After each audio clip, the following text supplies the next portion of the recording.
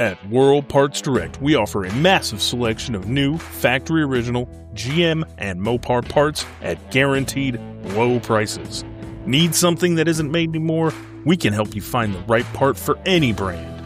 If we can't get it, nobody can. There's even a next-day delivery option on more than 100,000 items. Visit worldpartsdirect.com or call 972-864-9777. Be unfortunate if we had like a really low-key intro for episode 100. Oh, shit. Just like very, very low-key. Just like, yeah, it's episode 100. What of it? Not a big deal or anything. Whatever. Yeah, whatever. Well,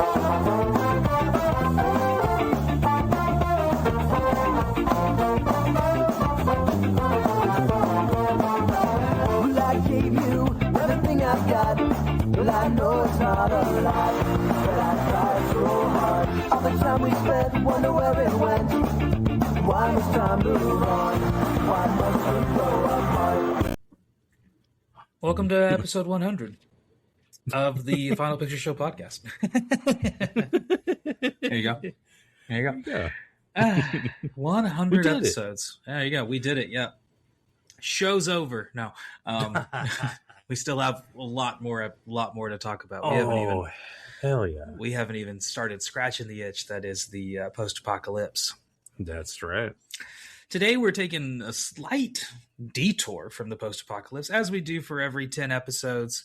We always like to do a little something completely different. However, this will be the last something completely different. We will be instead, as you are listening to this, some of you, if you've chosen to, are finding us on Patreon. If you aren't and you would like to continue hearing us talk about Highlander after tonight, head on over to Patreon. Subscribe. It's a couple dollars a month. You get to listen to us talk about this show and a bunch of other things as well. Not only will you get our weekly show where we talk about the end of the world movies, every other week we'll come back and talk about another chunk of Highlander the TV show episodes. And we're also going to be doing a little writing exercise where the two of us try to write a movie, and perhaps we will be given obstacles along the way to prevent us from doing so, from both friend and foe alike. So all kinds of fun things. It's a good time. Check that out on our Patreon. The links and all that will be on the YouTube channel. If you're listening other places, then click on the description. And hey, while you're down there, you could give us a rating and whatnot. That'd be cool. Yeah.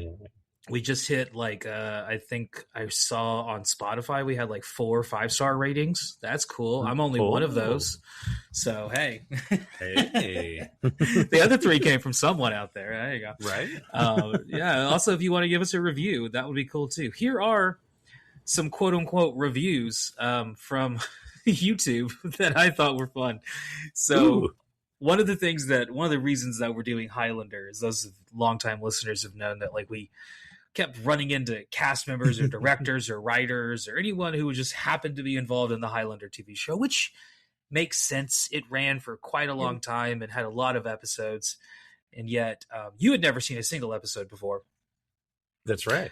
I had watched here and there episodes scattered throughout, but never anything like continuous.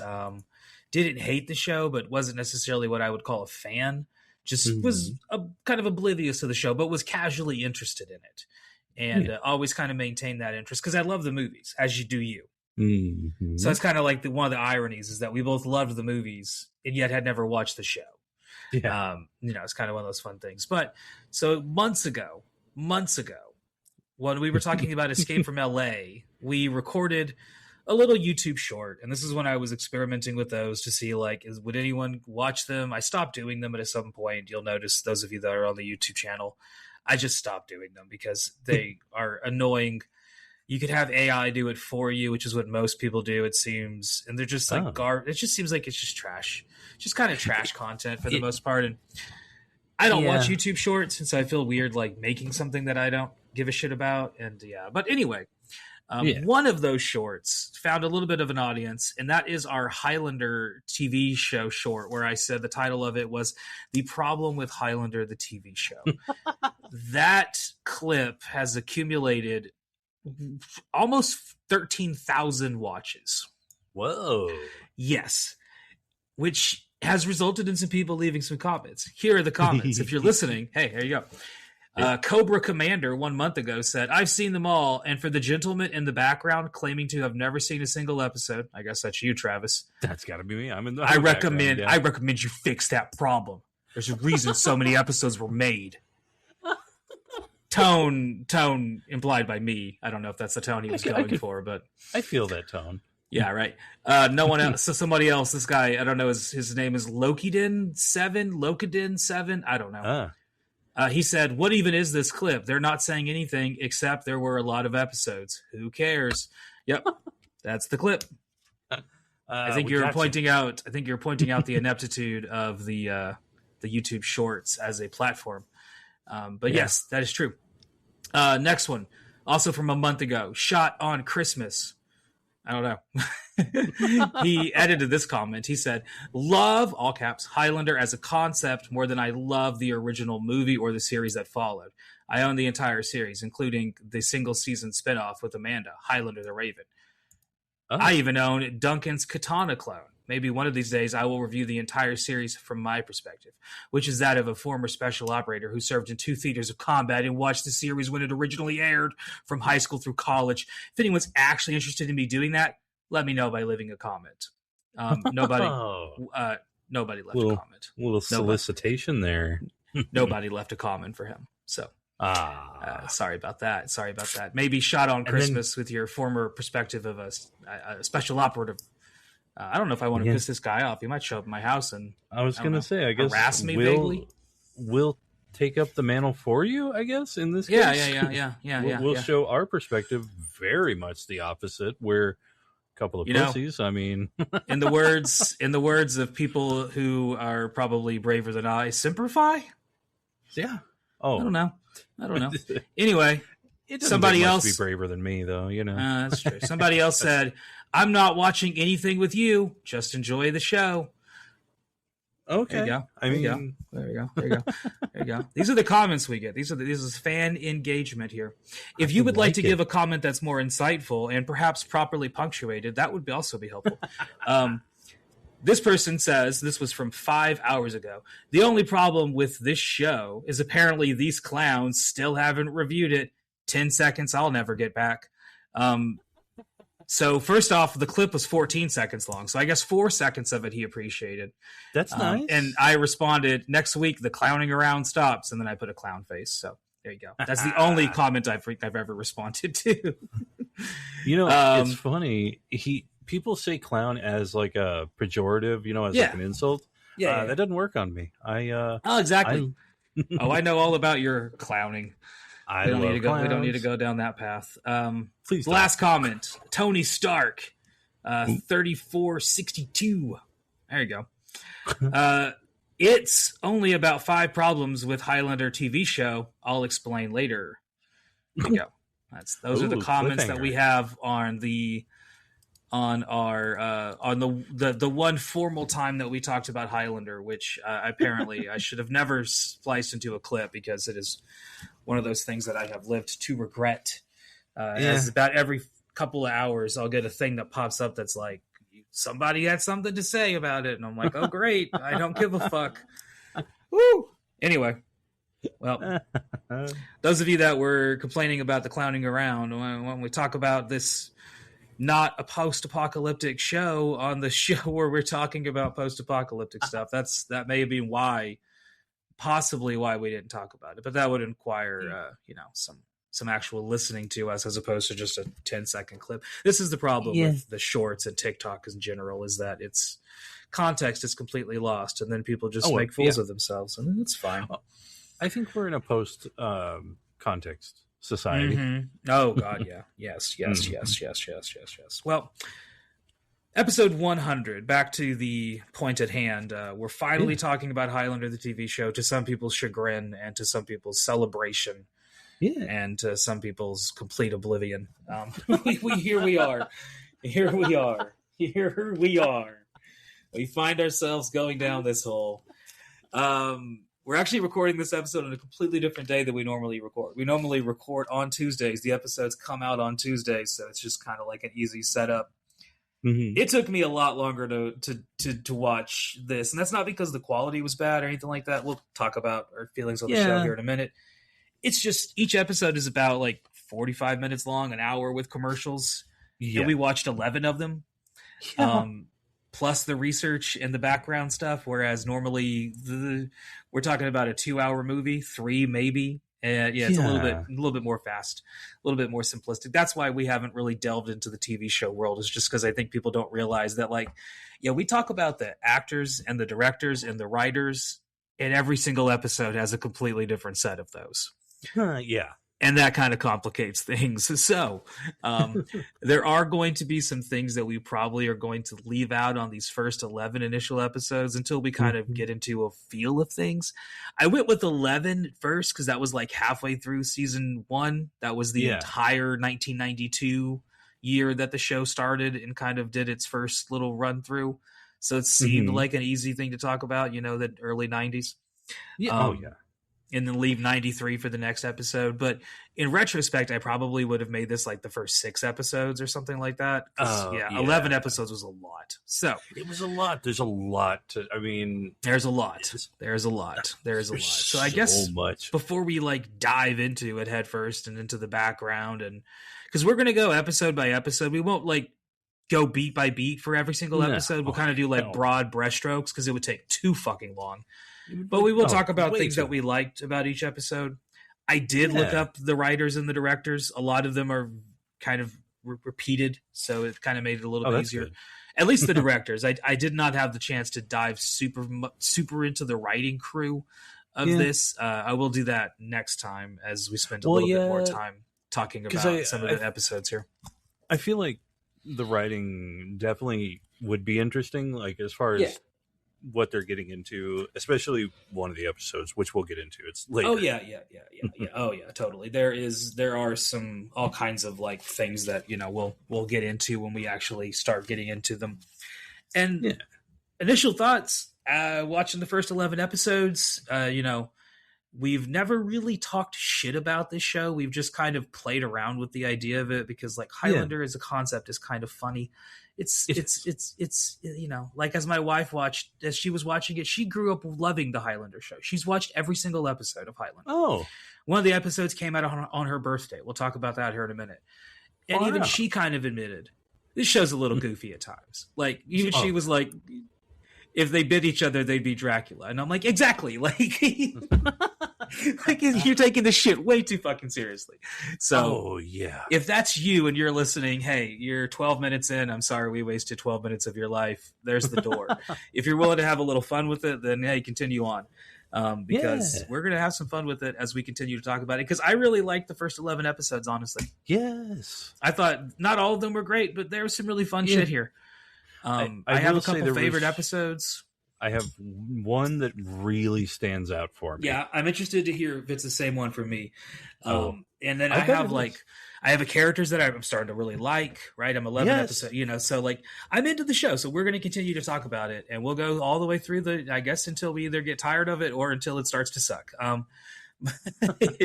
Well, I mean, 6 seasons. I hope it doesn't start to. Well, I mean, it could. Every show has a downturn. Like that's like even the greatest shows ever made have bad episodes. Like that's true. Happens. It's a thing. You cannot be that consistent day in and like it's just not possible.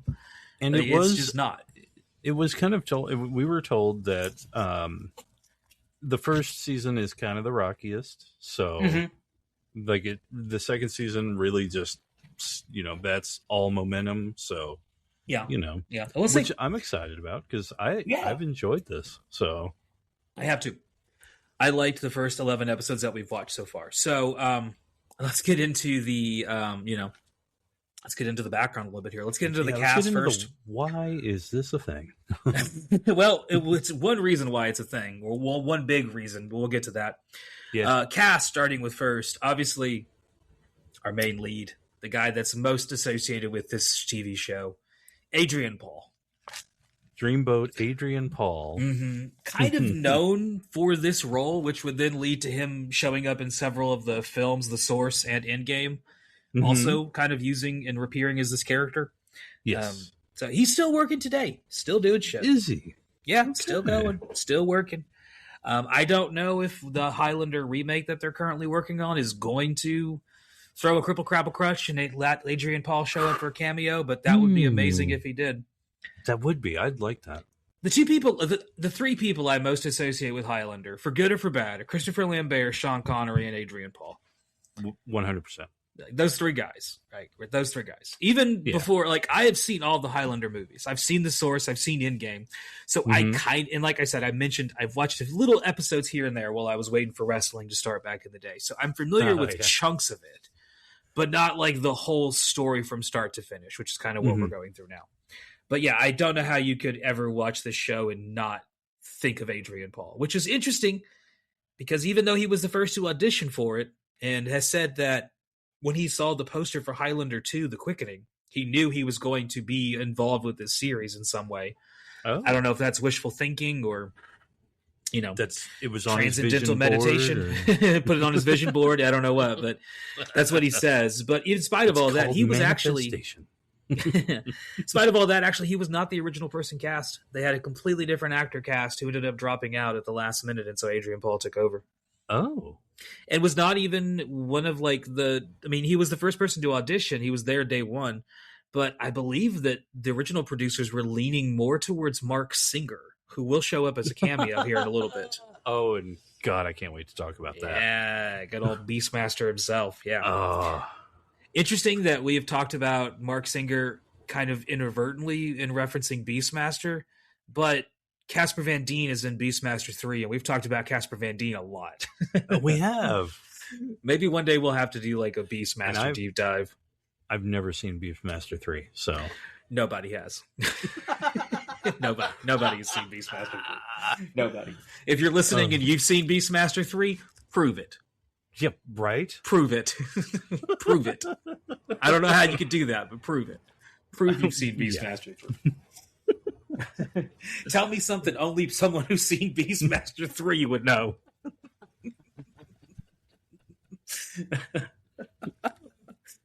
So yeah, Adrian Paul would actually end up directing a couple episodes of the show as well. So that's pretty groovy. That is would cool. Eventually Duncan, as the character he's playing, Duncan MacLeod, he would eventually be voted as number 11 in TV Guide's 25 Greatest Sci-Fi Legends, which came out in the year 2004. Would you like to know the list? Desperately. Because I have it here in front of me. Okay, in going down from 25, 25 is Captain Video. Captain Video? Captain Video. I'm sure Dom is screaming at us listening, being like, you fucking millennial bastards, you don't know Captain Video. No, we don't know Captain Video. So we are chuds. We are Philistines. Do you know how to wipe your internet files, Dom? That'd be my question. We are old, but do you know that? I don't think so. Yeah, I was going to say there are ups and downs. For number 24 is Dick Solomon from Third Rock from the Sun. I'd agree with that one. I'm with that. One of the few like sci-fi comedies that's really kind of shown on the era. In Third Rock from the Sun, I know a lot of people compare it to Big Bang Theory. Third Rock from the Sun is far better than Big Bang Theory. Big Bang Theory fucking sucks. No. Big Bang Theory is one of the worst, most asinine television shows ever made.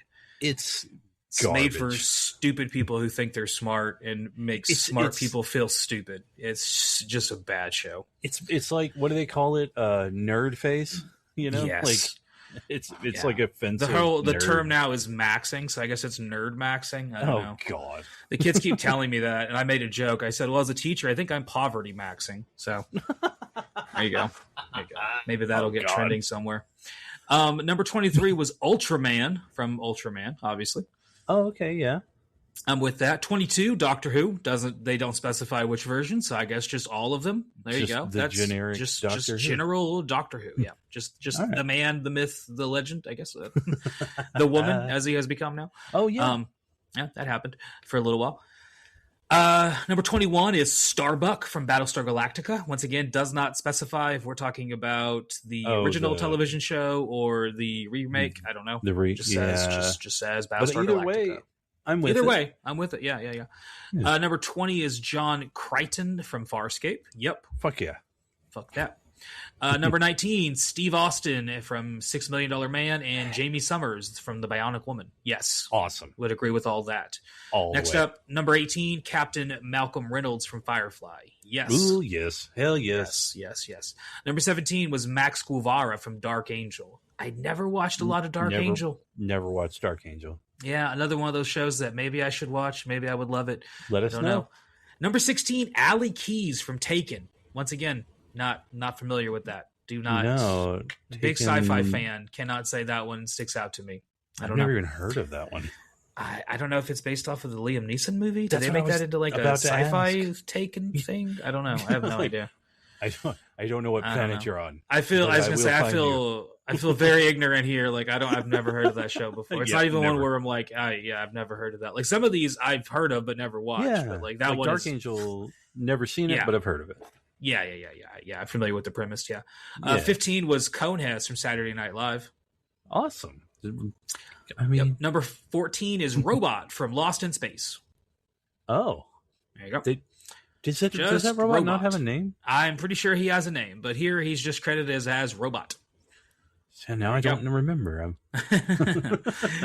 Number 13 was the Mystery Science 3000 crew. Just all of them. Hell yeah. Everybody. Hey, speaking of, the Riff Tracks folk are doing, they're going to put out like 4 MST3K episodes. Like full on. I think one of the things we're going to do on the Patreon is do some riff tracking. Me and my wife have done it a couple times. We'll see how I think you and I could do it, even though we're beaming in from different bunkers. We might have to like put ourselves on video just for each other, just to kind of gauge reactions or something. I don't know. Could be. Maybe that'll help. We can figure it out. I don't know how to make that work. Figure it out. I don't know. A lot of people feel like Mystery Science Theater 3000 is like, because I think a lot of people that watch that don't understand how much scripting goes into that. Oh, it is a tremendous amount of planning. It's not just that doesn't happen by accident. No, you're not just gonna just riff it and have these things come off the cuff. You have to watch that movie so many times and get your beats and know when you're going to hit your mark and have the setup for other people. That rapport comes with time and effort and practice. Back to our list. Number 12 is Sam Beckett from Quantum Leap. See, that's another one like Dark Angel, which I'm familiar with. I've never watched. So I used to watch. I'd catch episodes when I was a kid, and I liked it. Gotcha. Number 11, we already talked about Duncan MacLeod from Highlander. Yeah. Number 10 is Jack O'Neill from Stargate SG-1. It's another show I've never actually really watched. I own the entire first season, and I think I've watched a couple episodes, but one of those ones that like I kind of got into, but never really got far enough into it as I should. But it seems like I would really like it based on just what I've seen a little bit of it. Well, because now that's because in the show that's MacGyver, I guess. I don't. What's his name? Something Dean Anderson, Paul Dean Anderson. No, that's not his name. I don't know his name. But he was originally played by Kurt Russell in the movie, right? That's the same character? I do not know. I've seen the movie, which is why I was like, I'm interested in the show just because my fascination with the movie, but I don't know if that's Kurt Russell or James Spader's character. I'm not familiar. I don't know. Well, James Spader's character is Daniel Jackson. So I know that. Okay. So I was going to say, I can't even remember the character's name. So yeah. Oh, there you go. I love that. Number 9 is Captain John from Babylon 5. See, I've never watched that show either. I have never watched Babylon 5 yet. I need to get more into Babylon 5. I mean, it's one of those like exploring like a collection of alien races living all in one area, I think, in a big space station. It's kind of cool. Yeah, it sounds interesting. Number 8 was Alf from Alf. Oh, yeah. There you go. 7 is Fox Mulder from The X-Files. Nice. Number 6 is David Vincent from The Invaders. The Invaders. Is that... I've never seen it before. No, I'm thinking of something else. No, I'm thinking of V. Never mind. V is the next one, which is Diana from V. I've seen V. V is great. Yeah, we'll talk about V one day. There's been so many different remakes of it, too. There has been. And I have never seen a single episode of the original. I've seen a couple episodes of the one where it was what's her name? I can't remember her name. I know you're talking about, too. Her name literally just escaped my mind. She was in She was in Firefly. Yeah, I was gonna say I only know. Although my first like knowledge of V was whenever they remade it when I was younger. I was living with my parents, and they were like, "Oh, this show came on when we were kids, when like the '80s or when when they were growing up." And so I think we somehow, I don't know if it like showed back up because the new one was coming on. Somehow, some way, they like re-showed it on something, maybe Nick at Night or something. I don't remember. Anyway, I've seen the original now more than I've seen the remakes, but it's a fun time. It's a fun time. Yeah, I think I prefer the original. Yeah. Number 4 is George Jetson from the Jetsons. Nice. Yep. Number 3 is Uncle Martin from My Favorite Martian. Oh, okay. Number 2 is the confusing one. It just says Star Trek Cruise. I guess all of them? All of Star Trek? Even Deep Space Nine? I was going to say, you got everybody? The original series, the Voyager? The Next everybody? Generation, like everybody? Enterprise, Scott Bakula, all of them? You're like, so that means Scott Will Bakula's on Wheaton? twice. Because Scott Bakula is, he plays in Enterprise, and he's a captain in Enterprise. And he's also Sam Beckett from Quantum Leap, so yeah, he's on there twice. That's true. Technically, he on gets this Star Trek Cruise. Yeah, they don't. They don't even say just captains. Everybody, even the fucking janitor. That's even the guy who's washing the shitter. Even the red shirts washing the shitters. Yeah, all of them. Everybody. Hey, you get credited here, motherfucker. Awesome. And the number 1 greatest sci-fi legend, according to TV Guide from 2004. Was Rod Serling for the Twilight Zone. Oh. Interesting that we got nobody from the Planet of the Apes TV show. Figure you'd have one person from the Planet of the Apes. That show was on for a little while, it seemed like, too. I can't think. I'm trying to think of any other like big sci-fi shows that don't have any. Now, there have been a lot since then. Would obviously have to throw into this list that would kick out some people here, but we won't sit there and try to belabor the point of who would we remove from this list. No. That was 2004. Here we are in 2026, and a lot of those people would still be on that list, I will say, though. I think so. Absolutely. Yeah, definitely. Next up on our cast is playing our young character of Richie. Is a man, Stan Kirsch, I believe is his name. He took a minute to get used to grow on me. He does take a little while. The first episode, I was not a big fan. The second episode, I was like, why are we focusing on Richie? And then after the end of the second episode, going into the third episode, I started to kind of grow on me a little bit. And I was like, okay, I kind of like this kid. Yeah.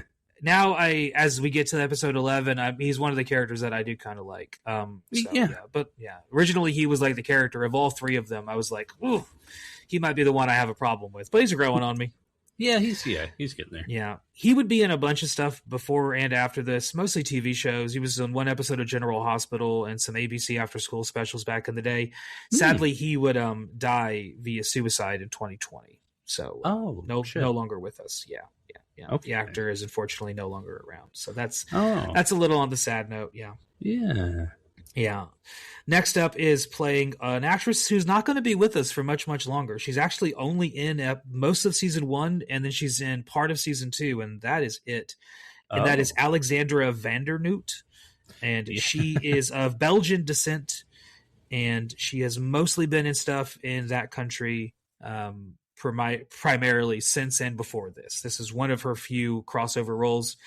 And after the first season, she would leave for personal reasons, is for what I read online. So we are not going to see her for much longer. So as a character, Tess is going to go away. Well, we definitely have gotten to see a lot of her. Yes, we have seen a lot of her. Yes. I did not know we were going to get nudity in the first episode. What tasteful nudity. Like PG-13 nudity. Honestly, dude, the first episode would have been a better Highlander 2 if they just turned it into a fucking movie. Yes. If you would have turned that episode, spaced it out, given it time, given maybe some flashbacks where you get like Duncan and Connor like doing shit throughout history, that's a much better Highlander 2 than the shit we got. Either the Renegade cut or the regular cut. Either way, that would have been a much better movie. I'm with you on that. So anyone that's listening that's like, oh, they don't like Highlander the TV show, I just said the first episode would have been an amazing second movie. It would have been a great follow-up. Yes. 100%. Had you done that, you probably would have saved the Highlander movie series. Not that I think so. It didn't die. They continued making them. They definitely continued making them. They much, even though their quality goes wishy-washy. Oh boy. I don't even hate Highlander 2, honestly. Like it's a movie that I have fun with. It's a fun movie, and especially like it's fun to watch the Renegade cut and be like, they exactly. They tried. Can't fool me. Can't fool me. So, a little bit about the background. Just a little bit about the background. Now, we're not going to go into the background of the entire series because we're only talking about the first 11 episodes tonight. So, hey, there's something to call that foreshadowing. Stick around. Stay tuned. Each and every single week, or every other week, we'll come back and talk about another couple episodes and get into a little bit more of the background. But the initial background here, kind of starting with what was going on, they originally had in mind this being a prequel TV show that was going to be focused almost exclusively on Christopher Lambert's character. That, of course, did not happen, and so that modified, and Adrian Paul was supposed to literally just replace Christopher Lambert. He got the ability to kind of craft a new character, which is how we get Duncan, which is much better. If you just would have put him in the role of Connor and we were just supposed to pretend that this is the guy from the movies, it would have been like, yeah, no, that doesn't work. That does not work. Speaking of the guy from the movie, Christopher Lambert, he is one of the major reasons why this show gets made. So he is kind of the guy that is helping get produced. It's a co-production of France and Germany. He's involved. He wants to show up on the first episode. He asks for $50,000 for 3 days of work, and the producers tell him no. So he walks away, and the show pretty much almost immediately crumbles apart. You want to know how much money he ended up getting for 3 days of work? Desperately. $500,000. Oh. Yeah. So, Christopher Lambert is a big part of why this gets made. And honestly, he does a great job in the first episode of kind of like passing that torch while also like bridging the gap between the movie world and this world. And you see like, okay, so things are being a little bit retconned. That's okay. That's in the Highlander tradition. Every movie really retcons the next movie. It's just a thing that happens.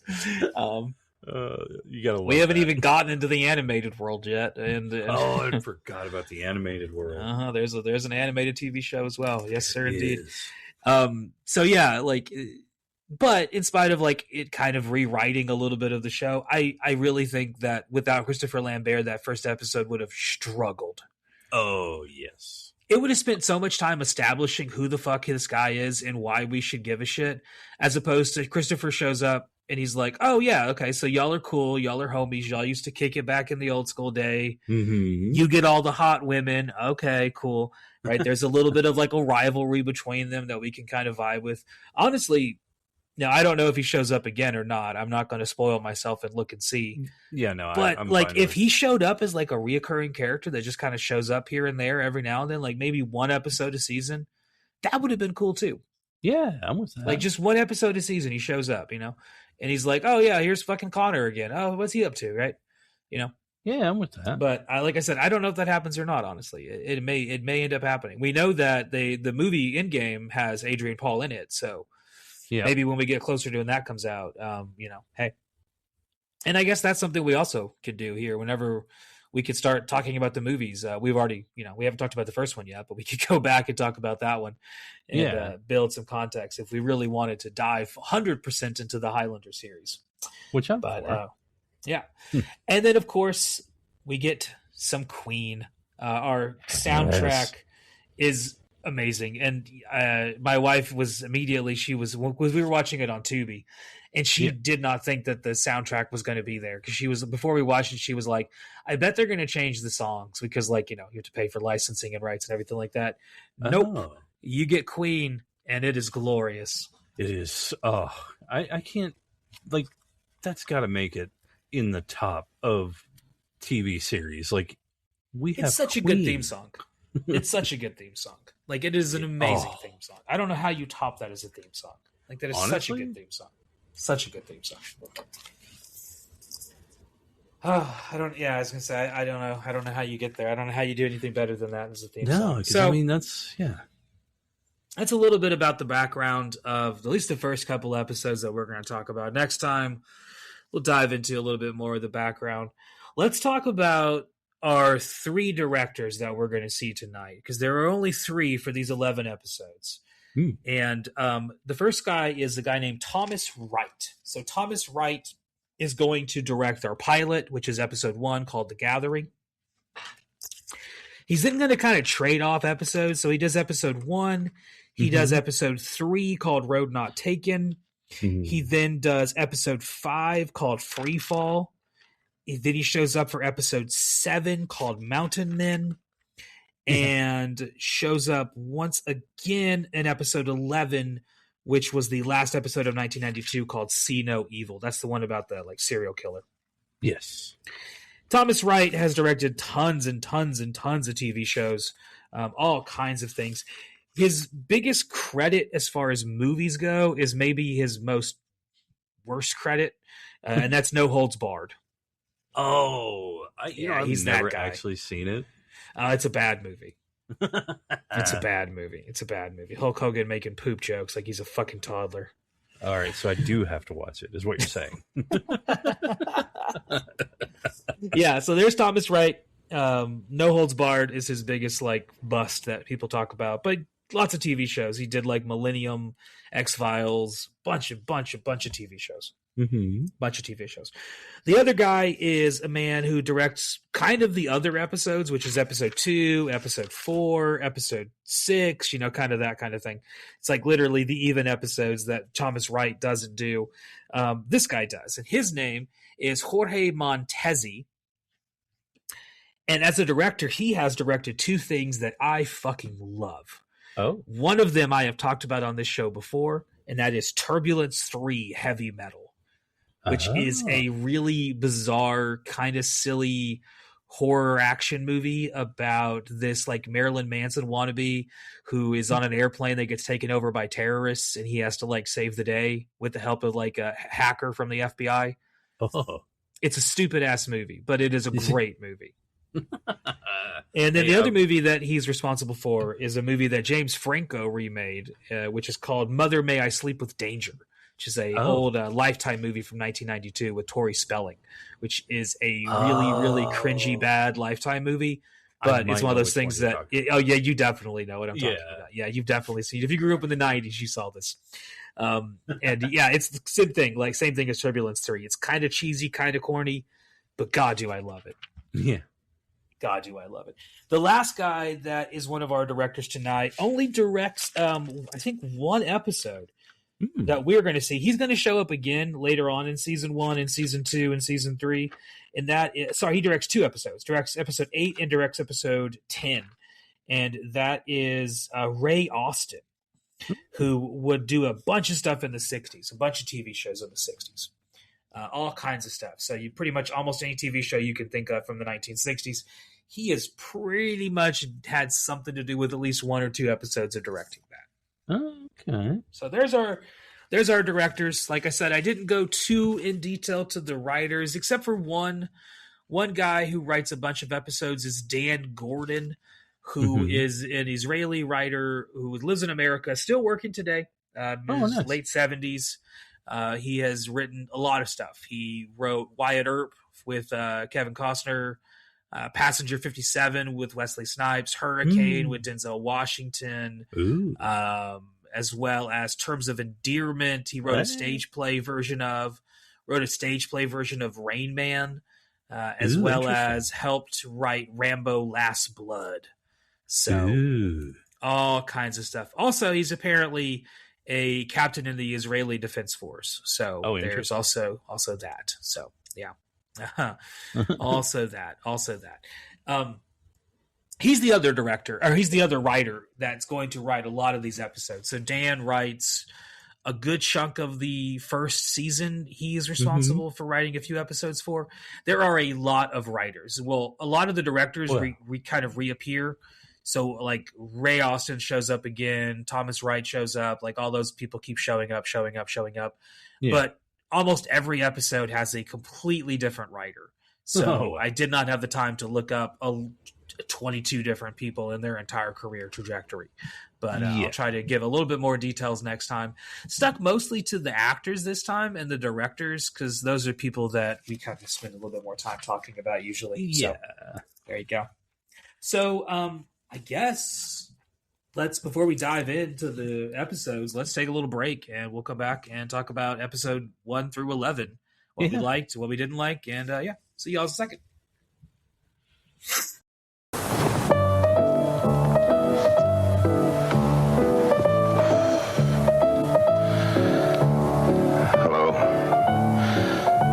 Orson Welles.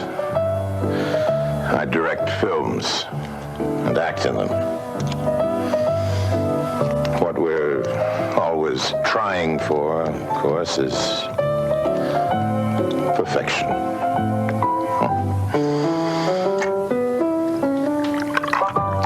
In a film, that's only a hope. But with Final Picture Show podcast, you can rely on it. Perfection. Thank y'all for coming along to episode 100. Ooh, it's a big even round number there. Yeah. Oh, man. Yeah, right. Next episode, 101, is going to mark the start of a brand new season of our show. Every 50 episodes, start a brand new season, which doesn't mean a whole lot. We're still talking about the same stuff. It does mean a theme song is changing, and our outro music is changing. And so we'll come back for next week to hear the new songs that'll start and end the shows, as well as all kinds of new surprises as we talk about Bruce Campbell for the next couple weeks, and starting with his underrated movie from the 90s that Fangoria magazine produced. One of the only movies that Fangoria magazine produced, called Mind Warp. One of the graphic, most bloodiest movies I've ever seen. Yep. It is a good time, though. So we will see y'all then. Thanks for coming along. Yeah. At World Parts Direct, we offer a massive selection of new, factory original, GM, and Mopar parts at guaranteed low prices. Need something that isn't made anymore? We can help you find the right part for any brand. If we can't get it, nobody can. There's even a next-day delivery option on more than 100,000 items. Visit worldpartsdirect.com or call 972-864-9777. Getting her done. I'm about to burp or throw up. I can't tell which. Well, I was going to say, you can only do so much Larry the Cable Guy before it affects you. So it's true. It's true. Speaking of Larry the Cable Guy, we get into episode 1 of Highlander the TV show. It has nothing to do with Larry the Cable Guy. Although, had he shown up at the beginning of the episode, it would have really interrupted the mood, because we start with 6, baby. Yeah, we do. Throwing around a different kind of sword, if you know what I mean. Yeah. No, it's a classy scene, though. It is. Yeah, they could have gone all kinds of ways. They could have done, downward facing dog, Canadian parking meter, all kinds of things. But no, they just keep it simple, keep it classy. However, they are broken into at the same time, because we have some burglary, a little cat burglary. This is how we kind of meet our 3 main characters. It was, it's a way to bring everybody together. It's a way to get everyone together. We also meet our 4th character as fucking goddamn Connor shows up. Yep. Just out of nowhere. Yeah. He's just in the neighborhood. Yeah, he's like, oh, hey. Yeah, right. So we check out your antiques, but I love how casual we are, like how casual and cavalier they are about introducing the world of other immortals. Where it's like before we had learned about Connor and one couple others, not a whole lot, and it's just like, oh yeah, there's also Duncan. We didn't mention him before. Yeah, it's just he never got brought up. He never. Obviously, I love that. I just love when that happens, when like a TV show gets turned into, or a movie gets turned into a TV show that they clearly didn't intend for that to happen. And so they have to make this extended universe fit. And I like that, because then you get to see people get creative with their writing. When you have complete freedom, that's not fun. No. You got to put some obstacles in the way, restrictions. Like, absolutely. Okay, well, what can you do when you also have to make it fit into this kind of silly idea, which I love, right? It's a silly idea, but it's fun, right? Oh, yeah. Because I mean, there's a lot of Dracula here, right? I mean, like they're yeah. immortals; they can live through ever. So there's kind of some similarities there. Mhm. Ostracized from society in different cultures, there's some similarities there. Kind of like it's treated as both a curse and a blessing. That's got Dracula all over it. Now the beheading and with the sword and not fighting on holy ground, I may get into some different stuff there. But hey, it's pretty supernatural. It is. I like the first episode. I really liked. I loved. Yes. Honestly, I'm gonna say I really love the first episode. Oh yeah. Well, it's like it's almost like to get the ball rolling. It's a lot like the first movie, basically. Yeah. So yeah, like I said, I really thought this would have been a really, really good second movie. Yeah. Like I'm had Highlander 2 never been made, Yeah. you could have taken this and fleshed it out into more. Like Duncan doesn't realize yet that he's an immortal, right? He learns via Connor. Ooh. And then they they have, or you could even keep it as is. He already knows, and yet they haven't interacted before, but they have all this backstory and all these flashbacks that we're going to do, which apparently was Adrian Paul's favorite thing about doing the show, was getting to do all the dress up and flashbacks, which that would be your favorite part of the show. Yeah. How could it not? Right. Right. Especially on this, because you get to do all kinds of flashbacks. Like we go to the Ming Dynasty, we go to the the Old West, we go to ancient Highlands of Scotland. Like we're going all over the place. That's one of the things I like about the writers really were like, okay, there's a lot here. We need to dig in. Yeah. And I love that the first episode kind of sets up, for at least my favorite episodes of this show so far are very kind of almost like X-Files, very monster of the week. Like who's showing up and who's fucking up the piece today? Like, like the first episode we got fucking Slan. All right, cool. Right. Every episode where that kind of thing happens, I really like those episodes. Yeah. The episodes where that doesn't happen, like the second episode where we just kind of like deep dive into like a character's psychology, those are the ones where I was like, I don't really fucking care. I'm sorry. Like, I just don't fucking care, I want my monster of the week, Hell yeah. And I love that they show up in different forms. Like sometimes it's an immortal, sometimes it's a bank robber, sometimes it's a crazy racist sheriff, like, whatever. We get different kinds of, and I like that you don't know from each episode if the bad guy is an immortal that Connor or Duncan knew in a different life, or if this person even knows they're an immortal, because that's like a thing that we see later with Joan Jett when she shows up, which also didn't know Joan Jett was in this. Yeah, right? That's awesome. I really like, and then the first episode, like I was saying, like going back to that point, if you like spent time in those flashbacks or like the Connor and Duncan training scenes, Tess learning of like what the immortals are, the Slan character stalking them and like harassing them like he does throughout the show. Yeah. You could have really taken this like 50-minute long episode and made it like an extra 40 minutes, 30 minutes, and made it into a second Highlander movie. Oh, yeah. And it would have been pretty fucking good. Better than Highlander 2. Oh, yeah. Like, I mean, it would have been way more down to earth, way more in line with the first Highlander. Yeah. I really would have liked this as a full length movie. I think this would have been really worth watching as a full length. It's a great pilot, which is what I wrote down. I was like, this is exactly what a pilot is supposed to do. It's supposed to introduce you to these characters, get you to care, get you to want to see more, and want to further explore this universe, which is what this episode does. But also like give you enough answers to questions you have about like, okay, what the fuck is a Highlander? How does this work? What is going on? Right. So yeah, as the first episode, why it's is really the great. Scottish guy French? I like, there's a lot to like. What did you like about this episode? So this, all the showers, The abandoned warehouses. Yeah, right. I like that it did feel like it just took me right back to the first Highlander movie where it's like, all right, he gets, Christopher Lambert gets to be Sean Connery now. Yeah, exactly. So that was cool. I like that. Yeah, which is what should have happened in the fucking second Highlander movie. Yeah, it's the perfect setup. It is. That's literally how the first Highlander sets it up. Is like, all right, you're the man now, dog. And then the second movie's like, well, what if he isn't the man now? Let's bring back Sean Connery because we have no other fucking ideas. Right. In the middle of a Hamlet play.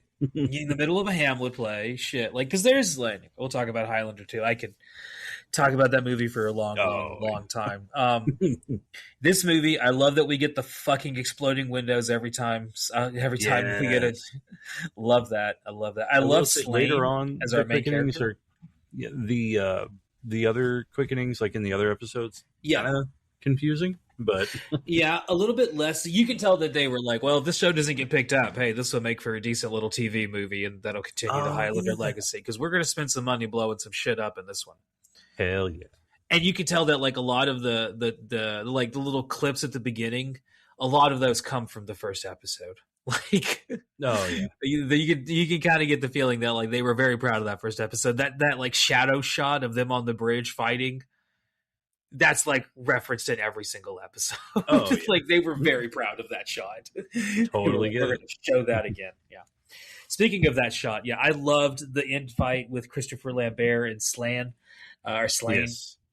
Richard Mole is the actor playing him, who has been in tons of stuff. Yeah, he's going to say, we'll see him again in our post-apocalyptic universe, Metal Storm. Oh, yeah. He's also Two-Face in the Batman animated show. There's that. Oh, that's okay, I didn't realize his most well-known credit. Yeah. Go back and watch this episode and listen for his voice. You can immediately tell it. Yeah. That's his most well-known role for you? That's one of his most well-known roles. I was going to say, for me, it was Night Court. Yeah. Truthfully, for me, probably the Flintstones movie. Oh yeah, or another great movie he's in. Which God, that's awesome. I know what you're going to say. I know what you're going to say. Let's see if I can say it at the same time.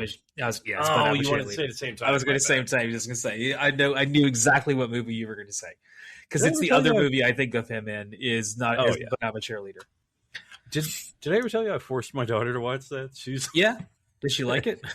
I don't think so. Not as much as I do, but I think it was more confusing for her. She was like, "Why are you making me watch this? Why are we making me watch this movie?" Yeah, I've always liked, but I'm a cheerleader. That's one of those movies I watched on HBO back in the day, and was very much like, I don't know what I'm watching. I don't know if I'm supposed to be watching it, but I'm really enjoying this. Whatever this is as a movie.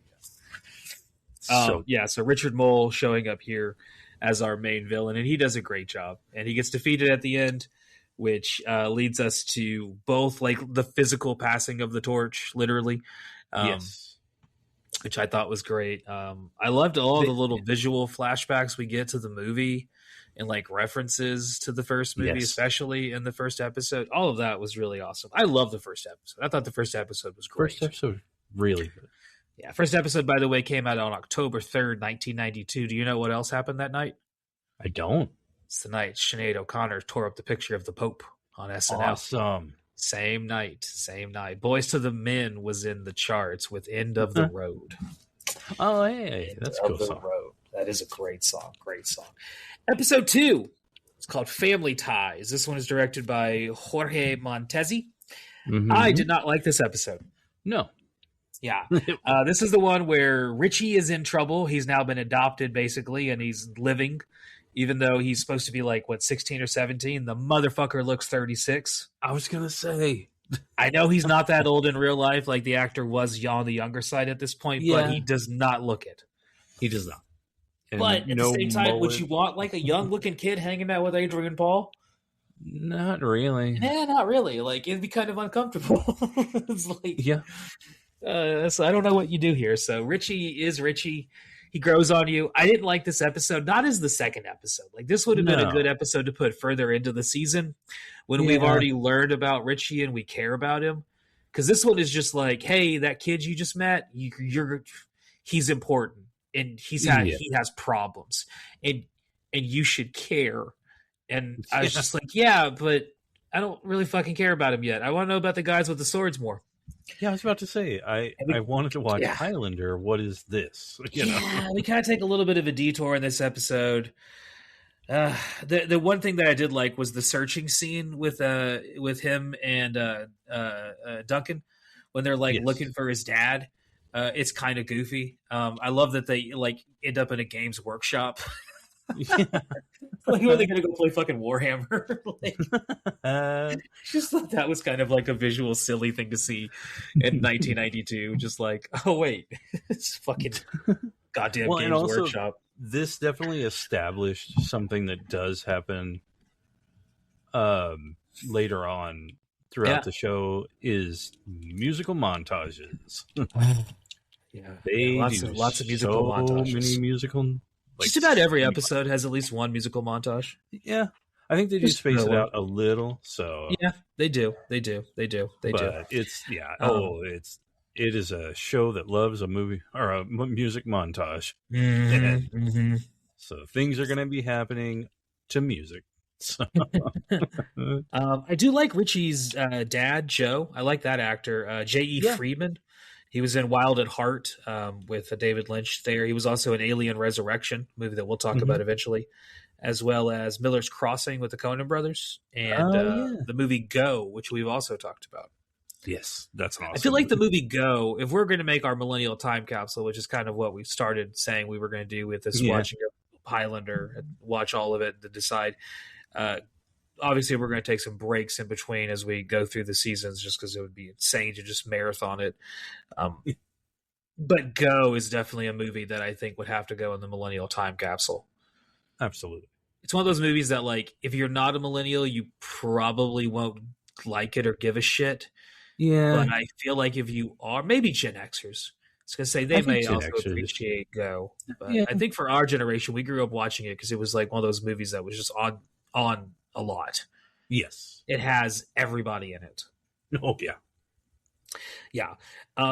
Family Ties, not my favorite episode. Not going to say. No. Of all the first 11 episodes we watched, I thought this was the weakest one.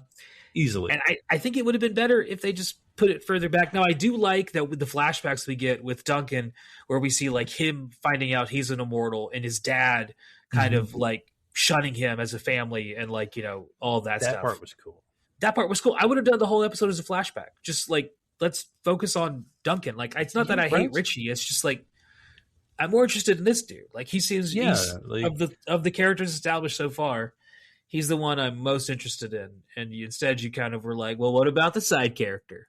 Yeah, right. It's like, what about not? This episode did come out on my wife's birthday, though. So this is the one that she said she remembered watching.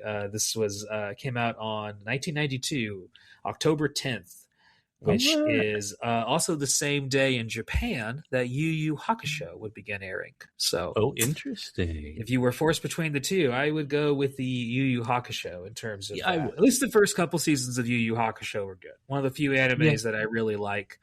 Goes way off the rails by the end of it, but hey, the Dark Tournament is pretty fucking badass. I like it more than Dragon Ball Z at that point. Oh, I guess what you mean. Let's little down, little off after that. You know, what are you gonna do? Yeah. All right, episode 3 is called "A Road Not Taken." Lots of Robert Frost references here. Yeah. This episode came out on October 17th, 1992, which would also be the first day of the World Series, which would see the Toronto Blue Jays win the game and eventually win the series. Motherfucking Joe Cata. This is a very special episode.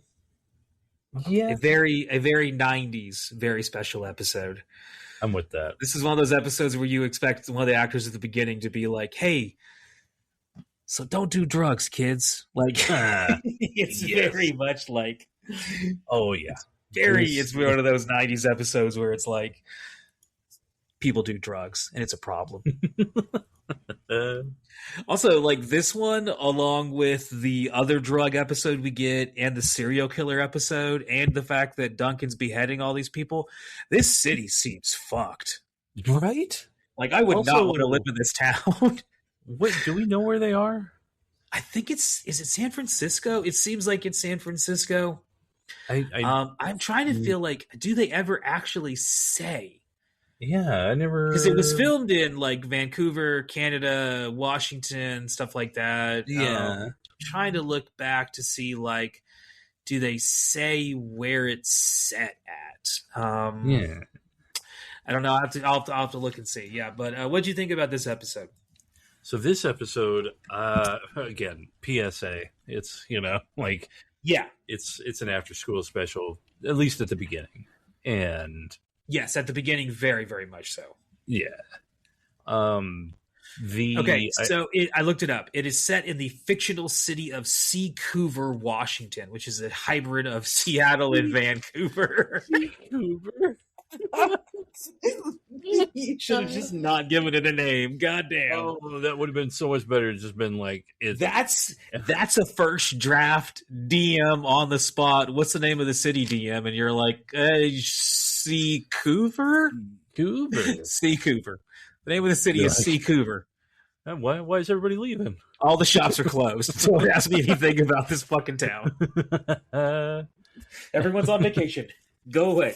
So yeah, the beginning of this episode, this is a drug episode, and it starts with Tessa going out of town, so it's just the boys.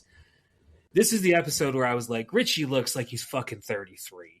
Like, yes. It is hard to believe he's like an orphan 17-year-old, but hey. Yeah, right. I do love the flashbacks we get of like of Duncan, rather. I keep wanting to say Connor because of the movies. Yeah, we see Duncan back in like the Ming Dynasty. I loved all that shit. I thought all that was awesome. That was awesome. And also, I have this idea of a character, like an immortal character, who has not been around a lot of places, doesn't have a lot of money, didn't spend, not a wise money person, doesn't collect things that grow wealth or whatever, or accrue worth. Just some schmo, just a regular guy that has to work for a living, for his entire living. I don't know why, but this is very much not that. He gets around, Yeah, he does. Yeah, we get introduced to a couple characters here that are going to be important. One is Chu Lin, who is played by Dustin Nguyen, who would be in a ton of things. He's a Vietnamese actor, mostly known for Doom Generation, as well as 21 Jump Street, amongst other things. And in the flashbacks, as well as in the present story, whenever we go back to that, we meet Kim Soon, who is played by Soon Tuk Chi, or Cha, who is mostly known for Mulan. He's one of the main voices in that entire series, as well as recent. He was in Missing in Action 2. He's the main bad guy in that Chuck Norris movie. R.I.P. Chuck Norris there. One of the... Yep. Grew up watching a lot of Chuck Norris stuff. So, yes. Yeah. I'm not going to bemoan his politics and go into all of that right now, but no. I did appreciate me some Chuck Norris, so I can't say anything negative about that. I think that's the legacy we should hopefully. Yeah, that's enough. Because I think he did. That was more about him than anything, really. Yeah, I mean, he always, in spite of his politics, he always seemed like I don't want to say he was a good guy, and then it's like he was touching children. We find out later, but at the same time, it's like from all perspectives and knowledge and history that we have right now, he seemed like he was a good guy, at least from as far as we're aware heard now. Yeah. I think his work with children's charities and stuff like that is admirable. So that's nice of him. I think anyone that does that to help sick kids is got that's got to be something. Doing hard work. That's hard work to do. Yeah, it's hard work to do. So that's good for him. This episode I liked more than the second episode. I thought this episode could have just kind of been the second episode because it does focus specifically on Richie again. Yeah, we're learning more about his friends and how his friends are kind of into things. Is he I just would have started this as the second episode rather than going down this thing about him and his dad being a game. I don't give a shit about his dad's gambling bets. I don't.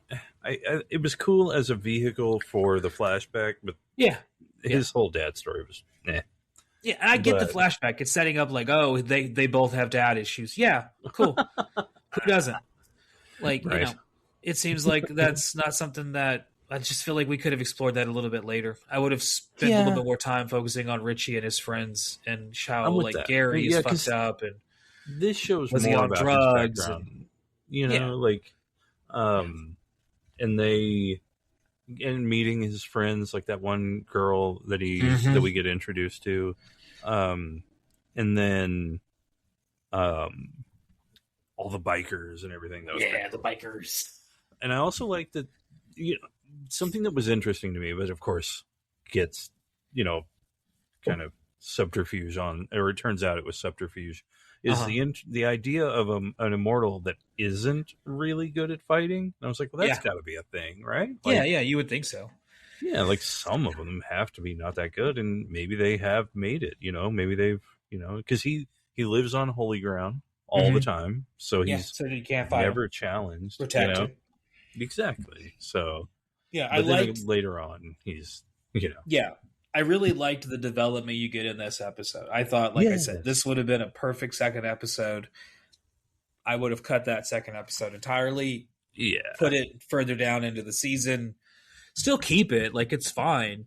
It's not bad in terms of what it does. I just, I feel like we should have focused a little bit more on some different things. Learning more about the immortals and how they're different, like you were saying, the different types of immortals and how far back this goes. Because, if I'm watching this for the first time and I have no context for the movies, which I assume some people do, the first episode did surprisingly well.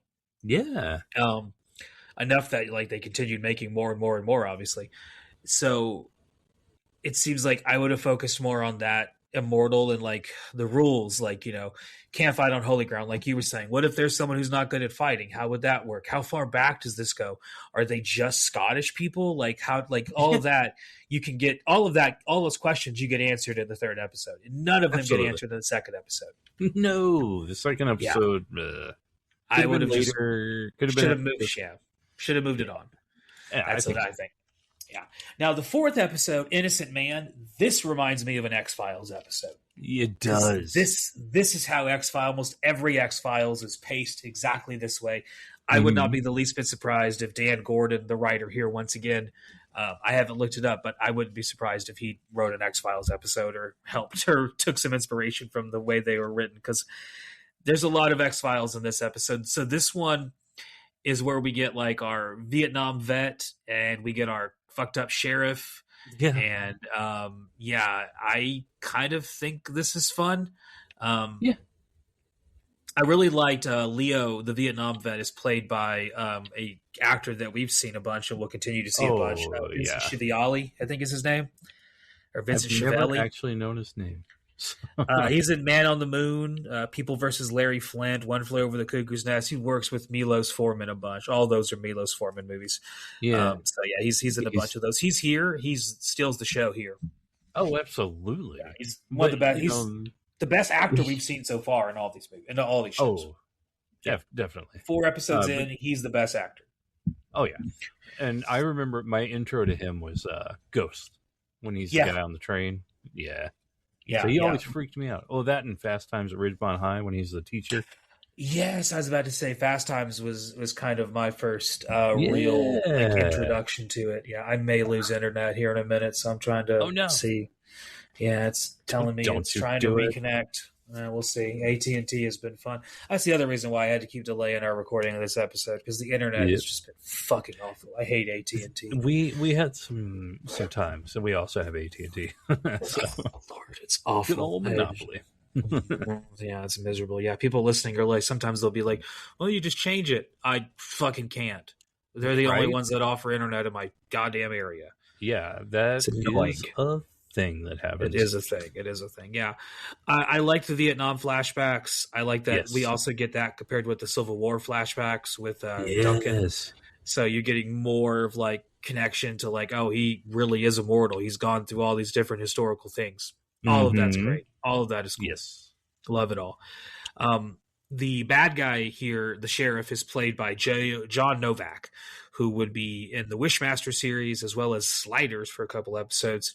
Ooh. And he would also be in a bunch of anime, tons of different voices in anime. Far out. Yeah.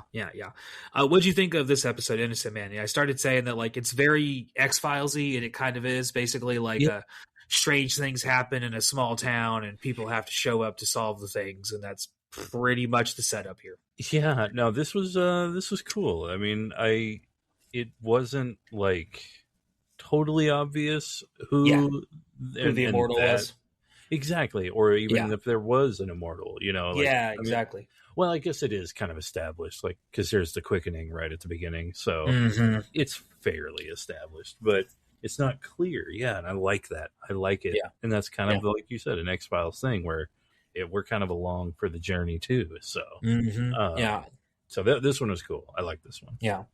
This one was also directed by Jorge Montesi, so the same guy as the second episode, which we said we didn't like so much. Redemption arc. Does a lot better here. I think this has more in line with like his other work, which is a little bit like kind of a little spooky tones, but also with some action kind of mixed in there. I really liked it. I loved all the Vietnam stuff with the sheriff who keeps showing up is interesting. Yes. Like I said, I thought all that was kind of fun. Yeah, and that leads us to episode 5, which is called Free Fall, which I wrote down. This so far is my favorite episode. Why are we starting with Cherry Bomb? And then my question is answered a few seconds later as it's like, oh shit, is that Joan Jett? That is Joan Jett. I didn't know she was in this. That I was, because I remember thinking, I was like, wow, all of a sudden we've just got like we've had very generic music, and then all of a sudden Cherry Bomb, like, holy shit, we got the Runaways. Yeah, you did get the Runaways right away. So I was like, okay. And then immediately I was like, oh, okay. Now I see why. But I don't think this might be the only thing I've ever seen Joan Jett act in. Am I wrong? Trying to think if there's anything else that she's been in that I'm really like super familiar with. I'm looking her up right now, her acting credits too. Obviously her music, we've talked about our love of punk rock, and she kind of goes hand in hand with that. 100%. But her acting is one that I am not as familiar with. I'm looking it up. So her filmography, before this, she had only been in like a couple of things. She'd been in Light of Day, that music movie with Michael J. Fox. I don't think I've seen that one. Yeah, I've never seen it either. That was apparently her film debut. That came out in 1987. This was the next thing she was in. In 1997, she's in one episode of Ellen. Oh.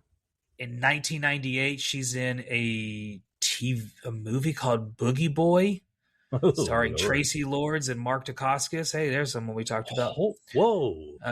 Frederick Forrest, Leanna Quigley. There's another person we've talked about. Oh, whoa. Okay, I got people we've talked about there. Yeah, Boogie Boy. I've never heard of that one before. Yeah. And then in the year 2000, she was in one episode of Walker, Texas Ranger. So not a whole lot of things. Now, she was in Repo the Genetic Opera, apparently, which I have seen. So, but yeah, this would have been one of her earlier credits. Is right here. Yeah, so kind of cool to see Joan Jett here. It is. Yeah, what do you think of this episode? I like this episode a lot. I like this episode because it.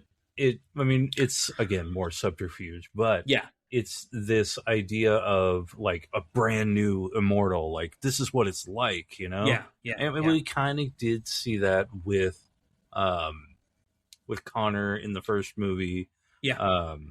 So, because like that's how it starts, or not really starts, but we get a lot. Yeah, she's like a female parallel to him, basically. Yeah, and also the idea of like a female immortal. I never even considered it before she comes on the scene, and I'm like, oh, of course, why not? We also get more character growth with both Richie falling in love with her, yes, and also Duncan sparing her. He doesn't kill her. He doesn't behead her. The first person he hasn't beheaded so far. That's right. And the police are going to be very confused about the case. the lack of there's body. Like there was a fight here, but there's no head. It's very perplexing. Yeah, like where's the body? Yeah. But no, it was really cool. I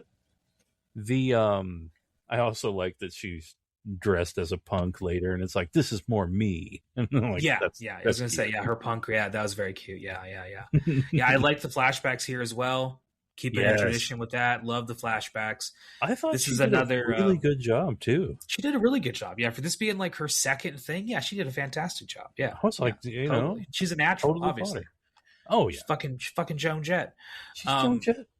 This is another Thomas Wright she episode. She don't give a damn about her bad reputation. She does not. Yeah. That should have been how the episode ended. Oh, it should have been. Yeah. They this is Thomas Wright's episode, the director. This is the same guy as directed episode 1 and episode 3. This episode came out on Halloween Day, 1992, October 31st. Ooh. Halloween Day. So I was out trick-or-treating. Do you want to know what else happened that day? Definitely, yeah. More Catholic news. That was the day the Catholic Church, after much consideration and deliberation, finally apologized to Galileo. Hey, our bad. We were in the wrong on that one. You got us there. We've been mulling it over. A couple hundred years. We've been thinking about it, decided, hey, that thing we did. Maybe you were wrong. We were wrong. Maybe you were wrong. We can agree to disagree. Why don't you go fuck yourself? All right. Yes. Go fuck yourself. So that was what was happening when this episode came out.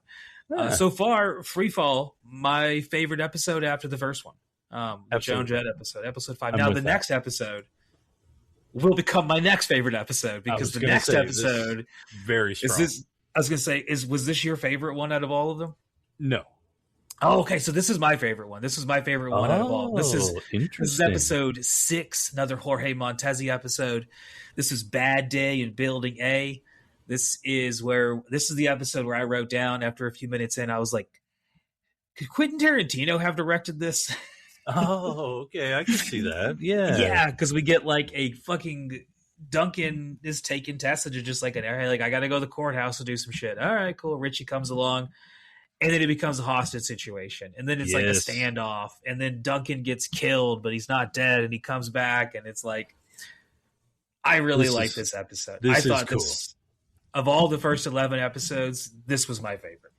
I can see that. That totally makes sense. This is a great episode. Like, I love, first of all, he's doing a John McClane.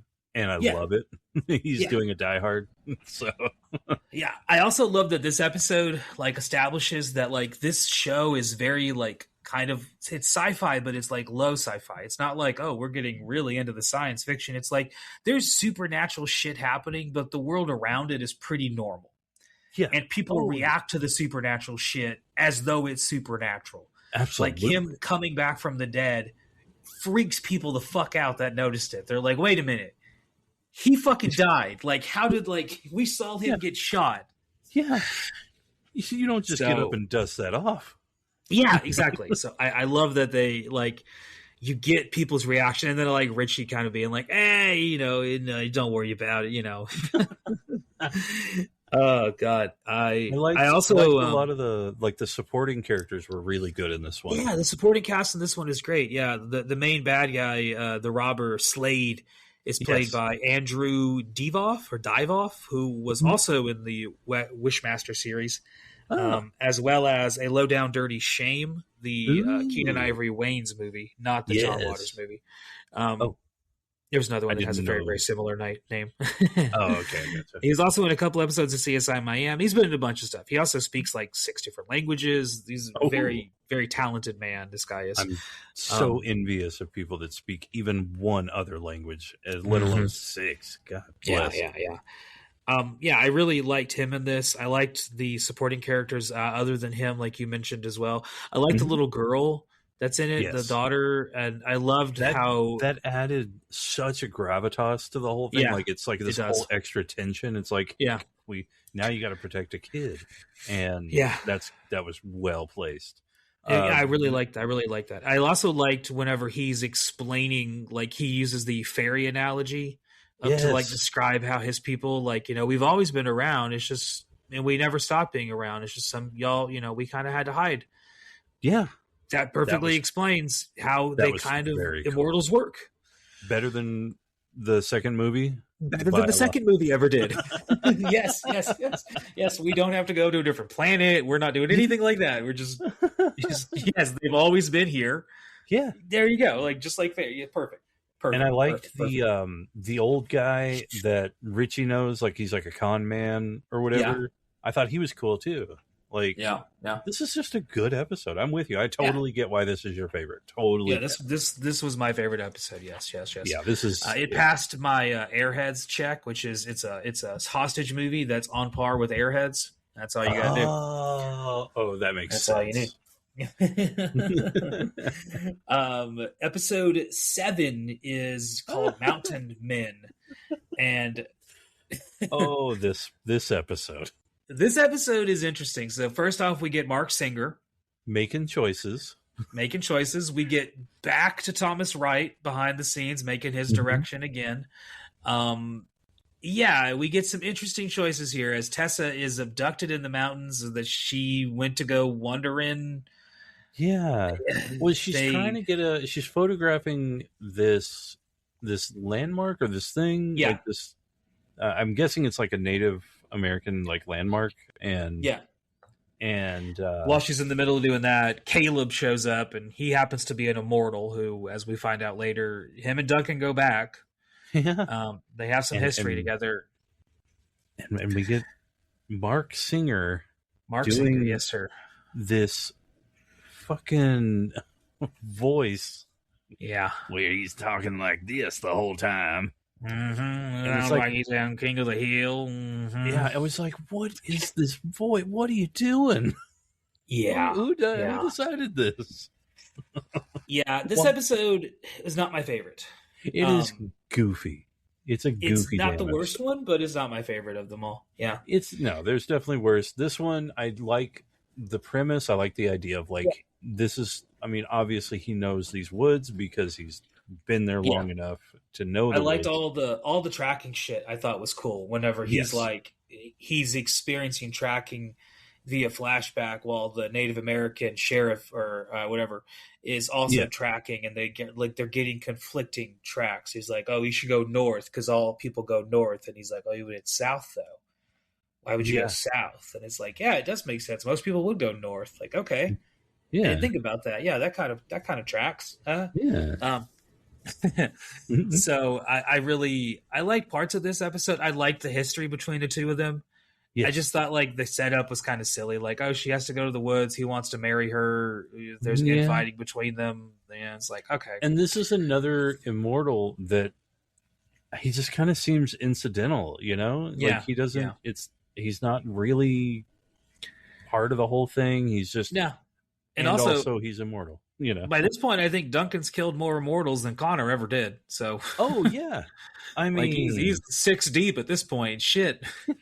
We are racking him up. He is racking him up. Yeah, right. He's like the fucking Predator over here. Goddamn heads galore. So episode 8 represents a couple things. One, it represents a new director. We get Ray Austin, who I mentioned goes way back to the 60s. Television director galore. Will show up again both in season 1 and season 2 with other episodes that he directs. We also get Joey Pants. And I will go ahead and let you know, this is my favorite episode. All right, tell us why. Okay, so this is where I start to really, it clicks for me. Like, this is where we see sort of the more trials, like the more like the hazards of being an immortal. Like this shit could go to the doctor. Yeah, and he gets hit by a car, has massive internal damage, and the doctors are like, he's gonna die, and they're like, where is he? He's gone. And the doctor, who just happens to be a lunatic, is decides oh, you are perfect for my even his motives aren't that bad. His motives are like, I'm so sick of watching people suffer in my emergency room, and he wants to stop it, you know? So even the motivation is kind of awesome. And I like the motivation. Yeah. Yes. Yeah. I thought this episode was pretty good too. It is like I said, this was the one that really made me consider they are going to be able to really explore a lot of the real hazards that could happen for an immortal. Like they could be really like they could just be locked into a lab somewhere and That's just true. Getting experimented on forever. Exactly. And like forever.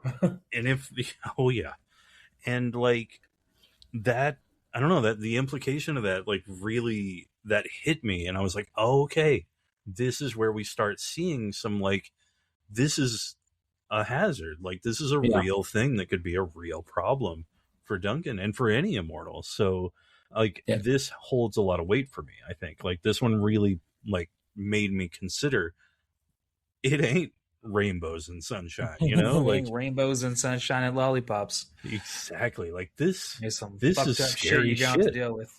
Like this is probably to me the scariest thing for an immortal. You know, I did not realize that Joey Pants shows up in here. Obviously, we talked about him just a couple weeks ago. Yeah. So that's kind of funny that he shows up here. I kind of stopped looking at our Highlander connections just because I knew we were going to get here. So I was like, well, at this point, we'll just do it the backwards way and talk about these people that we've already talked about. Exactly. So. I was like, we'll just worry about it later. But yeah, it's like, oh, I didn't know he showed up so early on. But yeah, here he is. I liked this episode. This is probably like, you said this is your favorite. I think this is like my third if I had to put them in order. Yeah, I'd put Bad Day in the Bank, and then the pilot, and then this one right there. Totally. And honestly, the next episode would be my fourth one here. Sea Witch. First off, a very good metal band, Sea Witch. Oh, I don't even think I've listened. I've never heard of them. You should check them out. They're good. They're good. Yeah, check them out on YouTube. You can find some of their shit. Nice. This is another Thomas Wright episode, Sea Witches. Mm-hmm. And this one I specifically like. For one, we get to see more of Richie's friends that are fucked up on drugs. Apparently, all of his friends are fucking doing drugs. Yeah, just a thing with all of Richie's friends. Well, because I guess it's implied. Well, because he's an orphan, so he all orphans do drugs. all of them. Didn't you see? Oh God, what am I thinking of? Annie. Remember the episode of Annie where she does crank? It's a hard knock life. Yeah. She's snorting lines of blow off of the toilet. Don't even tell me about hard knock lives. Fuck. You think you got a hard knock life? Speaking of hard knock lives, the way the guy gets beheaded in this one is pretty fucking crazy. Right? Yeah. This could be a ship propeller. That I wasn't ready for. And this I wasn't ready for that either. Like the way that they did the quickening in this one, where I was like, it almost seems like they're not sure about this one. You know? Like, we also get Adrian Paul, again, probably doing one of his favorite things is these period, flashbacks. Yes. And doing we'll call it a Russian accent, you know? He tries his best. He puts some socks on it. He tries. He's trying. But I think it's fair because he always introduces himself as Duncan MacLeod of the Clan MacLeod. MacLeod. So it could be believable that he is Russian by way of Scottish, or like in Russia by way of Scotland. So like, I guess that makes sense why his accent is poor. So I like the flashbacks here. Like you said, I really like this episode a lot. I thought this was another one that was pretty cool. Yeah, didn't have a whole lot of downside to it. Episode 10 is called "Revenge is Sweet." This came out on December 12th, 1992, and it is once again directed by Ray Austin. This is the one that made me realize him owning this like antique shop is a giant fucking liability for himself. He should just shut up shop and move somewhere else. Right? This introduces so many problems in his fucking antique shop. So it turns out I really like this director. The way, Ray Austin. He's a very good TV director. I like this episode a lot. I like this one. This one's up there for me because, like, in my top 5, this is up there. Like, of these episodes, because we get more. This is subterfuge in a different way. Like, we get this character we're almost convinced is an immortal with this lady, but no, and he's like. But we get the explanation, we get the flashback and everything. But she is just like, first of all, she presents herself as a total badass. With just like when she's walking down the street, just like almost castrates a dude. I don't know, like, or takes him out head to crotch. What a shot! Did you recognize who the guest star of this episode was? Rebecca, the Reinhardt's former girlfriend, the main girl here. Oh, the main girl here. Yeah. Did you recognize who Rebecca was on this episode? I don't think I did. We talked about it before. This was Vanity, who was in Neon City. Oh, yeah, Princess totally girl. Spaced, man. Yeah, that's Vanity. Yeah. Oh, I got to pay more attention to these. Yeah. This is why we're talking about Highlander, because it connects to the post-apocalypse by accident. The whole point. The whole reason we're doing this, and I'm not paying attention to the. Oh no, God. I didn't realize it until it was one of those things where I was watching it and I didn't even think about it, and then afterwards I was like doing the research and I was like, "Oh fuck, that was Vanity." Yeah, we talked about her. She was in Neon City. She did hardly any movies. She only did like 10 movies in her life before she died, and we just happened to talk about 2 of them now. There you go. Yeah, far out. Yeah, she did a really good job here. I will say the fight scene was a little dumb. It's a little lame. Yeah. That was the only thing I didn't like about this episode. Yeah, the fight scene was a little bit, especially after like the propeller scene, and then we had our axe and like the different ways that they're getting creative with ways he's going to cut people's heads off. And then here it's just kind of like, oh, okay, well, heck, well, I guess it can't all be winners. Hey, what are you going to do? Yeah, exactly. Yeah. Now, the next episode is the last episode that we'll talk about tonight. Yeah. This is another Thomas Wright episode, See No Evil, coming out on December 19th, 1992. This is also the last episode that would come out for the 1992 year. And the next episode that we talk about will be in 1993, baby. Ooh. Yeah, so 1992 in December. World Series is over by now. Blue Jays have won, obviously. Yeah. Tom Waits is about to open with his experimental play called Alice to this same evening, which would be based on Lewis Carroll's life. So more connections to The Matrix there, as we talked about a few weeks back. Exactly. Yeah. This one is the serial killer episode, which is once again makes me be like, yeah, I wouldn't want to live in this fucking Seacouver place. Seacouver sucks. Seacouver is a shithole. There's serial killers. There's a guy beheading everyone. There's a whole group of people who can't die. There's drug lords. You got fucking Richie. Like, it's a shithole. Like, want nothing to do with this place. I forgot to mention her in the last episode. Her stupid metal Cheerio sculptures or whatever they are, round. I was like, wow, okay, really a lot of effort put into this for an art piece. Yeah, that gets defaced. I mean, this is a harsh place to live, Yeah, it's a pretty harsh place. Yeah, it's pretty fucked up. Pretty fucked up. I like this episode, though. I like this episode too. Yeah, I like the episode where they're like, hey, kind of like, what if Jack the Ripper was an immortal? Yeah. What if he killed people in the 20s and then he just disappeared and kept on killing and nobody knew? Yeah. I was like, yeah, that's kind of true. Like, that would have been interesting. I did not like his name, the Scalper. I thought that was a little Scalper was a little lame. Could have maybe used another take, but that's okay. Yeah. But his motivation, I guess, would make sense for a crazy immortal, Yeah, it makes sense. Yeah.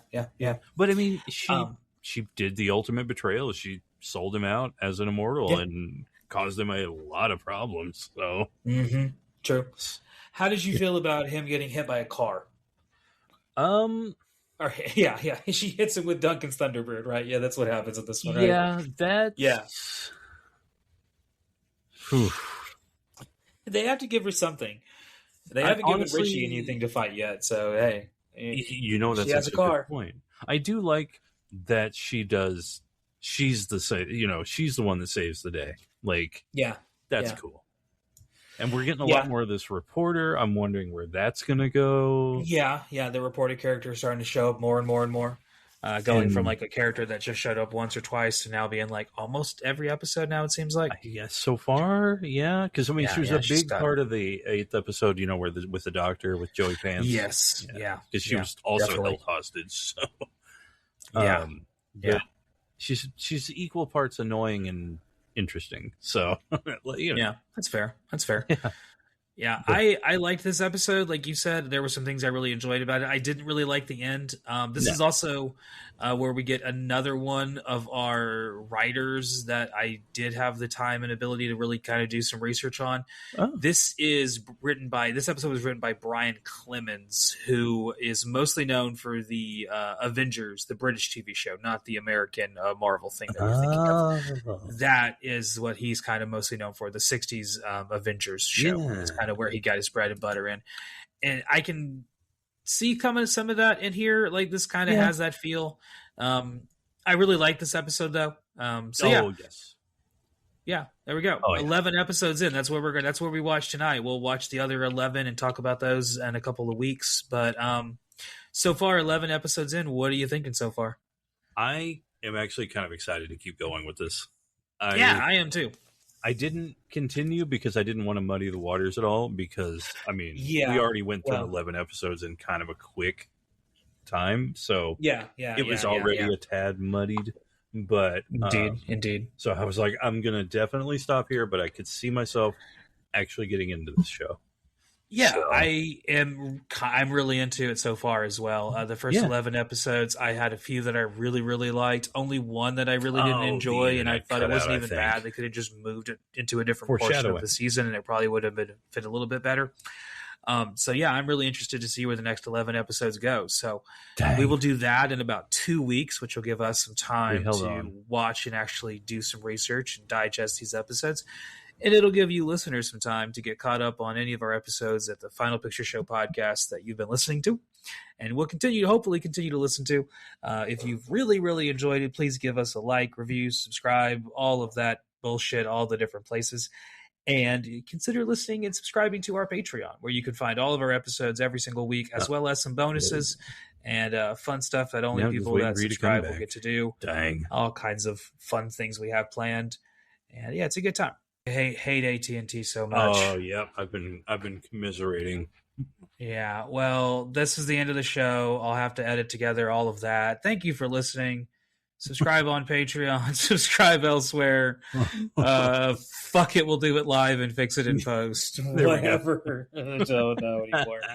Thank you all for coming along. This has been a long time coming. 100 episodes, and it is. I'll do 100 more. Hell doing it for a year now, and we still got a shitload more things to talk about. We haven't even talked about Cafe Flesh yet. Oh my god. I've never heard of that. No, oh my god. Oh, post-apocalyptic softcore porn. Oh, do go on. Indeed. All right, we'll see y'all next time. Bye.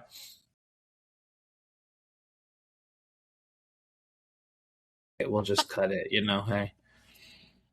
But yeah, I made this yesterday. So this was the intro for the our Highlander show, which we've decided to call "There Can Be Only One Podcast."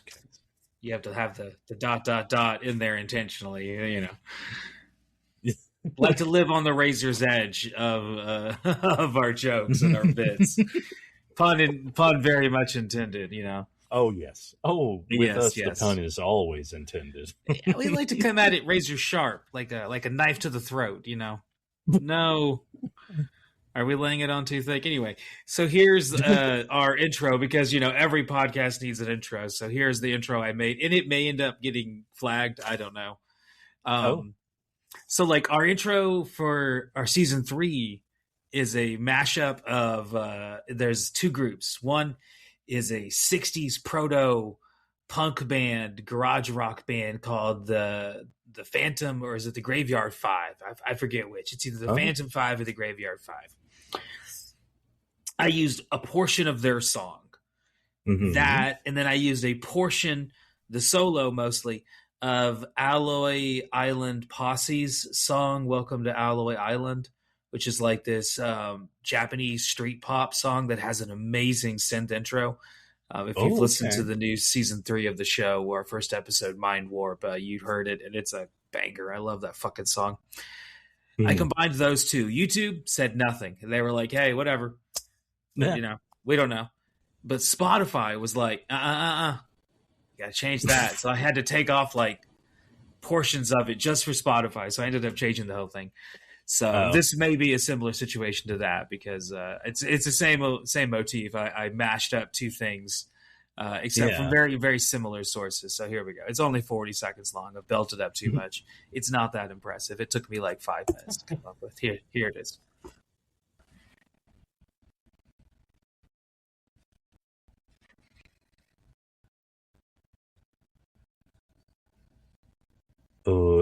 Is there no audio yet? Because I don't hear audio. No, there's supposed to be audio. I don't know if you can hear audio on your side then. Well, that's unfortunate if you can't hear any audio. That kind of changes the whole thing, honestly. Well, that bit sucked. I'm going to stop sharing now. Well, I'll just email it to you later, and you can do it that way. There you go. There you go. This is why we don't do. This is why we don't do. Fuck it, we won't do it live. Fuck it, let's not do it live. Well, shit. Oh shit. God, you're knocking shit down. Everyone's pissed. God damn it. Someone's getting fired. No, we don't even have anyone hired.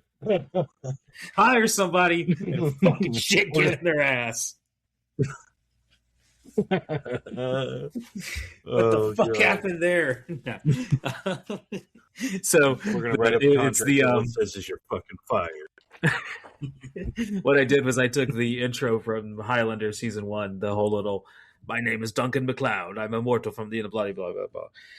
I used that, and then I found an 8-bit version of Queen's song. Oh, and so I mashed those two things up together. I don't know, like the 8-bit one might get flagged for copyright, but we'll see. Well, hell, who knows? It's tough to say. This is going up only for the Patreon, which I don't know if there's anyone even subscribed yet by the time this is coming out. So hey, you might be listening to this retroactively. In case if so, hey, welcome. Hey, welcome aboard. Welcome. Thank you for your contributions to our I don't know what the fuck I'm talking about. I can dig that though. Yeah. Well, hey, get us one step closer to,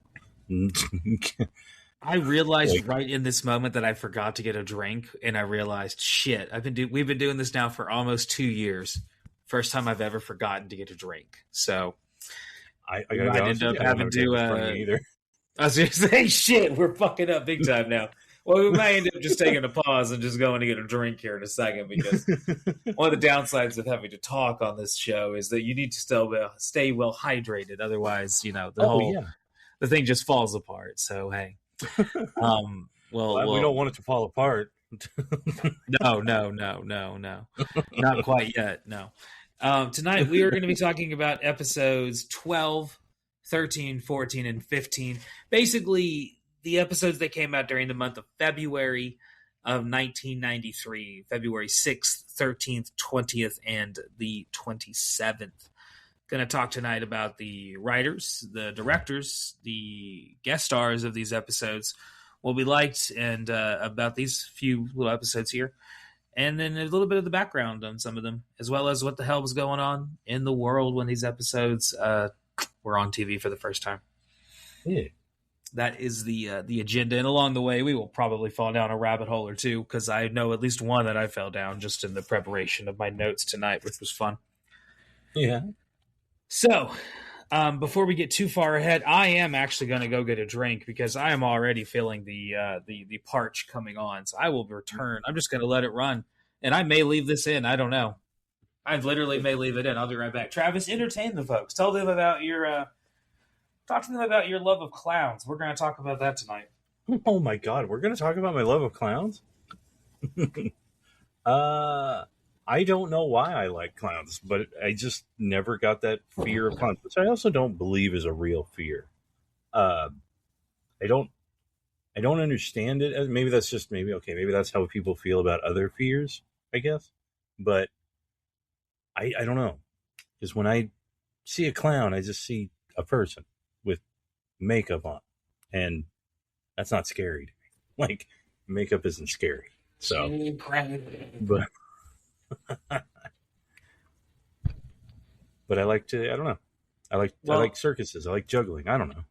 Did you explain to the people about the having I mainly talked about how I don't understand. I mainly talked about how I don't understand the fear of clowns. You know, Because I also said, and this is kind of uncool, I think. I said that I don't think it's a real fear. Shit. Wait, really? Yeah. Fuck yeah. Wait, no, because it's just a dude in makeup or a lady in makeup. A person in makeup. Historically, so it's almost like it. Here's my take on it, and I could be completely wrong. So hey, now do you have a fear of clowns? No, not really. Like I don't like it. Like, but that's just whatever. I'm not like friendly to clowns. Like I don't want to like hang out with someone. Like if someone's showing up to like, I don't know. If I was in clown makeup, yeah. Yeah, it depends on what we're doing. Are we just like at Applebee's and you're in a clown? Like, I've done similar stuff to that. Yes, I've gone all clown makeup just to walk around. I would not. Oh, shit, I dropped my phone. I would not be antagonistic towards the clown, but with that being said, I would joke around with the clown and play into the bit. Obviously, I mean, how could you not? I'd be hey, stop clowning around, whatever,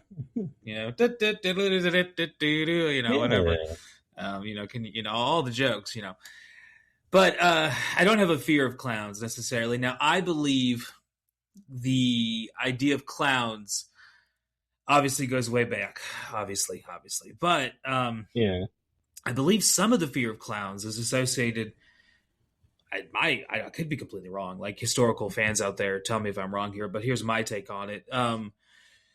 One of the people that got blamed during the bubonic plague for carrying the plague was traveling shows of actors, of which there were clowns in, and largely because they traveled from city to city. And even if they did carry the plague, they were kind of held responsible for it. There's a whole movie about this called Seven Seal. It's really fucking good. Okay. Yeah, that's like the whole setup is that, that's a movie we'll talk about on the podcast one day when we get to art movies again. One day. Yeah, that's my take on it. Is that's kind of where some of the fear might stem from. But I think some of it is also just like visual. A lot of people's like visual see colors differently than others, and maybe some of it's there. I don't know. Oh, I don't know. That. I don't know. Because I don't know. I don't know. I'm not a psychologist. I think a lot of it comes from when you're a kid, and that's when you're exposed to clowns. And yeah, more or less, yeah. Now, I do remember when I was a kid, some family member had like a gorilla mask, and that freaked me out. Interesting. That was something, but I was like a little kid. Yeah, maybe 4. I don't know if I don't know. I'm trying to think of anything that traumatized me at such a young age other than the Catholic Church. But I'm not freaked out of gorillas, though. What?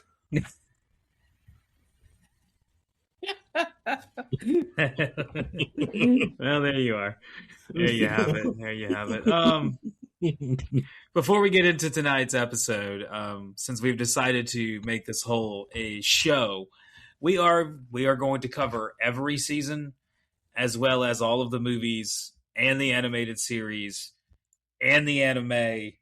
We're doing it all. We're doing all of the Highlander. So if you're joining for the Patreon for the first time, then hey, you can have that to look forward to, as there can be only one podcast will come out to you, talk to you about Highlander again and again. And it looks like we got a new movie coming out. So hey, we call that timeliness, motherfucker. We are on.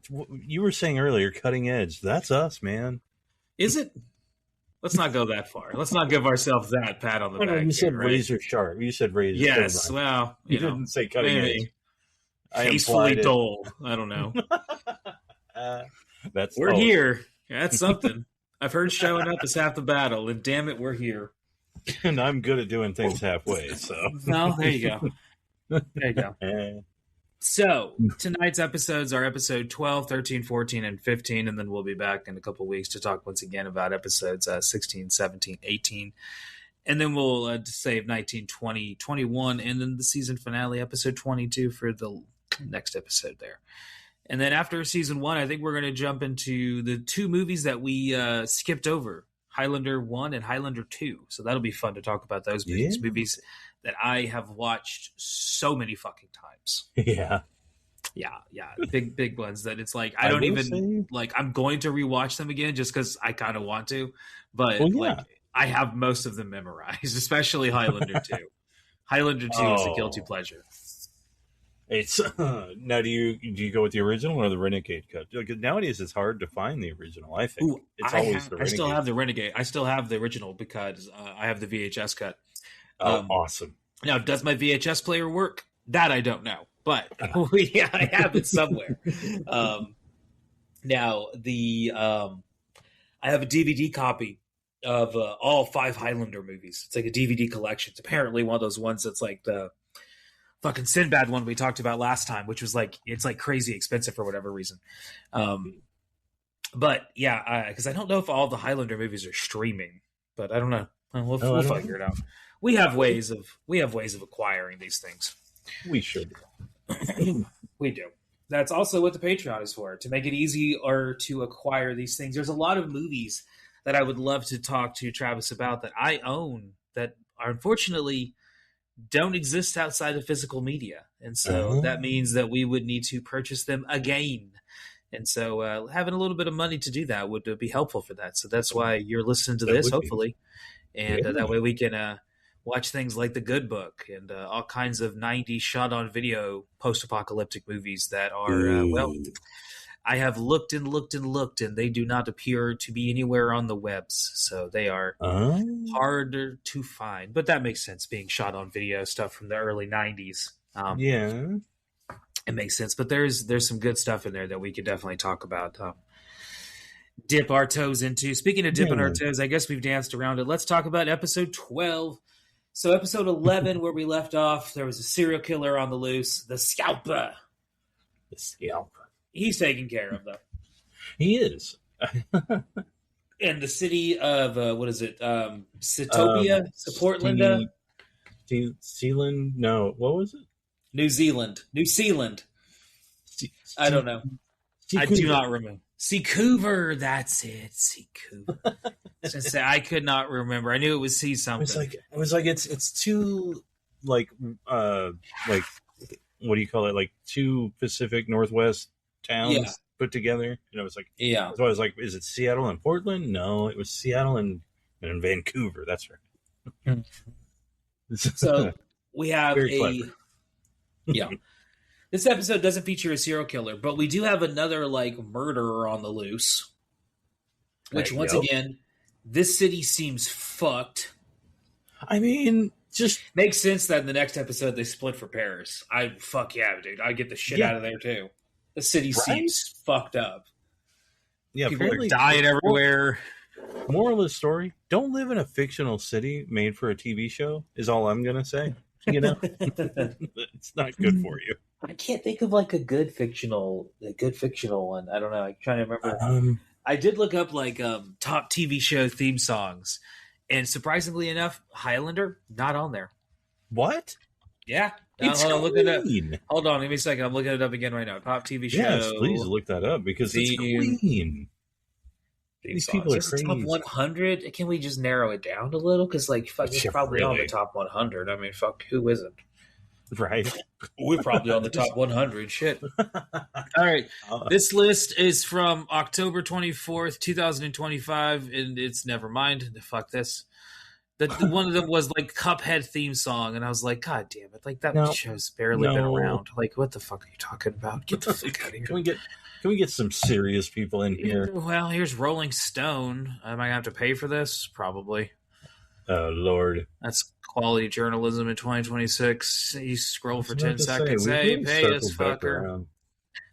This is another top 100 list. Really? I just want, like, can I just simplify it and say top 25? Here's top 20 from IMDb. Here, we'll go with this list. Fuck it. We've used IMDb lists before. Sometimes they're bad. This is created by a user, Caleb Lobsterface. Okay. Yep. His Sopranos is number 1. I'll give that one. I've never Sopranos listened theme to that. Song. Oh, it's a good song. It's a good song. Is it? Yeah, I've never watched any Sopranos. It's I woke up this morning and I got myself a gun. Oh. Yeah, it's a good song. Yeah. Once you listen to it, you'll get it stuck in your head. Yeah, I was gonna say, once you listen to it, you'll get it stuck in your head for it. It's a groovy little number. Woke up this morning, got myself a gun. Number 2 is Fresh Prince of Bel-Air. Yep. You as soon as it starts, you got it memorized. Born and raised in West Philadelphia. Anyway, number 3 is The Big Bang Theory. I would say no. They might be giants, so I'll give them that. But is it? I thought it was. No, it's not. The other Canadian band. Yeah, it was the other. Not Tragically Hip either. Bare Naked Ladies. Bare Naked Ladies. I should say the other Canadian nerd band. Tragically Hip also fits that category. Do they? Okay, yeah, you're right. Yeah. I don't know. Big Bang Theory, I say go fuck yourself with that one. Full House, yeah, that one's fine. I mean, yeah, I'm with that. Friends, yeah, that one's fine. Oh, yeah. Golden Girls, yeah, that one's fine. Oh, Golden Girls, I'm with. Yeah, Batman, yeah, that's fine. Oh yeah. Cheers, yeah, that one's fine.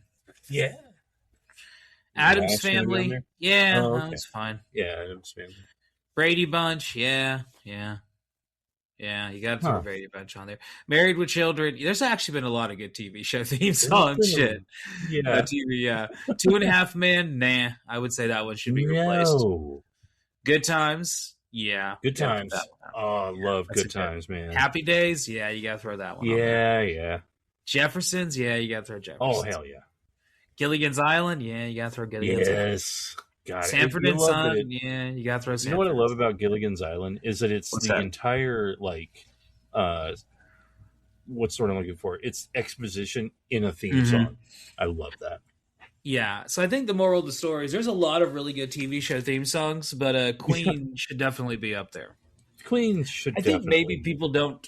My guess would be people don't associate Queen with a TV show theme song. However, there was a lot of episodes of this, as we once said on the internet, that has lived in infamy, apparently, to the fans of the show, which hopefully they're now giving us money to listen to us.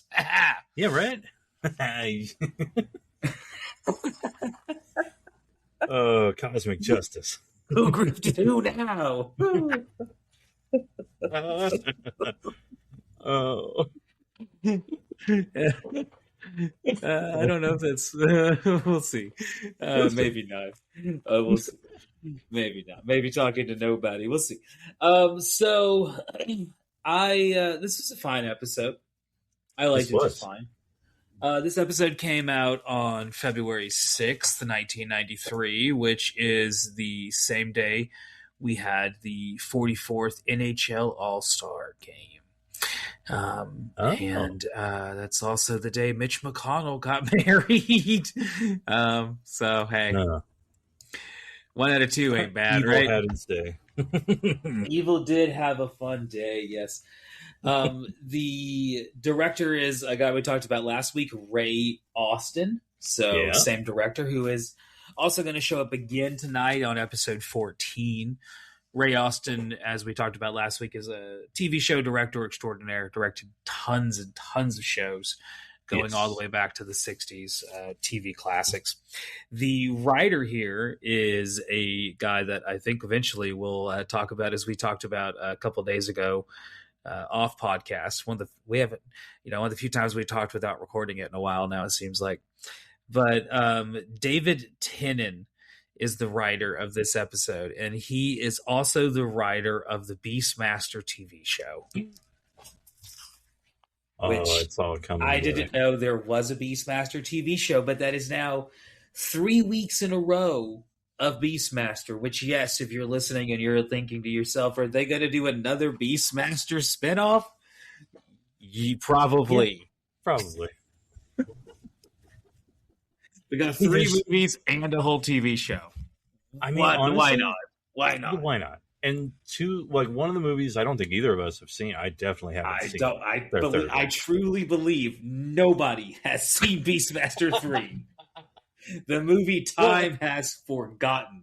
I didn't even hear about it or know it existed until you said it. I didn't either. I didn't know it existed until I looked up Casper Van Dien movies, and I was like, he was in Beastmaster 3. There was a Beastmaster 3? It was one of those moments where I was just like, what the fuck? You right? Why? Beastmaster God, 2 pretty firmly killed that franchise, I thought. Nope, we need to more juice out of that peach. We need to write a script up for to keep Casper Van Diem doing third sequels. Yeah. Mannequin 3. Casper Van Diem in. I actually, speaking of VHSs, I own Mannequin 1 and Mannequin 2 on VHS, and once again, my God, I don't know why anymore. Odd movie choices on my part. It's so that's so bad, but they're pretty good.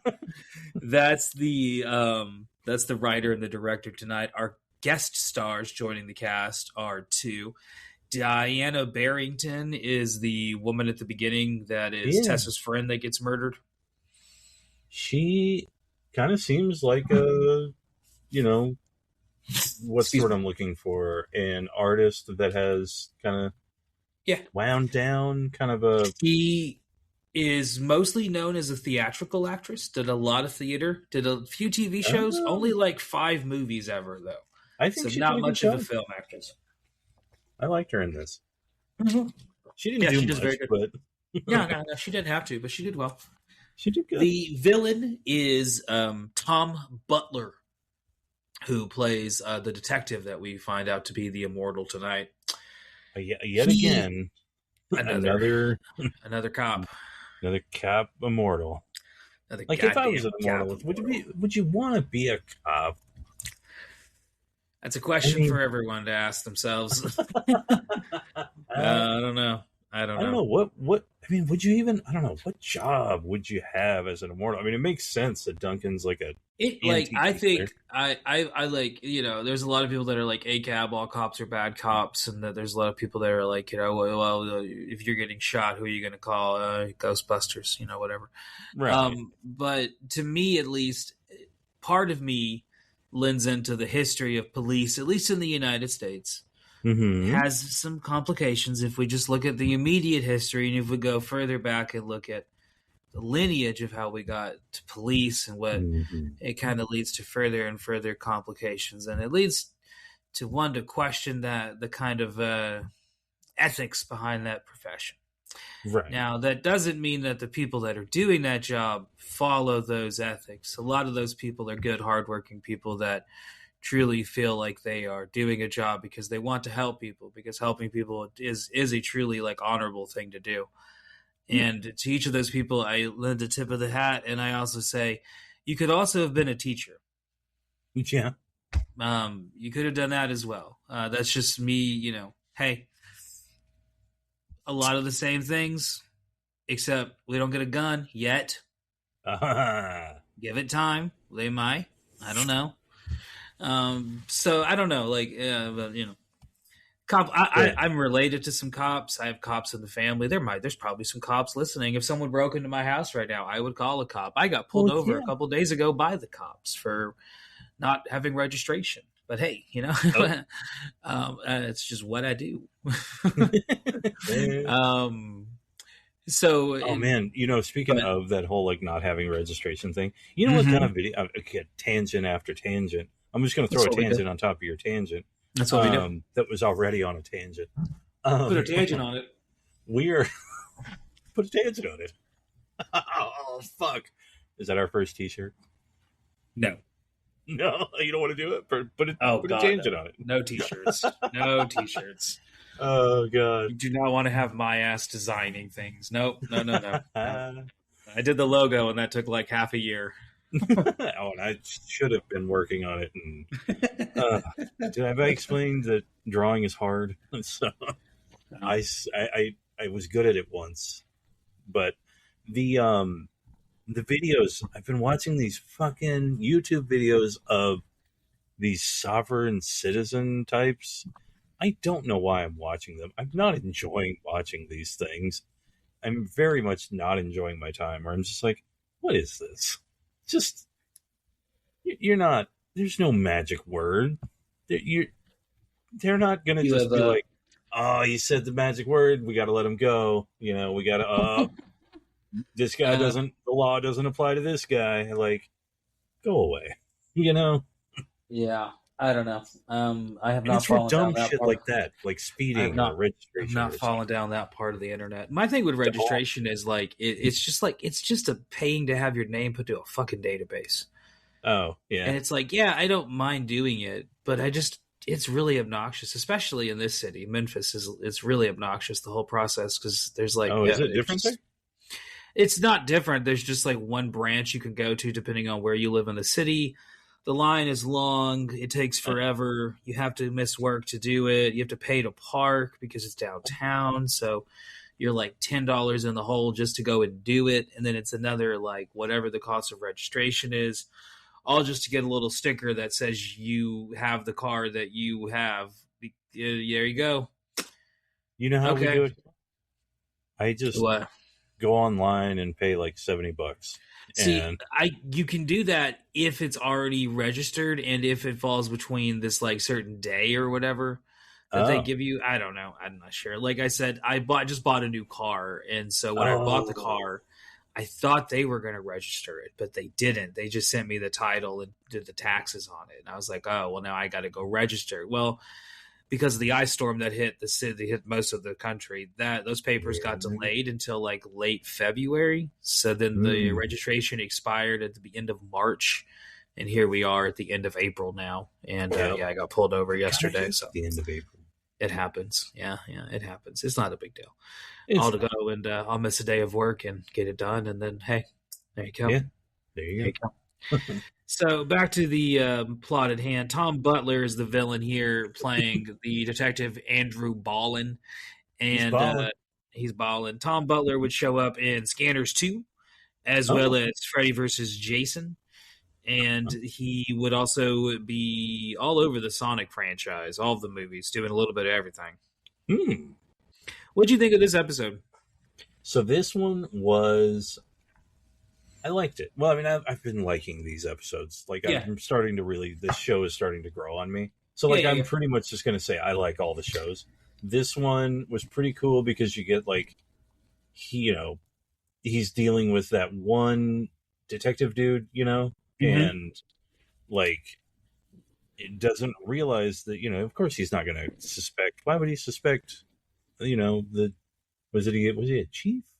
Police chief? Yeah. Police chief, something like that, yeah. Yeah, you'd never suspect the chief, but, then, so, of course, as with all shows or movies, the non-police has to do the investigating and everything, and, like, has to do the thing, so, but he finds, Tessa's being, targeted by this, which I guess we find out, I don't know, did he know the Immortal beforehand? I feel like he didn't.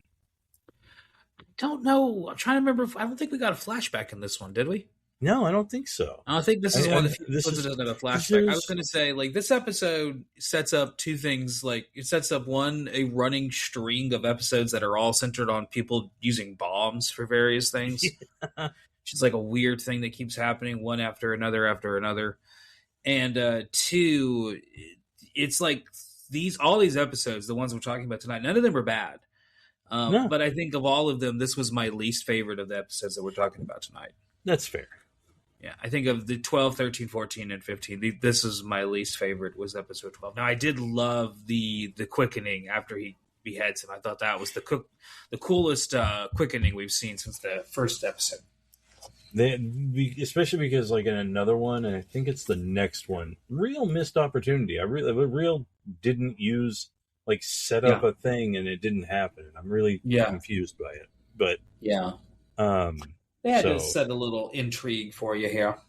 Yeah, well, and I'll go over that when we get to that next episode. But yes, the next episode is Band of Brothers, which is directed by Renee Manzoor, who was the director of a couple of things that you might be familiar with. The one major one was he was the major director of Young Indiana Jones series. Oh. So he kind of, George Lucas and Steven Spielberg took a liking to him, specifically after his Christmas-themed horror movie Deadly Games. Don't know That that came out in the early 80s, mid 80s, I think. And Mhm. George Lucas and Steven Spielberg really took a liking to his directorial Yeah. style and hired him to do the Young Indiana Jones series. Outside of that and directing a few TV shows here, he also would do one episode of the Red Shoe Diaries, Oh, another series we keep finding ourselves. That one we will not do a spinoff on. no. Maybe if we have like $100 Patreon tier, Seriously. we can review softcore porn. But otherwise, I'm going to pass. I don't think I want to remember those days. Those are The shameful plots are days. so I try bad. to block out. Yeah. Oh God. Yeah.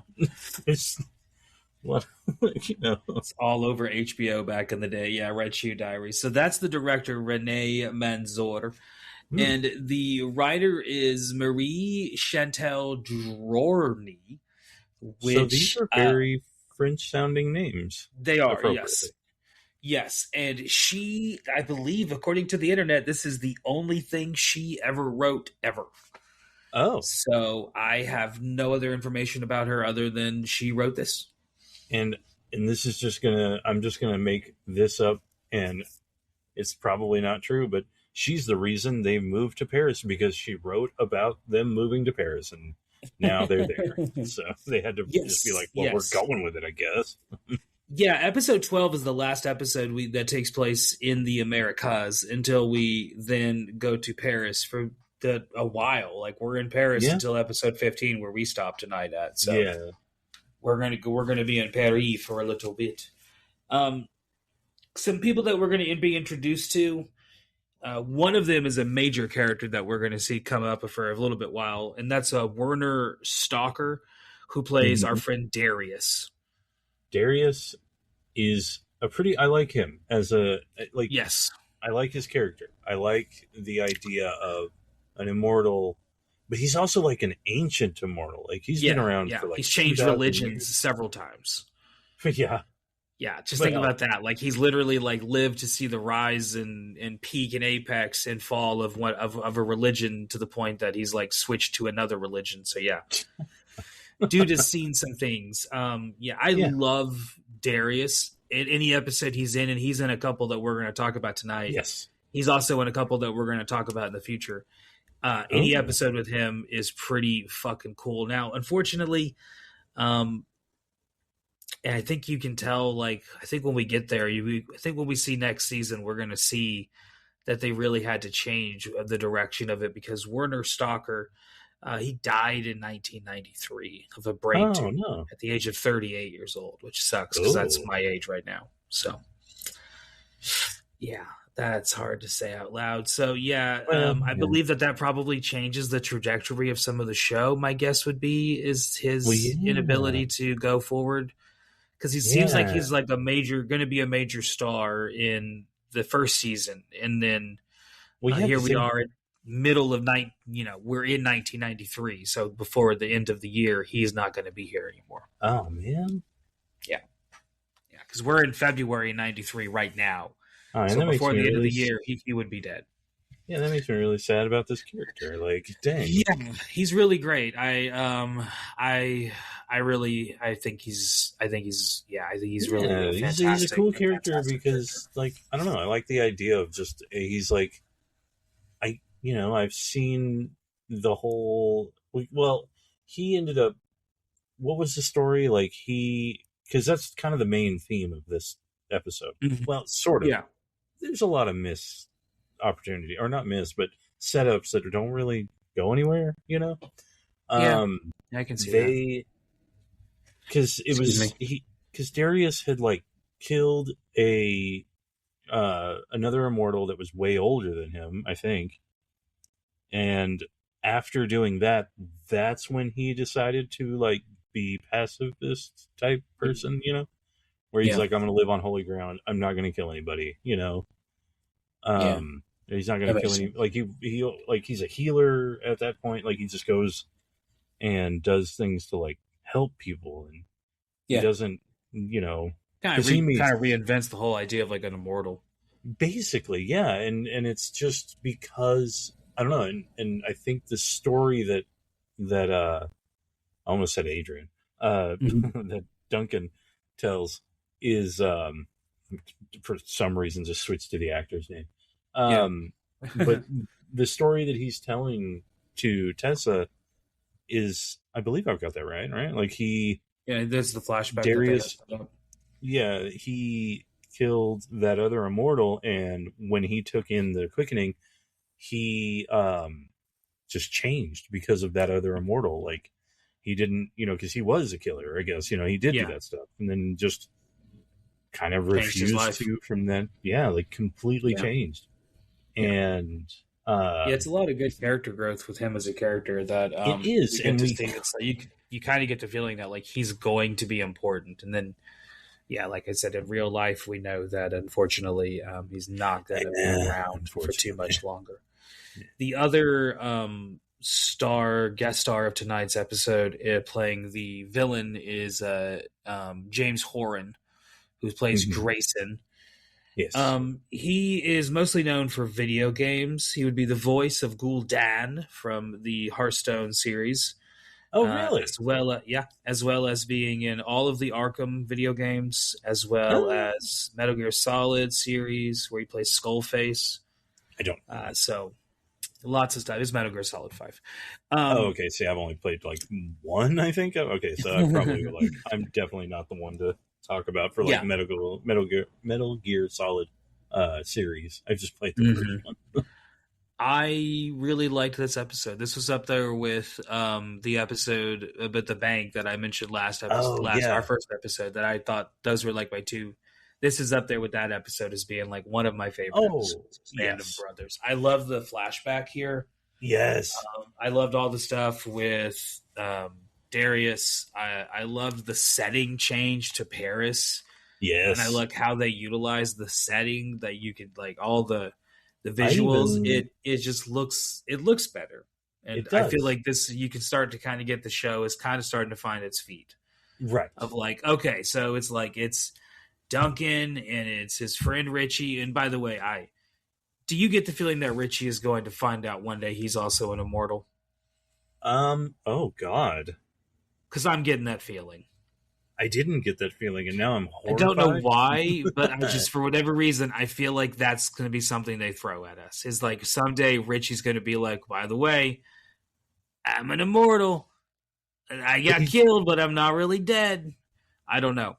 That's my guess. I could be way off. Like I said, I have not watched this series, so that's my guess. Just like 10 episodes in. So you don't. I feel like you got to have your. I don't know, what do you call it? Like your everyman? Your kind of your sidekick, your John Watson, Yeah, he's the archetype. Yeah, like he's the Robin to the Batman. He's the exactly. He's not as skilled. He's skilled, but in different ways. He's learning. And I love that their relationship they have, that they're beginning to develop, the back and forth with them, him and Duncan, is really good. I like that. It is. You're starting to get a feel for that. I'm starting to understand why a person would say, and why we were told by Philip, that it's the second season is definitely way better. And it's like, well, I think you had to get through a lot of these build up to get there, and I think the actors had to do it too. Yeah, totally. And I think that's true as well. Yeah. And I really like this episode. This episode was really good, and I liked the villain in this one too. I thought he did a really good job. Yeah, I thought he was really cool. Episode 13, Band of Brothers, came out on February 13th, 1993. Do you know what else was happening in the world on that day? Because it was a busy day. Was it? Yeah, February 13th, 1993. Here's what was going on. Houston Rockets were playing the Minnesota Timberwolves. The TV show Storm of the Century began to play. And that would air all the way until March. It was it's almost like, I want to say like pre-apocalyptic, like this giant storm comes over. I actually own it on DVD, and it like destroys like half of the United States. It was a big deal. Maybe I know. I know exactly what I was doing on this day, because this was the night that WWF was airing Tanaka versus Shawn Michaels. And so I was watching that. which meant I probably caught a little bit of this episode while I was waiting for it. There's a distinct possibility of that, because that's how I ended up watching most Highlander. Was just, back in the day, kids, you didn't have this thing called the internet to know exactly when things were necessarily always showing up at, but you knew wrestling came on like usually at 7:00, sometimes a little later, just depended. You also had to you didn't get to go choose when you were going to watch something. No, you came on at 7, you had to be there at 7, which meant you just went to, if you had your own TV like I did, if wrestling came on channel 13, I want to be there at 7:00 because usually it starts hot. Something big is happening right when the wrestling show starts. So you want to make sure you don't want to miss anything. So where do you go? 6:30, 6:45. I'm already on channel 13. I'm just there waiting. I'm watching whatever's on. I don't know, whatever this is. It's Highlander. Okay, I don't know what the hell that is. Yeah, right. I'm watching it though. Okay, cool. It's over. Now I'm watching That's how I discovered Highlander. Was literally just waiting for wrestling to start. February 13th, 1993. Elsewhere in the world. Because I didn't get USA, so I didn't get to see WWF. I was going to say WCW on TNT or TNN. Well, WCW at this day, they were showcasing Scotty Flamingo. Scotty Flamingo becomes Raven. Oh, what about Raven? But when he was in WCW the first time, he was Scotty Flamingo. Scotty Flamingo, better. Yeah. I don't know what Scotty Flamingo's deal was, but Raven's got to be 1,000 times better. It's got to be 1,000 times better. Exactly, got to be 1,000 times better. Well, both bird themed. Weirdly enough, though. Oh yeah. Oh whoa. Dudes for the birds. I was telling my nephew about Raven because he would wear a Dinosaur Jr. t-shirt sometimes, Yeah. And I was telling him about him as a wrestler. Testament too. Yeah, because I think I showed you all those CDs that he got from eBay. He got all the Dinosaur Jr. CDs because he's getting into CDs, and I guess a coworker of his told him about Dinosaur Jr., got him into that, and now I don't know as much about Dinosaur Jr. as most, but I love me some Dinosaur Jr. I mean, I'm a big Jay Mascis fan. He's a killer guitar player for sure. Oh, he's an amazing guitar player. Amazing guitar player. Yeah, I forgot what the fuck. Oh, back to February 13th. I was like, I forgot the fuck we were talking about. February 13th, 1993, elsewhere in the world. This was also the night that Paul McCartney would show up on Saturday Night Live and Alec Baldwin would be the host. So this would not be my sweaty balls, Alec Baldwin. Oh, no. That happens much later into the 90s. Is this Cantina Boy? I'm not sure if this is Cantina Boy. This is the Chris Farley interview with Paul McCartney, though. Oh, remember when you were in the Beatles? You remember? Yeah, I was going to say. You remember when you were awesome. in the Beatles? That was awesome, man. Chris? Yeah. It's that episode. So that was what was going on Saturday Night Live, the night this show aired. So a big day. Lots of shit happening. Also, in the world of music, as we talk about most weeks, Achy Breaky Heart was hitting the charts. Okay, so now I know where I was. You were.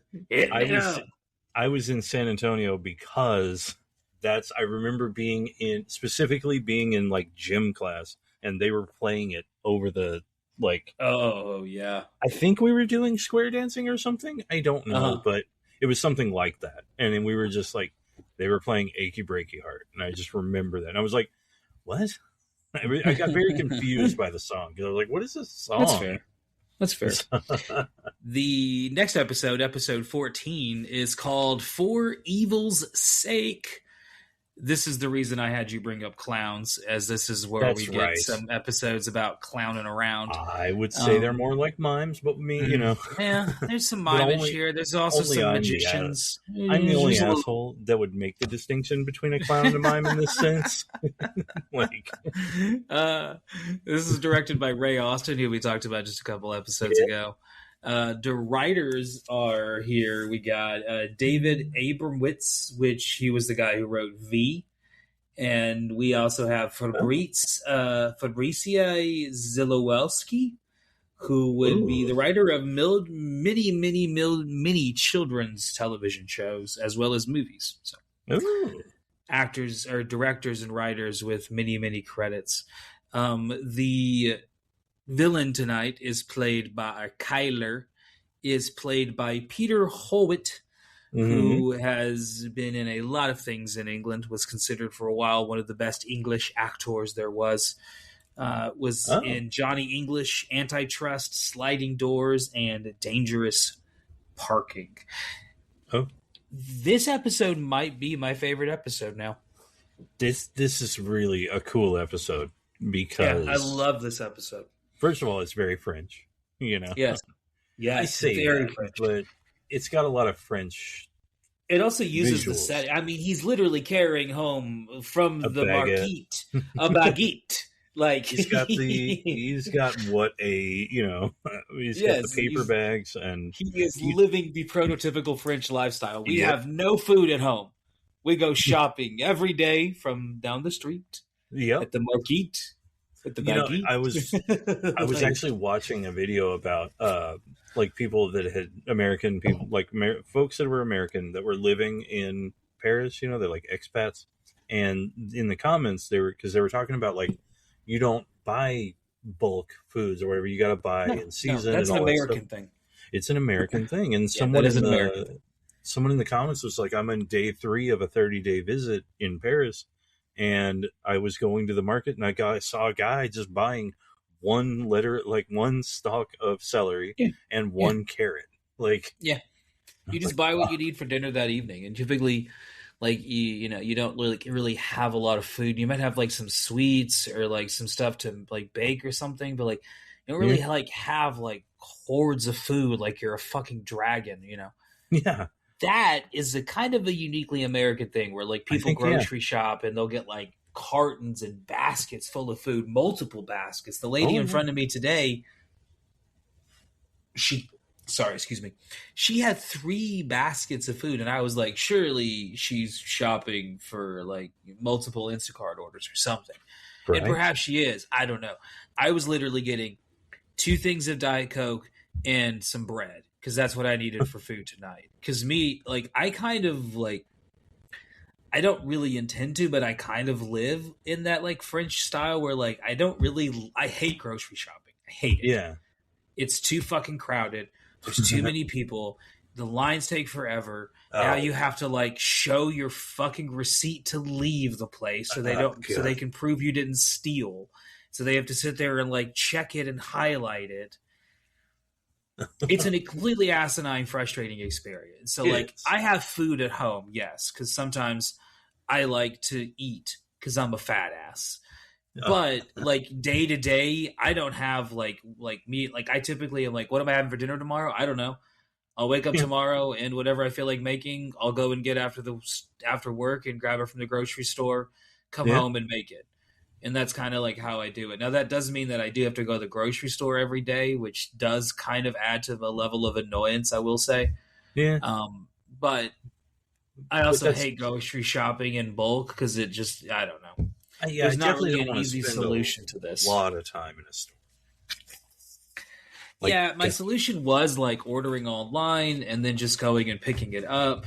That's how I do. But that has its own problems where you're that has a big problem with like they charge up on shit. Now maybe it's for different. Example, I was gonna say they upcharge the shit out of you here. I was like trying to order a thing of apples from Aldi's, and they were like, it's going to be like $6. And I was like, no, it's not. Like, what? A pound of apples should not be $6. And then when I go and buy them in person, it's like, hey, they're like $2. And I'm like, well, why it's like, okay, so Instacart is like adding on like extra. If you do those services, like I do, I go directly through H-E-B. And we don't have that here. So see, there's certain ones, and I just do like the curbside, and then we just go grab it. And then now I wouldn't do that with produce. Like if you get produce, you have to go get it yourself because they're going to give you the worst of it. Like. Yeah, and I do a lot of produce. Like tonight, I did Palestinian chicken Ooh. And I did that on, it's chicken marinade. It's coated and marinated for about 2 days in salt, pepper, yogurt, a little bit of lemon, and then some sumac, which is this Palestinian herb, which is very similar to paprika. If you can't find sumac, just use a lot of smoked paprika. Yeah. But the yogurt in the milk enzymes in the yogurt break down the chicken fat and just kind of add like a whole makes it get really crispy on the outside while still being really juicy on the inside. So if you get that kind of like charring that I really like, at least, but without getting like the burnt to a crisp on the inside, it's still very juicy and moist on the inside while being very crispy on the outside. Anyway, Palestinian chicken. Then I did that with some honey glazed carrots and a bed of saffron rice that I made. That was what I made for dinner tonight. There you go. Now, that did mean using the chicken the day I had before to marinate it. Well, we started doing meal prepping on Sundays to kind of just like make cooking easier for myself. Just because like it seemed like we were wasting a lot of like stuff that we would buy because we'd like, we're going to buy this and we're going to use it on Tuesday. Then we just wouldn't use it. Yeah. And be like, well, that was kind of like a waste of money. So it's like, let's just like try to like meal prep. That way we're not wasting money, especially because like shit's gotten so expensive. I don't know. We're trying it and seeing if it works. Anyway, somehow we deviated way off the plot of this episode. I really liked this episode. One was good because we get a lot of the, first of all, mimes. I feel like that's like, they're in France. Well, mimes. We also get great flashback. Great flashback. And maybe the best flashback, honestly. Honestly, that was really good tension between, like, I guess, and also this quirk of like the absence. Oh, I didn't even get into it. But the episode before, the thing that I was talking about that they set up and didn't use. Whenever him and Grayson were fighting, they were fighting on a bunch of sulfur, like powdered sulfur. And I thought, he's going to do the quickening and it's going to explode or something, or catch fire or do something. It did nothing. So I was like, well, then why did they even say they're on sulfur? Like, it could have been sand. It could have been off the scent. It really did, because I was like, oh, here we go. It's going to be all this lightning and it's going to set off all this sulfur. I don't know if that's how sulfur works or not, but that's what I think of, I think of lighting a match or something, like. Yeah. Anyway. My favorite things from this episode is one, we learn how him and Tessa met for the first time. Yes. Okay. I liked how that's set up. Yeah, that is really cool. I loved all of the mime shit. I love the flashback. I love the business of the detective, the absence, but I also love the business of the detective asking everyone if they had a match, and then everyone being like, "No, I don't smoke." Yeah. That's just some like silly actor business, but it's cool. It gives the character like just a little bit of characterization that you wouldn't get otherwise. It's like, hey, he's the smoker who can't ever find a light, and it just constantly assumes everyone else is in the same position and no one else is. And I love that because I've ran into people like that are always needing a light, always.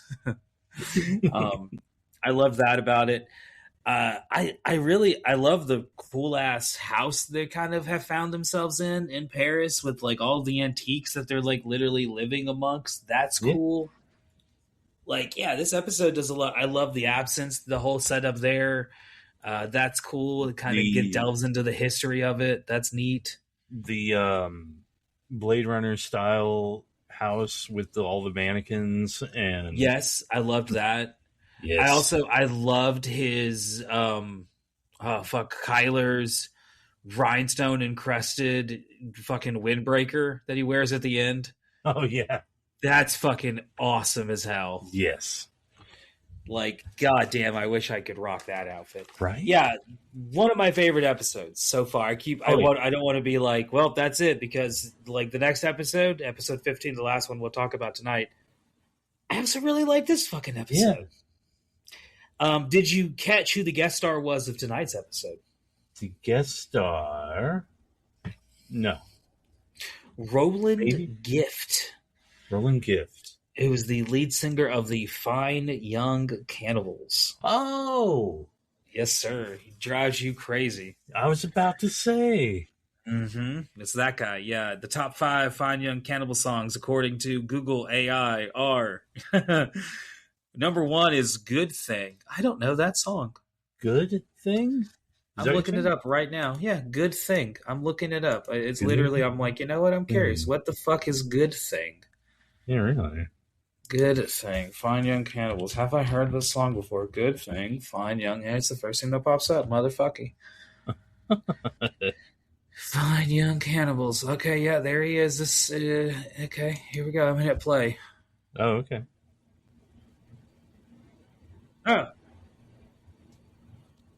Oh, now I guess. Okay, yeah, I've heard this song before. Oh, yeah. This is a good song. Spotify says it's installing again. Okay. I had it opened yesterday, but okay. That's fine. Yeah, that song's awesome. Yeah, I love that song. Yeah.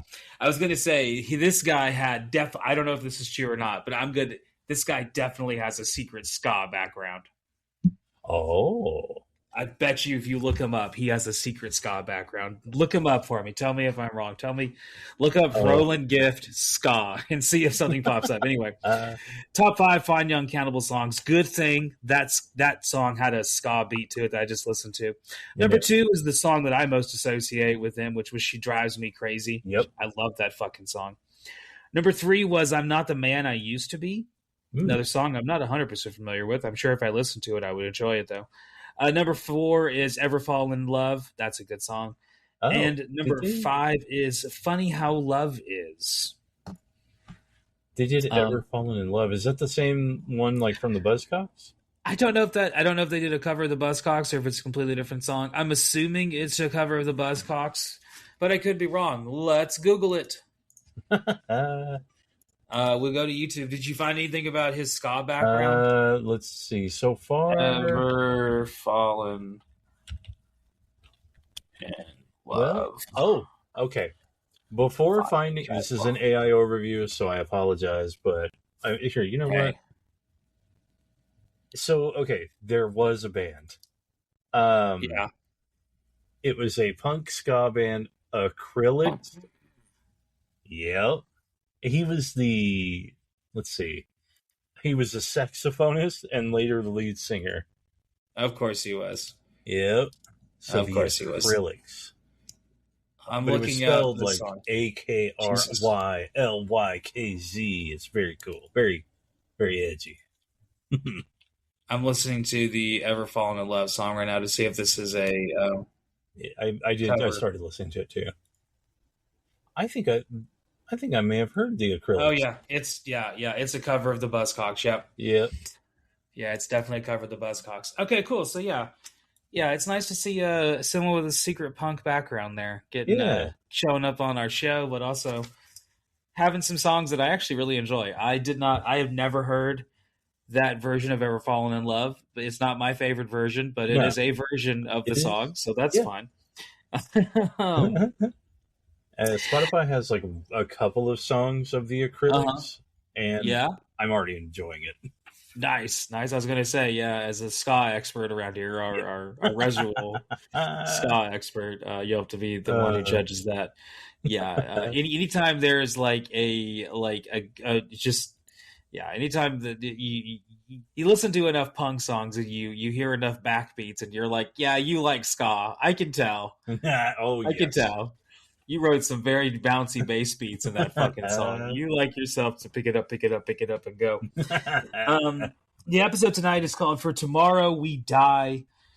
Another amazing episode. I really loved this episode. I thought as a non-actor, as a musician coming to us as Xavier, Mr. Roland Gift does amazing, and he's going to be in four more episodes of the show. So he's not around for just one. He's going to show back up. Have there been more musicians besides just the two that we can know of right now? Like it was the two that we know of. Now I've had one spoiled for me. So I'll save it for you because I did accidentally look at the Wikipedia to look up somebody and I did get it spoiled. Someone who's going to show up in the season finale, but Yeah, so far we've had a couple musicians show up, which is fun. That's cool. That makes me like the show even more, man. Mm-hmm. Like, yeah. And I also feel bad that I didn't recognize him, but why would I? I don't know.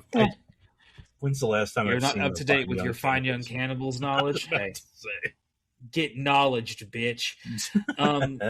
The director is Robin Davis, who has done lots and lots of French credits. The writer is Philip John Taylor, who has done a lot of things. Zorro, Knight Rider, Lust in the Dust. That's a fun movie. Imagine like a John Waters Western. Oh, yeah, it's a good time. It's a good time. He also directed one episode of The Brady Brides, which I did not know existed, but I looked it up. It is an 80s spinoff of The Brady Bunch, focusing on the girls and their schlubbish, stupid-ass husbands. Oh, geez. It was around for one season, it looks like. Did not make it. It sounds pretty awful. Yeah. Other things that he was responsible for writing were Mork and Mindy. What happened? What's happening? What's happening? Incredible Hulk, 1978 Spider-Man, and Good Times. So this guy was all over the 60s and 70s television. Hell yeah. Indeed. I really like this episode. I thought this had the best flashback we've seen so far of any of the episodes. All of them. This was my favorite one. I'm about to sneeze. Caught that live on television. Sorry about that. Yeah, we're also under a tornado watch here, so if I randomly disappear at any point in time, just assume that I died. And come steal all my shit. You may be carried away to a land named Oz, man. Australia. Well, sounds like all just a metaphor for capitalism for me. Yeah, I really loved the flashback on this episode. I loved the playoff we get of Xavier and Darius. I love that Xavier only gets hurt, and it sets up that he's going to come back again. Mm-hmm. I love that we learn that Darius has like always been his brother's keeper and just kind of like changes religions to fit whatever's happening in the world at the time. And now he finds himself as a priest who can't tell the police what he knows about Xavier's, what he's done. Yeah, this was the episode where I wrote that I really loved like the back and forth between Richie and Duncan has really grown on me. Mm-hmm. Like you can tell that they're starting to get like a real character vibe going. Yeah, I really like this episode as well. This episode was one of my favorite episodes. Another episode featuring a bomb. We'll get that again for the third or fourth time this season. I mean, you got to up the stakes for these. These are immortals, you know? Yeah, exactly. You can really tell that like each episode has a different writer because some episodes are like, you can almost really get the feeling that like had they written them at the same time, one of the other writers would have been like, yeah, we just kind of used that idea. Maybe we don't use a bomb again this time because we just did it like the last episode. Like, how many bombs can you stop? I was like, I don't know what the fuck you're talking about. It's like, God damn. Yeah, what did you think about this episode? The last episode we'll talk about tonight. This was a good one. I like you were saying. Although, God, I can't. I'm not gonna lie to you. I'm getting hung up on the whole musician thing now. Like, I'm wanting to look for them now. Because who have we had? We had Jump Jet. Yes, we did. Now, this dude. Yep. The only other person I recognized was the Beastmaster. What's his name? Mark Singer. So, yeah. Well, you also Joey Pants was there. Oh yeah, that's right, Joey Pants. We've seen him so far. Joey Pants. He was in my favorite. We saw what's her face, the girl from Neon City, showed up in one of the episodes. That's right. So she's kind of connected to Prince. So we're getting some good stuff, and then like this, I didn't think about the Richie thing as much as you did. So you pointing it out, I see it now. You know, yeah. So that's cool.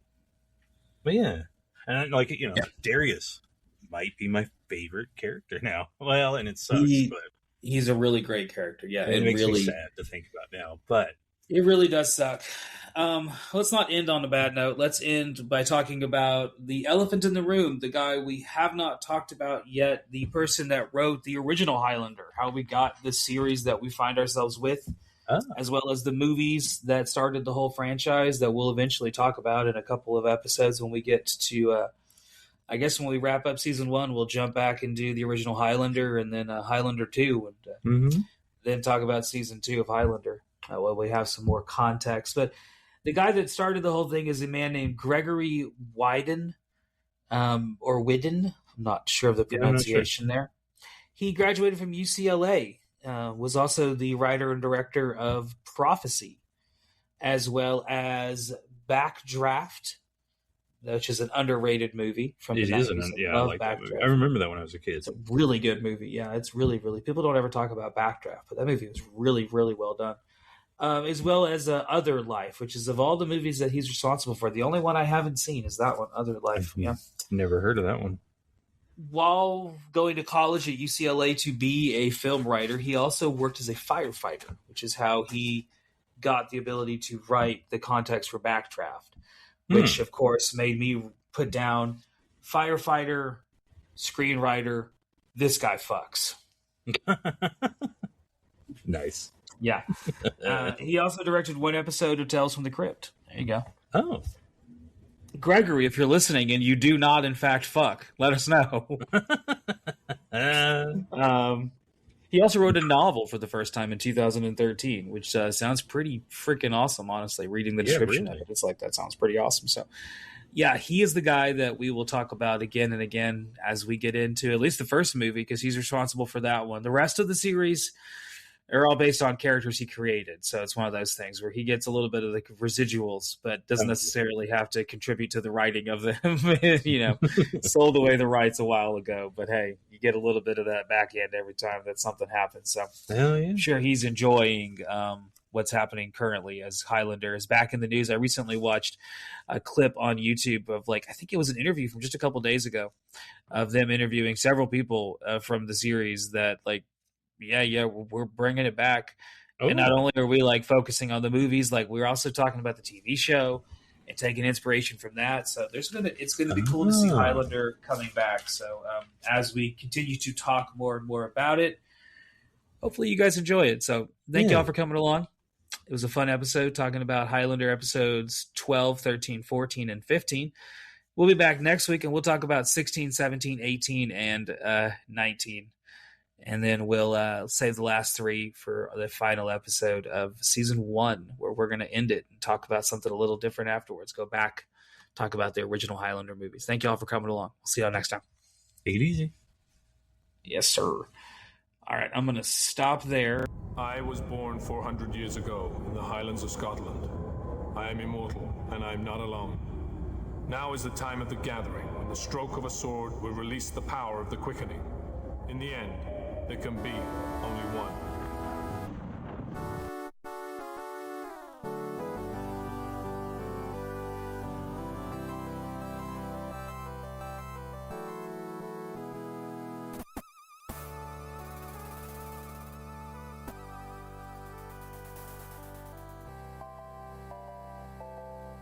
Jump and run. Oh, yeah. Just like Liz Fair, you got to fucking run. That is right. That is right. We're going to talk about all kinds of 90s music tonight. There was some interesting shit in the charts. Yeah. Well, welcome to There Can Be Only One podcast, episode 2 or 3, depending on who you're asking. Technically a spinoff, so, hey, we are the Highlander the Raven of podcasts. Take from that what you will. What you will. We'll be around for at least one season. There you go. That's amazing. There you go. We're going to talk tonight about episodes 16, 17, 18, and 19 of Highlander, the TV show, season 1. We're getting into the thick of it here. Getting into the real meat and potatoes of this first season before we get to the end of it. And then next week we'll wrap up the last part of season 1. And then after that, I think we're going to, as we've talked about, expand and go into the entire Highlander universe, which means we need to backtrack a bit. Talk about Highlander 1 and Highlander 2. And hell, we might do both versions of Highlander 2. Ooh. Oh, yeah. Yeah, do the Renegade cut and the original, the theatrical cut. Hell yes. Yeah. Planet Zeist. I was about to say, don't pretend. You know where you came from. Exactly. Yeah. Exactly. Yeah. So, man, speaking of where you came from, I fell down a fucking rabbit hole this week. Yeah. Are you familiar? This was 2004, right? Mm-hmm. VH1. They did a reality show called Supergroup. Are you I don't familiar think I with this remember at this. all? Okay. So I fell down a rabbit hole because I was watching some YouTube videos, and it was like, it was the YouTube video title was like how one concert broke up the world's worst supergroup, and I was like, and then in the picture on the video, it's Sebastian Bach. So I was like, are they talking about that VH1 show in my mind? Because I like had a flashback, and I was like, I remember that show, but God, no one's talked about it to me ever. Like, what is this? So I clicked on it. It was like 10-minute long little documentary. It's pretty well made little TV thing. I'll put a fucking link to it. Why not? Oh yeah. I immediately remembered that show and have now started to watch it because, like most of VH1's reality show catalog, it is completely online on YouTube for free. The commercials have been taken out, sadly. Oh, I love old 90s commercials. There used to be, before the WWE network kind of took over and they sold the catalog and everything, you used to be able to go and find old WCW pay-per-views and like Monday Night Nitros from back in the 90s. And people had literally uploaded like their video recordings off their VCRs. So it had like commercials and everything. Oh, it was so awesome. I loved it because they used to take me back to like literally a time capsule. Because not only you got the commercials, you got like the local news, you got like, hey, there's a storm coming. Like, it was great. I wish it's one of my biggest loves that is sadly gone from the internet now, since all that stuff has been scrubbed by capitalism. Speaking of capitalism, VH1 Supergroup. So here's the premise of it. It's very, very, very early 2000s reality TV. You get a bunch of like rock stars, and we throw them into a mansion, and they have to form a supergroup. And in about 2 weeks, they got to perform live in Las Vegas. And of course, you're going to have to get some drama. So who do you throw in there? Sebastian Bach, Skid Row, hair metal, obviously. Yeah. Who would probably be the person that would clash with him the most? Let's throw Scott Ian from Anthrax in there. Some thrash metal. Yeah. What else can we do? How about Evan Seinfeld, the lead singer and bass player and porn star from Biohazard? Oh, I forgot about that. Yeah, Biohazard. Shit. Yeah, it started off as like a hardcore punk band from New York. Yeah. And then kind of like morphed into like a weird new metal thing. Yeah. I didn't really like Biohazard, honestly, dude. I was not a big Biohazard having one fan. of their CDs. I remember he was married to Tara Patrick. There's a thing millennials will remember. Oh, yeah. Tara Patrick, Jenna Hayes, all those porn stars back in the day. Yeah, Evan Seinfeld used to hang out with them. He was a porn star as well, so he kind of got into it as well. Wow. And then rounding out the cast, we got fucking Jason Bonham, John Bonham's fucking son, who's also a drummer, pretty well respected in his own right. Yeah. Played for Foreigner and a bunch of other bands. And then, we got to throw some hot sauce into this shit sandwich. Why not add Ted fucking Nugent? Oh, what? Yeah, the fucking Nuge, who apparently, according to Sebastian Bach, called every black person that worked on the cast and crew, he just referred to them as the N-word, apparently. Wow. And those are not my words. Those are from Sebastian Bach, who apparently was a Ted Nugent superfan. So, Yeah, so I think that would make it a was after that. Yeah, right. Fuck. The thing with Ted Nugent is, I'm not a big Ted Nugent fan, but I really like the Amboy Dukes. His like 60s proto punk garage shit he did. That's pretty good. I do like that. Yeah. And fucking Ted Nugent is a terrible lyricist. He has some of the worst lyrics ever written. If you want to see some horrible shit about trying to fuck minors, there's some Ted Nugent songs all about that. Literally all about that. He has a song. I'm not even sure I should say the name of the song. It's the name of the song though. Yeah. I was gonna say, I know it's exactly what song you're talking about. You probably shouldn't say it. Yeah, it's best not. It's crass. It was crass then. Like, even back then, people were like, that's fucked up. Like, it's not a thing where it was like, hey, everyone was cool with it back. No, even people back then were like, what the fuck is wrong with you?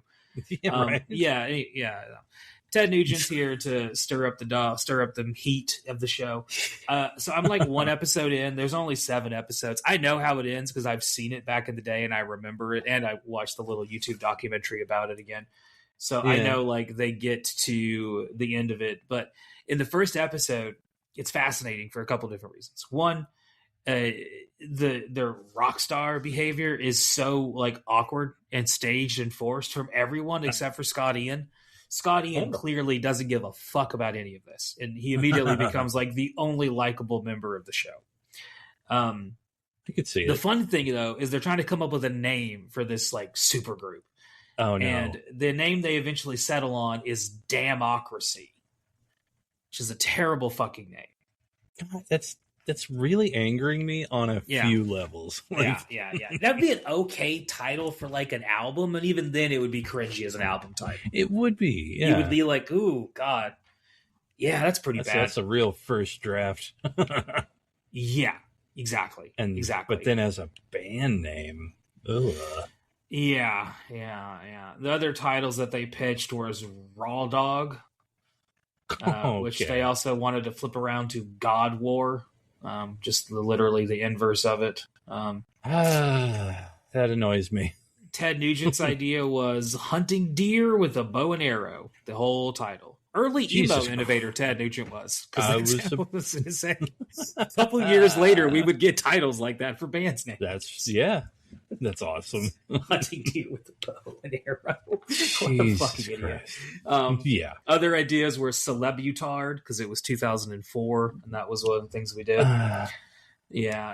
Sebastian Bach, though, his is my favorite, because he literally just like, and there's apparently people that have like made YouTube supercuts of this, of him like walking around this mansion that they're all living in, and he's very clearly got an agenda where he wants the name of the group, and he has it in his mind, and he just keeps throwing it into every conversation he can to try to get it stuck in people's heads, and it does not work, and yet he just keeps trying.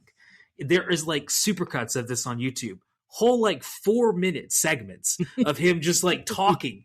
And each segment's like 5-6 seconds long, 30 seconds long. Like they're not long segments, but yet he does it so much. And the name that he keeps trying to pitch is Savage Animal. Oh. Yeah, and so he'll just bring it up into conversations. Like he's talking to Evan over, fucking breakfast, and they'll be like, you know what? I feel like a savage animal today. And then he'll be like talking to fucking Ted Nugent and be like, you know what we are as rock stars? We're all just a bunch of savage animals. It's like, God, he's trying so hard to get this to work. Thankfully, it did not. I do love that like they record like a little demo of themselves, and after they like Sebastian Bach listens to it on a run, he's like, yeah, we kind of suck. Yeah, they really, really do. They really, really, awesome. Really do. Really, really do. Oh Lord. So yeah, that was my experiences with good old fashioned supergroup. I will report back next week because I'm definitely going to continue watching this on my phone during my lunch break. That's awesome. It's like it times out perfectly with about how much time I have to eat after I actually get settled down. And it's a perfect viewing. Speaking of perfect viewings, let's get into tonight's feature entertainment, episodes 16, 17, 18, and 19 of Highlander the TV show. Is there a dog barking? Yeah, I was hoping you wouldn't be able to hear it. It's the neighbors. We got new neighbors, and they like to let their dog out at weird times. That's annoying. The dog just never stops. Right? There are mornings where I will be woken up at like 7 in the morning. I don't go to work till 11. Yeah. And so I don't get up that early. And the dog's just up barking already. Doing just what you heard for so much longer. And no change in tone, No, sometimes I'm worried. Like, is it like a recording and they just have it on a loop? Like, what the fuck is happening? They're just fucking with you. Yeah, I'm honestly, I'm starting to think it. 'Cause it's like, how is that the way that animal sounds constantly? That's hilarious. That's hilarious. Well, So if you're I listening, apologize for that. I was gonna say, yeah, if you're listening and you hear the dog, I'm sorry. Yeah, there's only so much we can really do. Yeah, because we'll try our best. This room is right next to right next to the fence. So they're right there. So. Yeah, and windows can only be so thick, and yeah, exactly. Yeah. Maybe it'll get lost in the edit. Sometimes whenever I do the little remixing of it, I've been able to cut out some of the dog barking from my side. So maybe we'll be able to cut it out on this part. We'll see. But if you're listening to it and you hear it, I'm sorry. It is what it is. Episode I don't even know 16. the dog's name. All right, well, we're calling him Fucker. That's what we're calling him. A little fucker. A little fucker. Speaking of little fuckers, Beast Below came out on March 6th, 1993, which is also the National Dentist Day. Oh. Still got that massive storm we talked about last week. That's in the area, that Storm of the Century that I confused with the TV show, which is a completely different thing. But hey, what are you going to do? So that's something that we're going to still see as massive snowfalls and tornadoes and all kinds of stuff hit most of the United States during this particular time period in 1993. The other interesting thing is that the number one song is "I'm Every Woman" by Whitney Houston. Oh, yeah. A 90s classic. Last week, we talked about what was going on in the world, and I neglected to mention two dates in particular. The last two episodes that we talked about, I completely forgot to talk about those dates, which were from February of 93, which were kind of important historically because those were the days where we had the trade centers attacked. Oh, yeah. Yeah, we talked about that whenever we did Alien Apocalypse, and I was going to edit it back in, but then we also didn't hit record. Oh, yeah. And the next time we recorded it, I was just like, fuck it. I'll just edit it on later. So here's adding it on later. Yeah, so what did we miss last time? Just the first trade center attacks. Nothing important historically. Yeah, really. Nothing important. Yeah. Actually, looking at all the different dates of Highlander, you can kind of get the feeling that, like, even as millennials, even back in the 90s, things were coming hard and fast for us. Like, you get a massive fucking snowstorm, and then, hey, here's fucking trade center attacks, and just wait, we got a couple more things that are going to happen just within the next couple episodes. Episode 16 is called The Beast Below, and it is directed by Daniel Binge. He is one of the many French directors we are going to see tonight. His career goes all the way back to 1973. His last credit was in 2017, and most of his work is dedicated to the country of France. So a lot of titles most of us American swine would not be familiar with. Yes. Yeah. The writer here is Marie Chantal Drorny. Forgive the mispronunciation. She or he, I could not find a whole lot of lot of information about them on the internet, as they only have 4 credits to their name, all 4 of which are episodes of Highlander. So perhaps a producer of something of the sort, or maybe just a spec writer. I'm not sure, but contributed a lot to Highlander, at least in the first 2 seasons, and then we kind of see them go away. The cast tonight, joining our regulars, is Darius is back. We talked about him last week and how we're going to unfortunately say goodbye to him in real life soon, which is sad because we both really liked Darius as a character. Yes. Thought he had a lot of potential. The guest stars tonight, the main one is Dee Dee Bridgewater.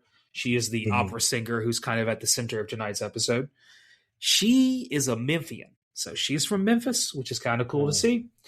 12 film credits to her name, but mostly known as a stage actress, where she would win a Tony for playing Glinda in The Wiz. Oh, far out. Far out indeed. She's also in one of my favorite 70s comedies, The Fish That Saved Pittsburgh. About I don't know that one. It's a great basketball comedy. It's very fucking 70s. Goofy shit happens all over the place. The Fish That Saved Pittsburgh. Yeah.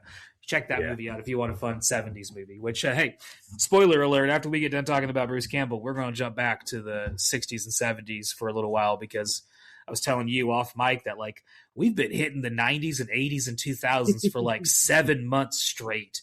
It's like, I want to watch some old shit again. So I think we're gonna jump back and go look like 50s, 60s, and 70s for a little while, just, a couple months. I have been craving some 70s movies. I'm not going to lie. Same, man. I think that, like, we spoiled ourselves. Like, we watched like 3 months of, not 3 months, but like 2 months of Planet of the Apes and all just 70s stuff. Yeah. And then we just haven't been back since. And it's like, we got to go back. Now, it might kill our numbers on YouTube, because every time we do millennial-centric stuff on YouTube, our numbers spike, versus when we go old school, people don't give much of a shit. But hey, we'll see. We'll draw you in, man. Speaking of being drawn in, another one of these stars tonight's antagonist is Francis Goutonnet. I am struggling with the French. Forgive me. He has been in a lot of things. Was in Murder, She Wrote, Call of Duty, Lost, Call of Duty 3, that is, and a Medal of Honor Above and Beyond, which is another video game that I'm not super familiar with. No. One thing that he was in that I had to look up, and I am convinced of this, nobody will convince me otherwise, is he was in a Canadian television show called Fly By Night, which I think, reading just the description, having never watched a single second of it, I'm going to call it the Canadian ripoff of Wings. Mostly because I just love talking about Wings. Wings was... I don't know, there was something special about. God damn, you get fucking Thomas Hayden Church, Tony fucking Shalhoub. It's a fucking office comedy before The Office. I hate The Office. I fucking hate The Office. I do not like The Office at all. Yeah, I don't think it's funny. I don't find it humorous. I don't know. Most of the people that are in The Office are like other people like Jim and everything like that. I'm like, if I had to work with you, I would fucking hate you. Oh, you would drive me fucking crazy. You would be so fucking annoying. Yes. Every time I've tried watching The Office, because I love the British version. Ricky Gervais's Office is hilarious. His is great. So when I heard they were making the American, I was like, oh, that's cool. I watched the first season. It was okay. I liked a lot of the similarities that the first season had to the British. And then it seemed like after the first season, the producers and writers kind of locked in on the beat that they wanted to hit, and they just kept hitting that beat. And it wasn't for me. It was like, let's give you more stupid Dwight shit. And it's like, how has he not been fired yet? How has fucking Steve not been fired yet? How would these people have a fucking job? Yeah, like, right? You're the reason that we have AI taking all of our jobs is because this stupid shit. Yeah. So Wings is an office place comedy that I appreciate, because at least they get fucking shit done. Yeah. Yeah, they show what it is like to work somewhere. And it's kind of cool because it's like, it's very different. They're pilots, they're mechanics, like it's awesome. Yeah. Listeners, if you've never watched Wings, do yourself a favor and go watch some Wings. Is it streaming anywhere? Let's look it up. Oh, that's a great question. Wings. Yes, the TV show I could get back into. Hell yeah, I love Wings. Like, it is streaming for free on Pluto. Very nice, Pluto. Way to go. Yeah. Apparently, from what people online are saying, you can also find a little bit of it on YouTube. So that's pretty cool. Maybe on Netflix as well. There were 8 seasons of it, so that's pretty cool. Oh, dang. Yeah. It's a good show, Wings. I did not watch all of it for certain. But, hey, what I watched and what I remember, I was a big fan of. Heck yeah. Next on the cast of our guest stars tonight is Faye Masterson. She is the, I guess, the female kind of central character here to Richie's friend that he's kind of got the hots for. Yeah. She's another singer. Yeah, she's the other singer that Dee Dee Bridgewater's character seems to be convinced is like after her spot. Yep. Yeah. Well, her character really starts to unravel. Yeah. Faye Masterson has been in a bunch of things. A lot of video game work. Mass Effect 3, Gears of War 3, Dragon Age. but she's also been in a bunch of movies as well. All of the 50 Shades movies, she's in all of those. She's also in Eyes Wide Shut, as well as the movie about former Vice President Dick Cheney called Vice. She was in that as well. Yeah. And then playing our police detective here tonight is Joe Sheridan, who would be in more video games. Detroit Becomes Human, as well as the Outcast remake that they did in the early 2000s, and a bunch of other credits and voice acting work. So pretty good stuff there. So he was in Detroit Become Human. You know who else was in Detroit Become Human? I never played it, so I don't know. Clancy Brown. Oh, okay, cool. I didn't know that. Who was in the first Highlander movie. Nice. Hey, there you go. He was squaring the fuck out of that circle. Kurgan or whatever. Yeah, the Kurgan. Yeah, the Kurgan. Yeah. It's a little bit of a connection there, man. Yeah. I like that. Yeah, that's awesome. I'll find you find those through lines. Yeah. I got red strings all over this board. Speaking of red strings all over this board, I finally found that there is a complete Highlander wiki. I have that pulled up in front of us to read the description of this episode before we share our thoughts on it. So here is what the wiki says about this episode. Summation. I'm not going to read the entire page, but here's a short paragraph that kind of sums up the episode. Ursa, that is our immortal here, is a mentally deficient immortal living under the opera in Paris. And he is in love with singer Carolyn Lamb, played by Digi Bridgewater. And she takes advantage of this. She makes Ursa kidnap her backing vocalist Jenny, played by Faye Masterson, out of jealousy of her talent. Duncan gets to go and hang out in the catacombs in this episode. That's fun. We'll talk about that. Yeah. And then he finds Ursa's hiding place, which is the catacombs. And this is important later this is me going off script here. This becomes important because we find out via the flashback that Duncan kind of helped Ursa out a lot when it came to discovering what it is like to be an immortal, and then it kind of knew that he preferred to be underground, which makes sense. I believe Ursa, isn't that connected to a bear? Yes, Ursa is I don't know if is it Latin or is it something like that? Because I have no idea. I just know that it has some kind of connection to bears, and so bears like to live in caves. Ursa likes to live in a cave, something like that.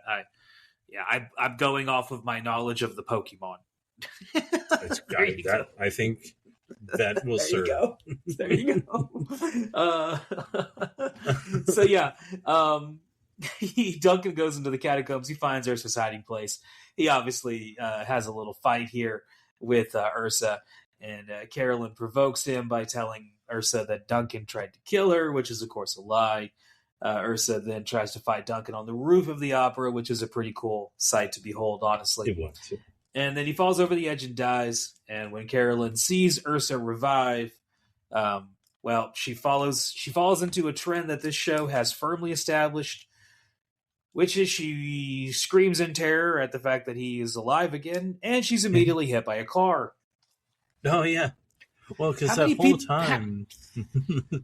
How many people have been hit by a car in this fucking show so far? Seriously, we're 16 episodes in, and I think every other one has a car in it that gets hit by somebody.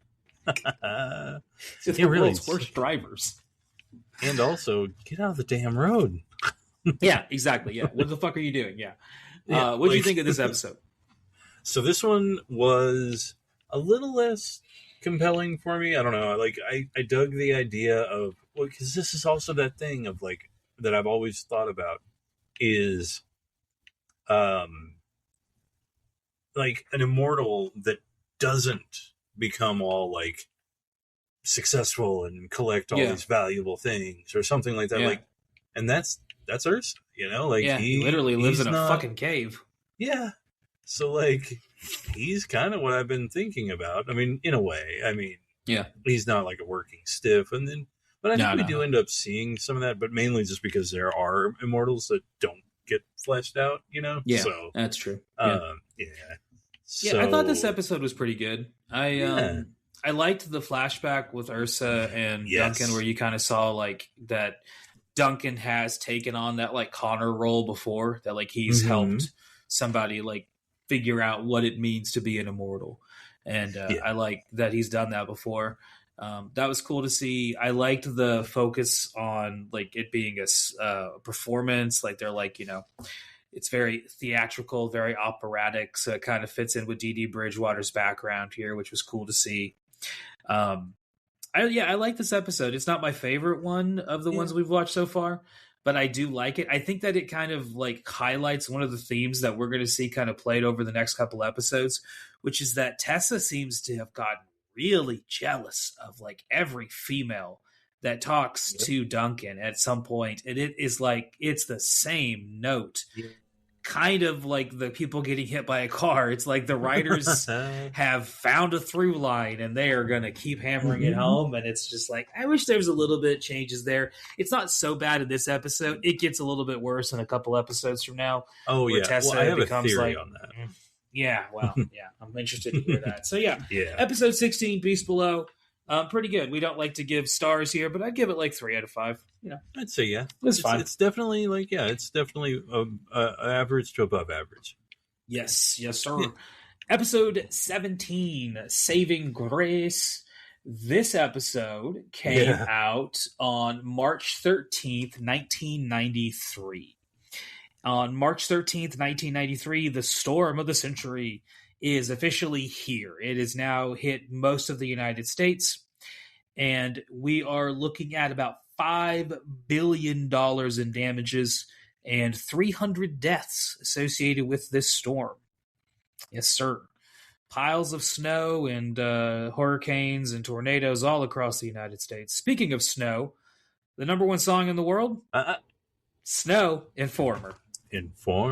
That is a song that all of us remember. Well, not all of us. Those of us that were alive in 1993 remember the other thing I remember about it, because I definitely remember like the video and everything. Like, the song was everywhere. That was everywhere. But I also remember in Living Color when Jim Carrey the parody did a spoof of it. I was literally about to bring that up and be like, did you ever see the In Living Color Jim Carrey spoof? Because I love that he points out the fact that nobody knows what the fuck he's saying in that song.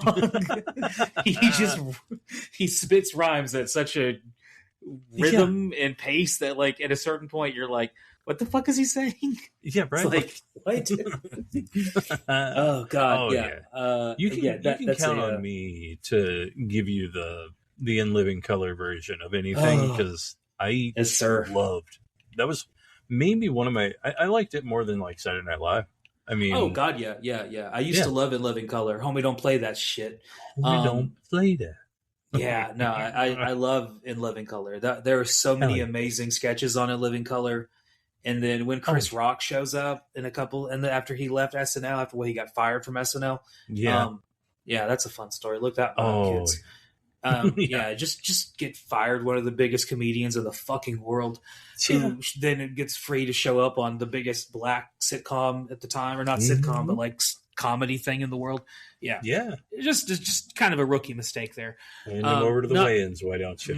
Not the last time we'll talk about SNL. Handing them over to the Wayans brothers, who some of the Chris Rock shit on In Living Color is even funnier than the stuff he did on SNL. If you've never watched In Living Color, and you love sketch comedy, you are missing a time, because that is one of the best sketch comedies. I don't even put. I think you have to put SNL by decade. You know, like 70s SNL is up at the tippity top with like Second City TV, Mr. Show. Mr. Show. I like Kids in the Hall a lot. Kids in the Hall was amazing. Yes, Stella was also a really good sketch comedy show. So good. And then speaking of Michael Ian Black, you get him in The State from back in MTV. State, where that show is all amazing. Those people came from. The State has my favorite sketch ever. I don't know if I've ever told you this before, but so it's a bit they do on one of the episodes of State, where it is the Nutcracker performed in the tiniest closet So it's just like, yes, it's just like they just keep going back to it periodically throughout the episode, and it's just like 6 people in a tiny closet trying to perform the Nutcracker. They just keep running into each other. It's fucking amazing. I love it. That's awesome. Oh, the state is so much fun. If you love The Reno State- 911, that's basically where that kind of came from. That whole They group. all started there. Yeah. They all And started it's there, which so was good. it's And like very, very Wet funny. Hot American Summer. Like, Yes, I all was about these to be folks. like, all of the Wet Hot American Summer, all of the guys that would eventually do, like Paul Rudd also kind of gets associated with those Yeah. guys. And then he would show up. A lot of them show up in, what's that Paul Rudd movie with Sean William Scott, where they like help out, and it's also got McLovin in it. Role Models. Yes, yeah. A lot of the guys from the state show up in Role Models too. Yes. Yeah, a lot of them do. Yeah. And then other sketch comedy shows we talked about that were really good that we kind of went over quickly. Second City TV is from Chicago, which kind of ran parallel with SNL and is more like Chicago Canadian based, and is very funny in a completely different way. That's also where you get like what's the name of that? They actually had their own movie. It was Dave Thomas. Dave Thomas and Rick Moranis. They did the beer guys. Strange Brew. Strange Brew. Yeah. The McKenzie brothers. Yeah, McKenzie brothers. Yeah, where they like Doug review and hockey. God, what was their names? Doug and Oh shit, I don't remember. But there's a lot of them. That's also where you get like John Candy shows up a bunch on there, and he does like his Eugene Levy. John Candy does the greatest impression of Orson Welles, drunk Orson Welles. Good. It's spot fucking on. It is so good. Amazing. It is so good. And then you get Mr. Show with Bob and David, who are coming back. Yeah, they are. Oh wait, are they? Bob Wait, and hold Dave. on. So it's a new, like, it's not really a stand-up special. At least I don't know what it is yet. It hasn't come out yet. But it's apparently after Bob Odenkirk's health problems, him and David Cross like reunited, and they hiked Machu Picchu. And so they did like a comedy special, or they're doing a comedy special kind of associated with the hiking of Machu Picchu. Awesome. Yeah, that'll be fun to watch. I love David Cross and Bob Odenkirk. Oh, dude. Let me tell Bob you. Odenkirk is... Go ahead. I was going to say with Bob Odenkirk, he did this thing where he recreated a scene in The Room, but he didn't play it. Yeah. He played it straight, and he played it straight, good. Yeah. And it's so Bob Odenkirk funny. Is one of the... I think when he dies, which hopefully doesn't happen anytime soon, knock on wood. Yeah, really. He'll go down in history as one of the greatest American comedy writers ever. He has written so many amazing sketches and bits from out that people don't even realize, like the fucking living in a van down by the river shit. A lot of that's him. We'll talk about that here in a minute, because that's going to show up in just a few.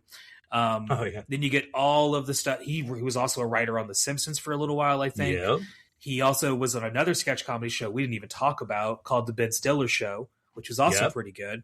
That's like Ben one of the few Stiller things with Andy Dick that I can actually tolerate. Yeah, because Andy Dick and Ben Stiller did a lot of stuff together. Yeah, Andy Dick is more constrained in the Ben Stiller Show. He's not like crazy Andy Dick yet. He's kind of just like normal comedian Andy Dick, who has some funny stuff in it.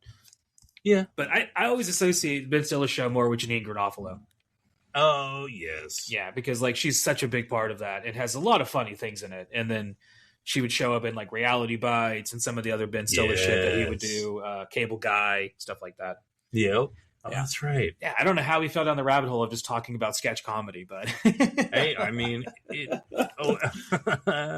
was because of Informer with Snow and Jim Carrey. Yep. I was like, how did we get down this rabbit hole? I'm like desperately looking for the way back, and I'm like, where is it? I fell down a cave. The second biggest song at this time was, there was a bunch of them, but another one that I thought was worth talking about was a song that had just entered into the charts. Two Princes by the fucking Spin Doctors. Oh, yeah. Good Time to Be Alive in 1993. Honestly. I love that song. That is one of my favorite songs. It's so good. I loved it in the 90s. Yep. I didn't listen to it for a little while because it kind of, went through that like time period was like, oh, I listen to like indie rock, Oh yeah. And then I kind of got out of that and was like going back into like my nostalgic phase where it's like, I'm going to listen to stuff from the 90s, you know, a bunch of one-hit wonders and stuff like that. And Spin Doctors, not a one-hit wonder. They had other songs that were also popular. Oh yeah. But Spin Doctors, Two Princes, that's an amazing song. It is still, it really is. stood the test of time. Absolutely. And the music video is also great too. It is. Oh man, you know, for some reason, and it probably shouldn't, but sometimes like Two Princes. Now this shouldn't remind me of PCU, but for some reason it does. That's a movie that a lot of things remind me of. I think so. There are so many things where like that movie just goes all over. Oh yeah, definitely, definitely. Yeah, I wish Jeremy Piven wasn't such a douchebag because it would make liking that movie a lot easier. I love PCU. It's a great movie. PCU is such a great movie. It's a great movie. Let's get back on track. Episode 17, we talked about what was going on when it came out. It was directed by Ray Austin, who is a guy we've now talked about a few times. Yeah, this is his last episode of Highlander that he ever directed. So our classic TV director that we have used again and again is departing us. He's departing us. The writer here tonight is Elizabeth Baxter. There's two writers. One is Elizabeth Baxter, who would mostly be responsible for the Raven spinoff, as well as something called Queen of Swords, which is not related to Highlander, but if you read the description, it seems like it might be, and a lot of the people that worked on Highlander and Highlander the Raven also worked on Queen of Swords. Ooh, so I wonder if it was meant to be. I think it might have been, or maybe at some point like a spiritual sequel that they just kind of like rebranded once Highlander seemed like it kind of wasn't what they wanted to associate with Queen of Swords. But it is a thing that we will see pop up again as well. The other writer here is Martin Brosilet. I think is how you say that name.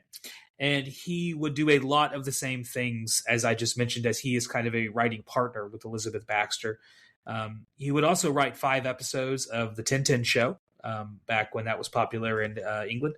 And he is currently a teacher in France for screenwriting at, I believe, the country of France's only screenwriting institution. So, kind of a big deal there. Kind of a big deal there. Yep. Darius is back once again. Yes. Yes, he is.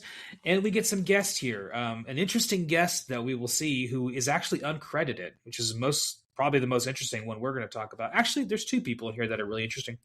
The first one, who's perhaps the least interesting one that we'll talk about, is a person by the name of Hughes Leforeste, and they have several French credits, 20 total, as of 2021.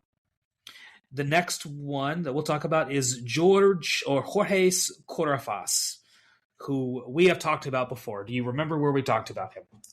I don't. He is Cuervo Jones from Escape from LA. Oh, same guy.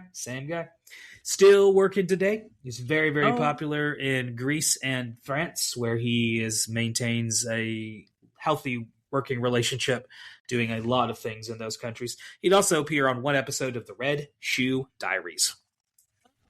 There we go. Another connection. There you go. I was going to say another franchise we'll have to dive into. Oh no. Perhaps not. Unless somebody really wants to. I don't know if the world needs a softcore porn, softcore porn reviews. Like, is that what the world needs? Is that the healing energy of 2026?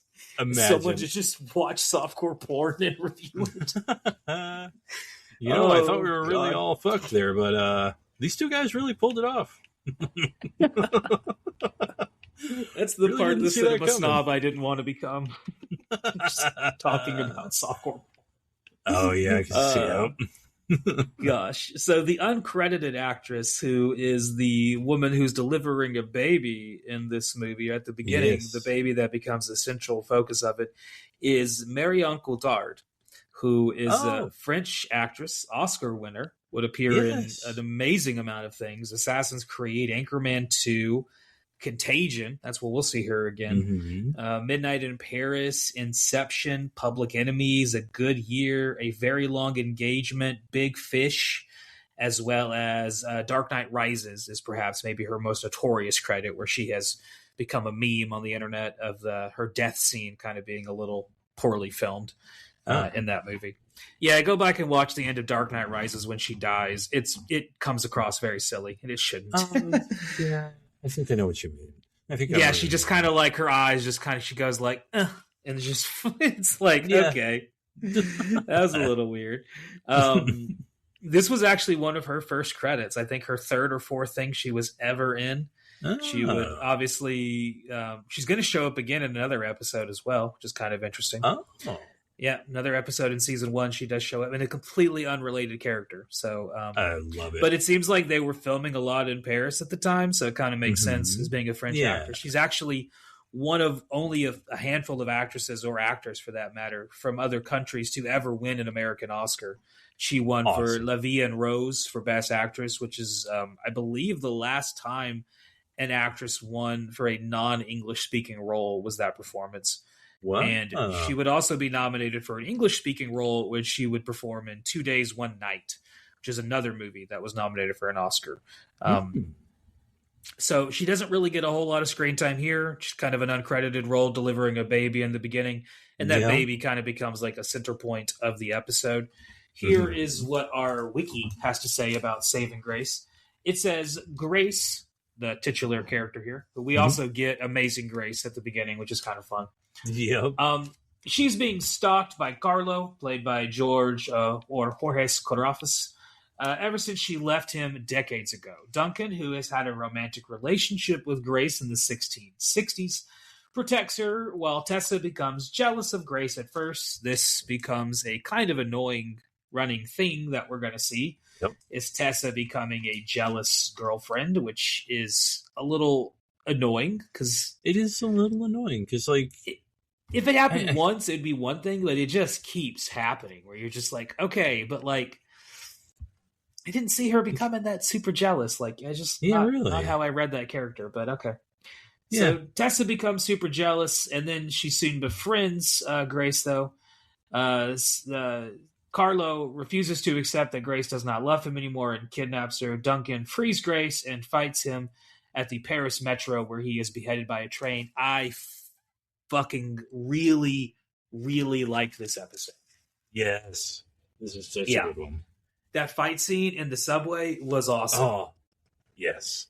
And then the quickening afterwards, awesome.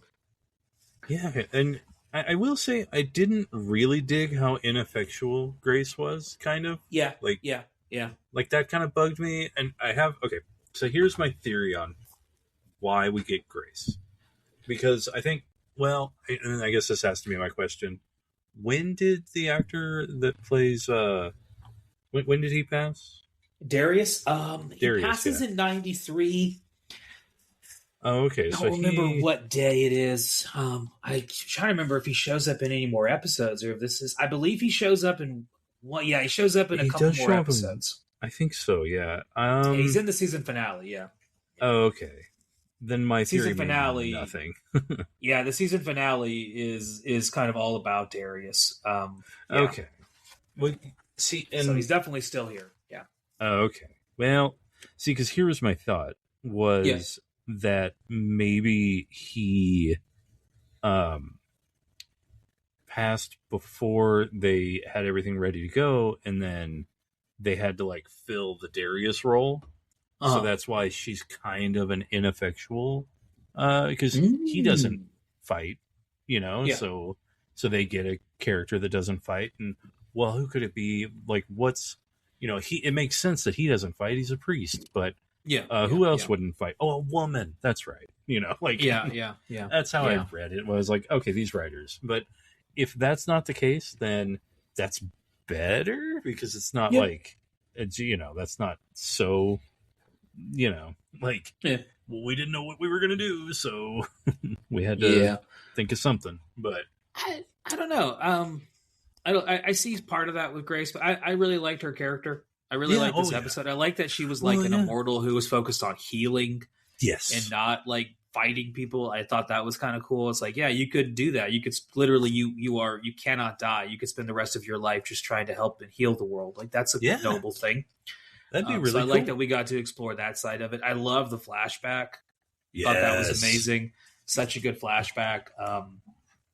Yeah, and like I said, the end of it is with the fight scene in the metro. I really like that. And I love the quickening afterwards, the visuals there. I liked that Duncan doesn't kill him because he doesn't really want to. Yeah, and when she definitely doesn't want them to kill each other at all. No, she doesn't want them to kill each other. Yeah, and I do like that Duncan has he's trying to stay out of this as much as he can, but at the same time he's keeps getting pulled back into it because he's like, this is my friend, I got to go help out Grace. Exactly. We've been, we used to be a thing back in the day. Yeah, that's right. Well, yeah, they did. And then, now I will say one thing that it answered one question for me about that I wasn't sure I had until it happened. But the idea of an accidental beheading, Oh, yeah.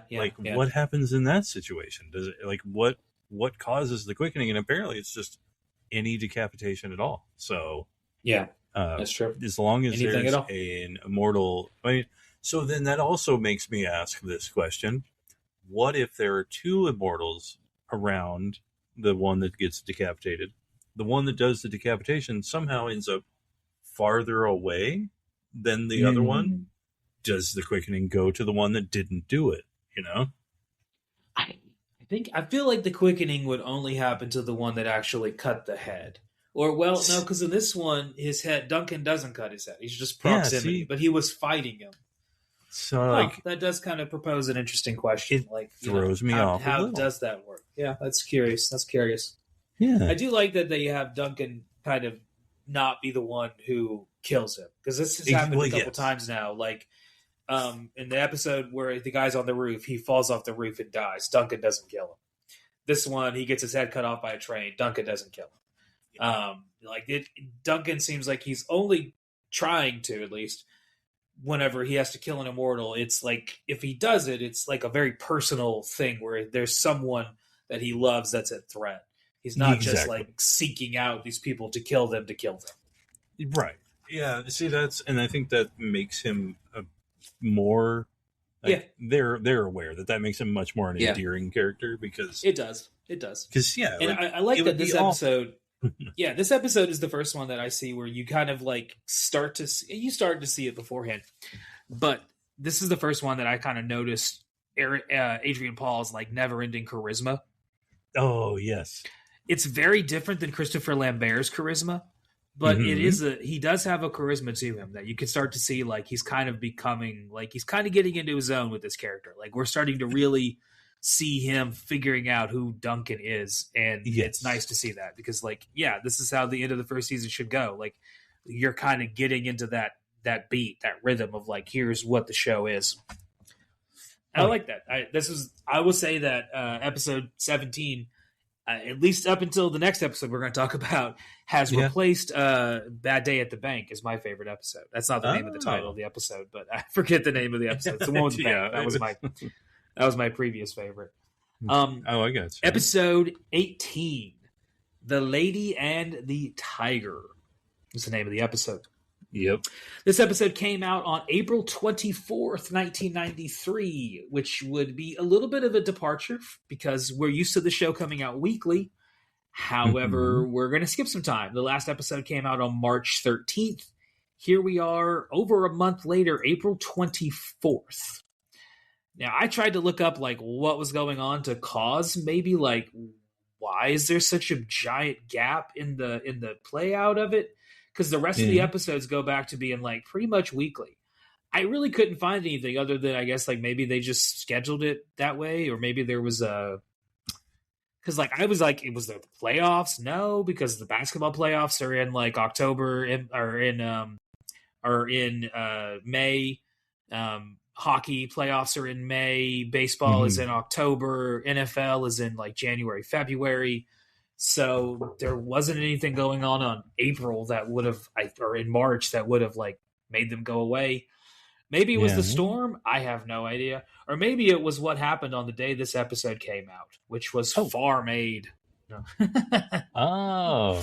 Probably wasn't Farm Aid, but Farm Aid did happen on this day in Ames, Iowa. Would you like to know who was playing on Farm Aid that day in 1993? I can already tell you one. You can always tell me one. Yep. Who's that one? Neil Young. Oh, Neil Young was there indeed, sir. Yeah, well, it's his thing. It is his thing indeed, yes. Joining Neil Young is Willie Nelson. Yep. This is a fucking hell of a lineup, too. I'm going to read them off, and this would have been a good show to go to. So you got Neil Young, Willie Nelson, John Mellencamp. Awesome. Arlo Guthrie. Hell yes. Johnny Cash. Fuck yeah. Lyle Lovett. Nice. The Jayhawks. Oh, yeah. And Dwight Yoakam. Hell yeah, dude. Oh, God, that would have been an show. amazing show. That would have been such a good show. That would have been such a good show. Oh, that's so... Oh, man. I'm going to have to find that. If it's I annoyed the shit out of my... I annoyed the shit out of my wife, bringing up Neil Young, because why not? I annoyed the shit out of my wife a couple of days ago because I got the song Old Man stuck in my head, and I just kept walking around the house screaming, "Old man, take a look at my life. I'm a lot like you." It's just driving her crazy. That's other awesome. Things that were thank you. Other things that were happening in the world is this is also the day that, going way back to the Troubles, the IRA, the Irish Republican Army, would drop a truck bomb that would blow up in pretty much right in the middle of London, killing, I think, 3 people and wounding a bunch of others. Yeah, which apparently led to London increasing their security measures around the entire city. So there you go. That was a different time. Those younger listeners who aren't familiar with the IRA, you should look them up sometime. You might learn some history about what was going on outside of America. Yep. Here's a little bit more that was going on because the director here is a Frenchman who would be named Robin Davis, who is responsible for a lot of French TV shows. Hitchhiker, several things I have never heard of. Yeah. The biggest movie they're responsible for is I Married a Shadow. So another big French film. The writer is Philippe Jean Taylor, who would be familiar with a couple of things. We've seen him before. He also wrote episode 5 and episode 15 of Highlander. Oh. But his primary writing career outside of Highlander was Mork and Mindy, which is a fucking hilarious TV show. Awesome. Speaking of hilarious TV shows. Yeah, really? The fact that we never got Robin Williams in like a straight up like sitcom, not sitcom, but sketch comedy would have been awesome to see that. Oh, yeah. I don't know if anyone could have contained Robin Williams, but I was about to say he would. On Mork and Mindy, he did kind of get the closest person to him, which is Jonathan Winters. Who's an amazing comedian. Jonathan Winters is fucking hilarious. Oh God! I think Jonathan Winters was Robin Williams' favorite comedian because you can even if you go back and watch Jonathan Winters shit, his early stand-up stuff, you can kind of start to see a little bit of early Robin Williams in Jonathan Winters with the quick changes between characters and all that different stuff. Yeah, Jonathan Winters did a lot of that back in the day. He was all over Mork and Mindy. If you've never watched that, more great television to seek out. Absolutely. This episode begins our debut of Amanda. Yes. Amanda. I was going to say, I get the feeling we'll see more. Yeah, she becomes a big character. She gets a whole spinoff called The Raven. That's all centered on her. Okay, I'm not going to lie to you. I did not know what The Raven was. Okay, yeah. So The Raven is a spinoff that we get of Highlander that comes a little bit later on in the show, and it is completely centered on Amanda's character as she is going to reappear a lot, and she kind of becomes one of the major characters, especially after Tess goes away. She kind of becomes one of the major female characters of the show, from what I have gleaned on the interwebs. I see. Indeed.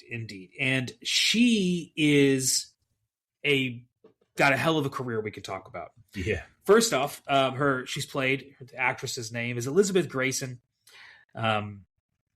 She's been in a lot of stuff. She's going to be a big character. She would also show up in Queen of the Swords once again.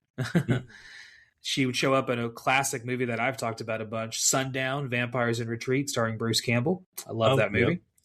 Yep. She was also in a couple episodes of Murder, She Wrote, as well as War of the Worlds Goliath, which was the anime War of the Worlds that we thankfully did not have to watch.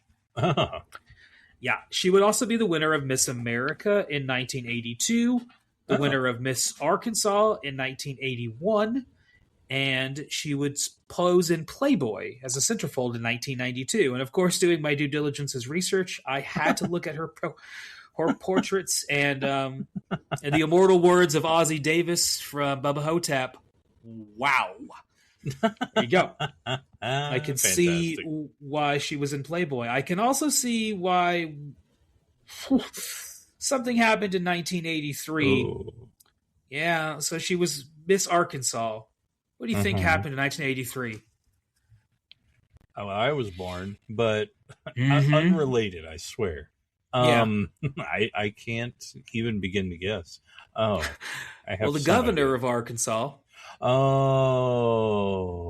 A man named Bill Clinton. Yeah. Who will eventually become a president of ours.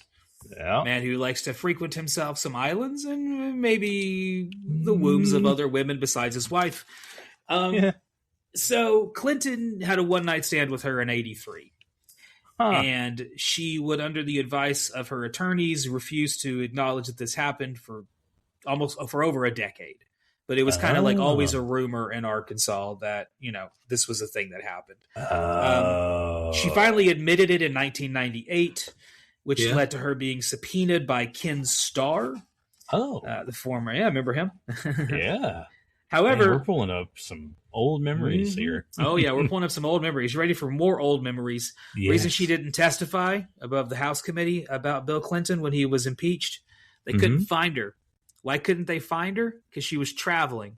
Why was she? This was before the internet, y'all. Why was she? Now it would be so easy to find somebody doing this. Yep. But yeah, she was traveling. They didn't know where she was. Why was she traveling? She was filming Highlander. Oh, there we go. So in a way, Highlander connects to the impeachment trial of Bill Clinton. There, call that. Here you go. Connect that to American history. That's amazing. That's amazing. Oh, shit. Yeah. Now, if we find out that in 1983 Bill Clinton was also on an island while he was having this affair, then, hey, we've connected it to a lot of American history. But we'll leave that for the speculation. Yeah, Elizabeth Grayson was and is kind of a large figure within the Highlander world, and had her moment in the sun in the history as well, which is kind of interesting to see. Yeah. Yep. Other guest stars in tonight's episode, one of them is Jason Isaacs, who was another pretty prominent actor. We've seen him before. He was in Armageddon. He was in Armageddon. He was also the main bad guy in The Patriot. That's where I mostly remember him from. Oh, that's right. The one that Mel Gibson gets pissed at because he fucks with Heath Ledger, his son, his goddamn son. I remember I had to watch The Patriot in my fucking history class when I was in 8th grade. Yeah, they made us watch it. We had to get parents' permission to watch it. Other things that Jason Isaacs has been in, he was in, for our video games fans, he was in Baldur's Gate 3, where he plays Lord Gortash. Mm-hmm. He was also in Star Trek Discovery. He was all over the Harry Potter series. I was about to say, that's what I recognize him as. Yeah. I recognize him more from Armageddon as well as from Event Horizon, which he was also in. Oh, that's right. And in The Patriot, like I said. He was also in Dragonheart. He did one of the voices in Cars 2, the only movie I've ever fallen asleep in during a theater. You know what movie I fell asleep in during? Which one? Arthur and the Invisibles. Interesting. Yeah, I went to go see Cars 2 with a whole bunch of people, like Jamie, Jessica, a bunch of people. The girl I was dating at the time. I don't even know why they all want to go see Cars 2. I didn't really like the first Cars. I don't think Cars is a really interesting franchise. So just go watch Doc Holliday with good. Lost that Michael J. Fox. There you go. Yes, indeed. So yeah, I got drugged along to see Cars 2, and I had not slept the night before. Like I had literally gone a whole 24 hours. I think I was writing at the time. So I wasn't sleeping. I stayed up all night writing something. And it didn't tell anybody that. I just was like, yeah, I'll go to the movies. And I immediately I remember the credits starting, the beginning of Cars 2, and then I remember the end of it, and I fell asleep during the rest of it. Amazing. And the people I was with, nobody woke me up. Nobody was like, Hey, wake up. Nobody. So I just slept through the entire fucking movie. That was a good movie experience. He was in that, so there you go. He was also in Grindhouse. He was in one of the little like mini commercials that was in Grindhouse. So yeah, interesting stuff there. Next guest star in tonight's episode is Fred Pearson, who's an English TV actor going all the way back to 1975. He actually worked on stage with Arthur Miller, so pretty impressive resume there. Yeah, he would also show up in a couple episodes of Doctor Who, so which I believe is every English TV actor's rite of passage. I was going to say. I really liked this episode. I liked the introduction of Amanda as a character. I thought she was really well written, really interesting character, a different kind of immortal. Yes. This became one of my new favorite episodes the moment I got done watching it. Absolutely. Right there with you. Here is what the description online says for this episode. It says, Amanda brings Duncan to fellow immortal Zachary in exchange for her life. Zachary Blaine attacks Duncan, but their fight is interrupted, so Blaine threatens to take Amanda's head instead. Amanda dissuades him by telling him of a priceless manuscript and offering him to assist her in stealing it. Turns out that she's a little bit of a thief and has run some gamuts over the times. And I like that they kind of implied that maybe Duncan helped her at one point kind of do this, which kind of gives you a little bit like maybe Duncan wasn't always the poster boy he pretends to be. Maybe he dabbled into the dark arts at times. I like that that's kind of implied a little bit there. Meanwhile, Duncan realizes that Amanda and Blaine didn't know each other, follows them, and foils their robbery attempt. Then Blaine fights Duncan and loses, but is beheaded by Amanda. So once again, Duncan doesn't take a head this time. Instead, we get Amanda killing. What do you think of this episode? I really like this because I don't know, like, me as a person, I am not a warrior type, you know? Yeah. Like, I'm much more subterfuge, and I will just be that, you know, I'll take that swing when nobody's noticing I'm there to take that swing, you know? I'm that guy. So I totally get it. And I know I like this because it's this idea of, like, because Duncan doesn't know who Zachary is at all. He's never met him. He doesn't know him. And does not. And but Zachary knows Duncan. So it's like this idea of like, this dude has just been hanging back, wanting to take Duncan's head this whole time for a long time, hundreds of years, and just has, you know, just stayed away from him and just never introduced himself, like never went head on from, you know, with him, and just been plotting on his ass. Yeah, well, and then like, white on a rest and pay plate, glass of milk, a snowstorm. Now I will say, Wayne's for you. Yep. Now I do realize that as I've said that, he also has a big reason for a big chunk of his time not being spent going after Duncan, like because more subterfuge. She has him committed, framed. Yeah, basically. Like, she kind of like a job goes south, and he takes the fall for it. Yeah, and that's another issue. Like with being an immortal, I mean, can you just be locked up forever? I mean, you get your 25 life sentences. I guess you just have to serve them. I mean, until the country that you're in prison goes under. Right? Like what? I mean, I guess you would desperately try to break out. Absolutely. Like, I mean, how else could you possibly, you know, like if you're serving a life sentence, they're not, you know, and there's no parole or there's no nothing. First of all, they're going to start noticing you're not aging. You know, like there's so many hassles and risks with being locked up. Like, so I like that we kind of get some of that alluded to. Yeah, kind of that, like, you know, he's the first one we've seen that's like been locked up before that we've met. I like that we're getting a wide variety of immortals now. We're getting like Ursa, who hides from his immortality, like it's something he's trying to forget. Yeah. We get this guy who's like an immortal who's been imprisoned before, so he's got that whole anger built up. We've got the immortal who would rather heal people. We've got the immortal who's like ripping people off and robbing them. Yeah. Just a whole bunch of different immortals. And I do like that the show has firmly settled into like there's like a monster of the week. We haven't gotten our episode 2 since episode 2, where we just like do a deep dive on Richie, and there's not really like someone we have to worry about this week. Just kind of cool to see. It is. Yeah, I really liked episode 18. I thought it was a great episode. The last episode that we'll talk about tonight is episode 19, which is an interesting episode for a couple different reasons. One, it is sometimes switched with episode 20. In so much as like in the DVDs, sometimes they're switched depending on the pressing you get, as well as they're also different online. So like if you look online, you can see that episode 19, depending on what source you go to, some places like IMDb and the wiki say it came out on May 8th, but other sites have it coming out on May 1st of 1993. An interesting change there. So to cover our bases as like, I don't know what day it came out, here's what was happening in the world on both of those days. On May 8th, May 8th is a huge day, so let's start with May 1st, first off, because, I think it's a little bit less crazy. So May 1st, 1993 is Sri Lankan president Pre Mazda was assassinated by a suicide bomber.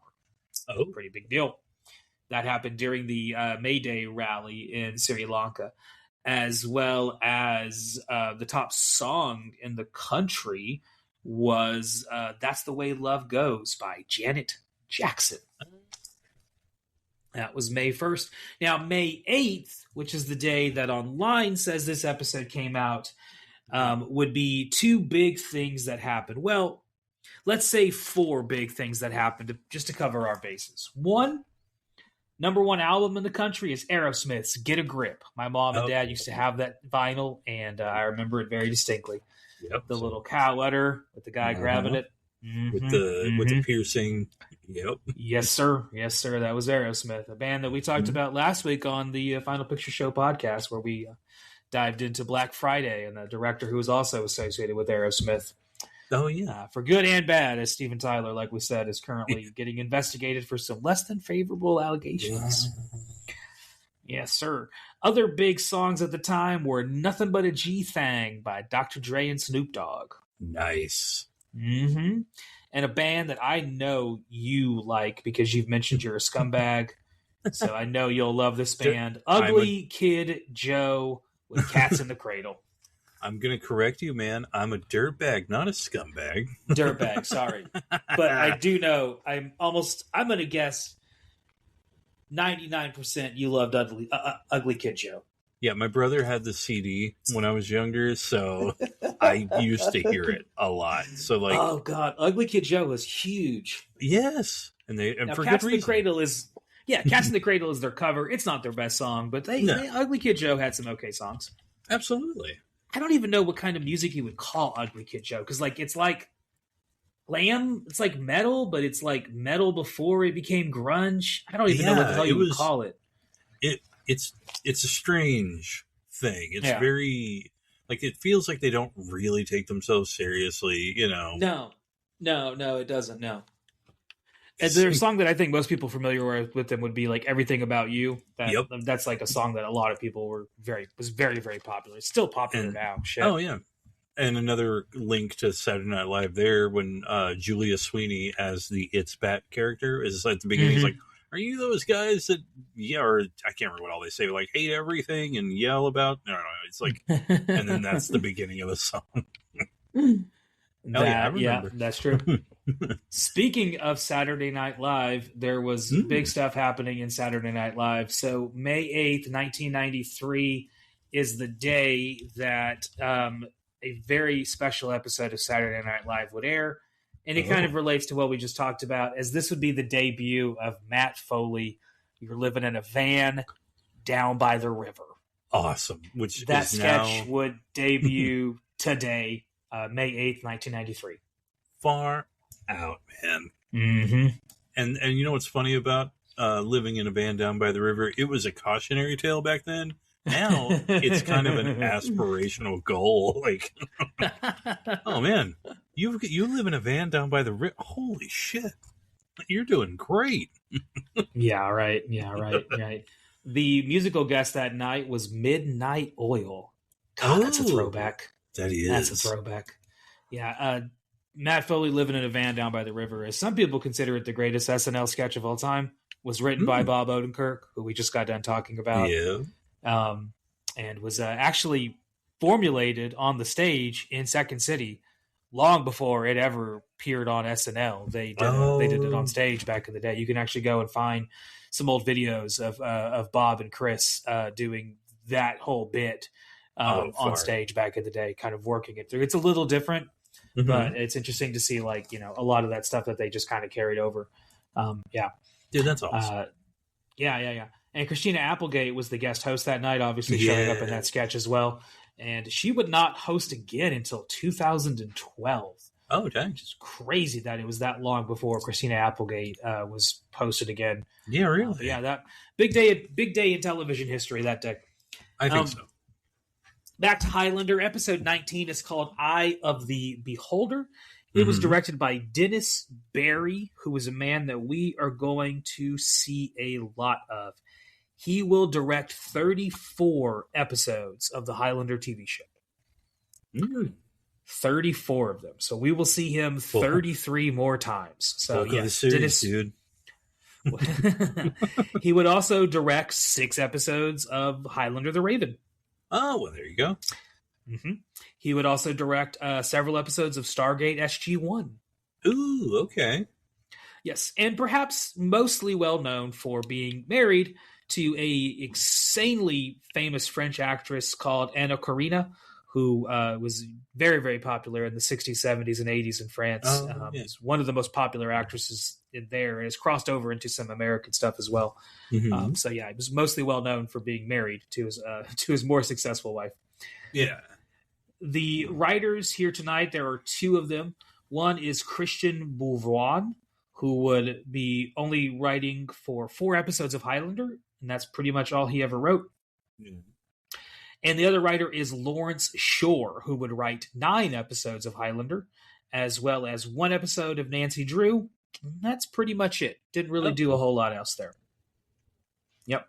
The guest tonight is the Immortal, played by Nigel Terry, who has shown up in Doctor Who, MI5, Fear.com, as well as playing King Arthur in Excalibur. Yeah, some very, very popular stuff there. Yeah, the actress, Rachel Palmieri, couldn't really find a whole lot about her. It seems like she is mostly kind of known for being in Highlander as well as Counter-Strike, which is a 1990s movie that I am not at all familiar with. That was a TV series, sorry.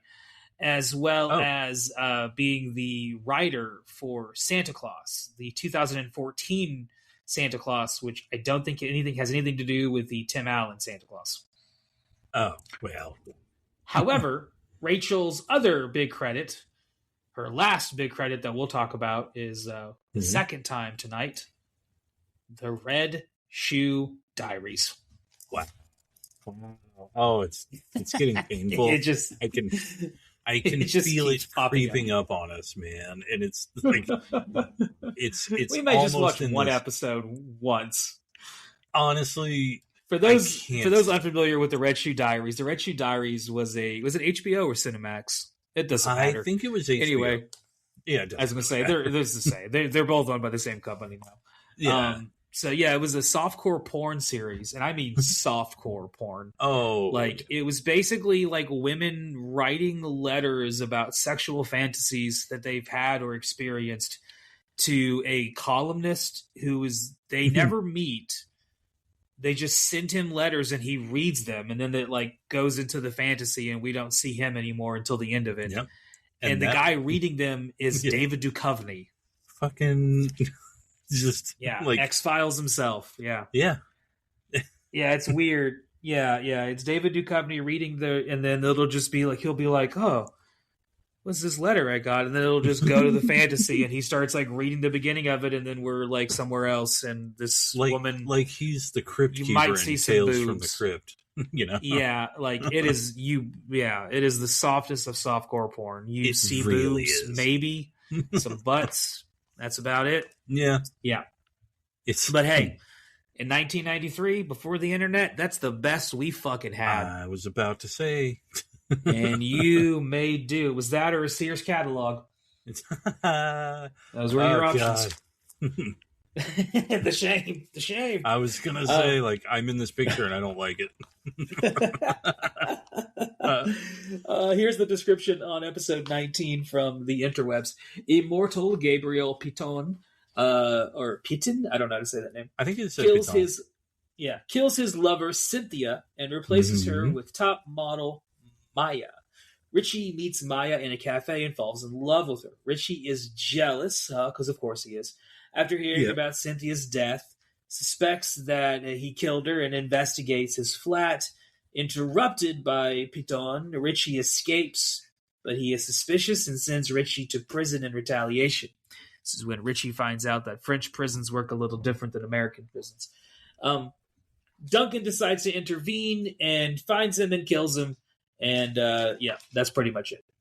One of the few times that Duncan actually beheads somebody so far. Yeah.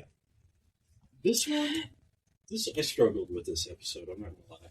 Yeah, same. I really liked the Amanda episode. The only thing I didn't like about the Amanda episode, that the one we talked about last one, was that we kind of get more of like Tessa being very jealous. But I kind of get her being jealous of Amanda. Well, yeah, because Amanda is very clearly like presented as like this beautiful, flirtatious, like sexualized woman who knows she's an immortal, loves being an immortal, and has a whole history with Duncan that like is kind of interesting.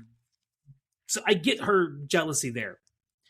But elsewhere, it seems a little like, we could have saved it until she met Amanda, maybe. That would have been a little bit more sense. But, yeah, so going, this episode, we get more jealousy, but now it's Richie who's jealous. And, this episode was a little bit of a struggle for me, too. The only thing I really liked about this episode was that Duncan mentions, like, how easy it used to be just to, like, change your identity. Oh, yeah, that's right. You just go fuck off in the woods for a couple of weeks, and then no one remembers who you are. You change your name. Yeah, I was like, God, with Social Security numbers, it became a lot harder to just like, run up a debt in one city, fuck off, I'm going somewhere else, and nobody even knows who I am. A little bit different here. Yeah, this episode was not one of my favorite episodes. I thought it's a Richie heavy episode. I know the difference.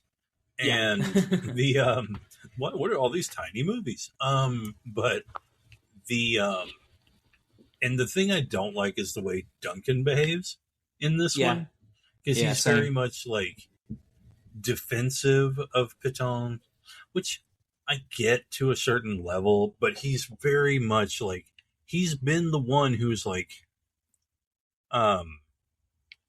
I don't know, like this driving force of everything, and now he's like the one that's like, no, it can't be. I'm the fool. He's playing like the fool or something, and it's like that's kind of different than what we've been seeing, like. Yeah, he's like he's kind of the one who's sort of above it all. Like we get him this way now, like. Yeah, I would say this episode isn't like bad in so much as that like we've really kind of hit like a really good streak of some really good episodes in a row. And this one just kind of stands out as being a little weak compared to the rest of those. I would have liked to see more Darius. That would have been fun. Yes. I think we could have continued with Amanda as being another character for this episode. I think there was enough meat on that potato where you could have gone back in for another bite. There was a lot of different things you could have done in this episode. Just a little bit like underwhelming. Just a little underwhelming. Yeah, it was. I think just compared to like some of the other episodes, like even our guest stars are not as interesting. The plot is a little kind of kind of played out. It's about a jealous, scorned lover, and it's like, okay, well, we've seen this before. Yeah, we've seen this type of immortal before. This isn't the first immortal that we've seen that's like, oh, he's jealous of his girl. Is like, okay. Yeah, like this isn't the first time Richie's been jealous. Like, it just kind of like we're kind of hitting a lot of the same things we've already hit on and not doing it in a way that kind of screams like, this is interesting. It's just kind of like, yeah, I've seen a lot all of it this before. seems forced. It's So it didn't feel natural. Yeah. Only interesting thing I could find about this episode is at the beginning of it. Other than, like I said, it in episode 20 sometimes being flipped in the order that they go. The other interesting thing is at the beginning you get some more Fine Young Cannibals when you get to hear She Drives Me Crazy. I remember that, and I was like, oh, well, now there they are again. There you go again. Yep, our friend Xavier showing back up once again. So that is where we are going to stop as we look forward to episode 20, 21, and 22, where we are going to wrap up season 1 of Highlander next time. We got a lot of stuff to talk about. We got Martin Kemp showing up in an episode. We get another Marion Cotillard episode. And then we get a special guest star. Another musician's going to show up. Oh, far out. Do you want me to spoil who it is for you, or let you find out naturally? I can't. You know what? I just got done saying that I wanted that episode to feel more natural. Let's make it natural. Let's make it natural. All right. Next week, you're going to be in for a surprise because you're going to see someone show up that you didn't expect. I have not watched episode 22 yet. I've watched episode 20 and 21, but we haven't talked about them yet. Yeah. So we'll talk about them next time when we talk about episode 22 as well, which I haven't watched yet, but I do know who shows up as I got part of it spoiled for me.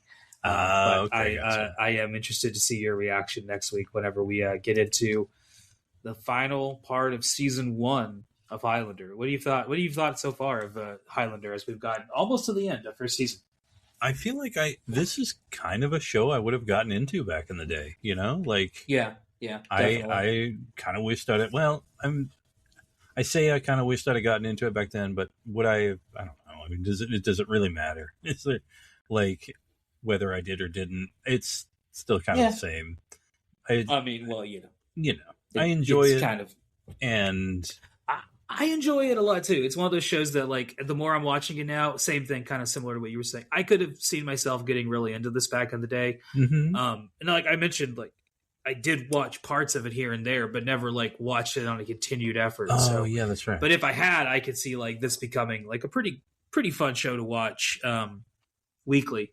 As the first 20 episodes we've watched so far have been pretty good. Pretty fun. Yeah. Some hits, some misses, but a lot of hits, more so than anything else. We'll have to see if season 2 keeps up with that as we wrap up season 1 next week. And then we're going to jump into the movies, the first 2 at least, so we can kind of see where the Immortals were, so we can see where maybe they're going. Yeah. As the first 2 Highlander movies are a really fun time. Hopefully y'all had some fun as we came along and talked about Highlander once again. We will see y'all next week. Bye. Take it easy. Let me get that. Hot damn, college boy. Thank you for coming and watching the show this week. Every single week, we come back and talk about a post-apocalyptic movie. And it's a good time. Sometimes we talk about extremely obscure movies that virtually no one really else talks about. Sometimes we talk about mainstream stuff that pretty much everyone talks about. So either way, you can come back and get some enjoyment. Hopefully you enjoyed it. If you did, you could give us a like, subscribe if you're watching on YouTube. If you're watching elsewhere, then rate the show 4 or 5 stars, whatever you felt. Leave a comment or anything of the sort. It helps with the engagement and all of that fun stuff that people always talk about at the end of these episodes. So thank you sincerely for listening, if you have listened, and thank you. I don't know what else to say. Just a simple thank you. Bye.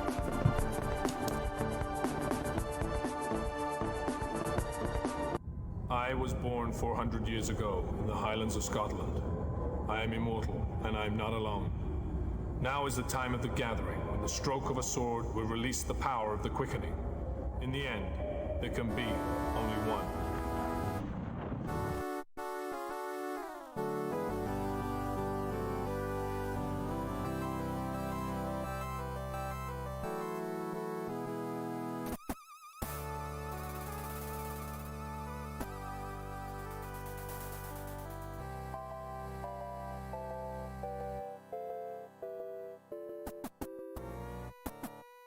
Yeah, right. Like, I washed my brain of them.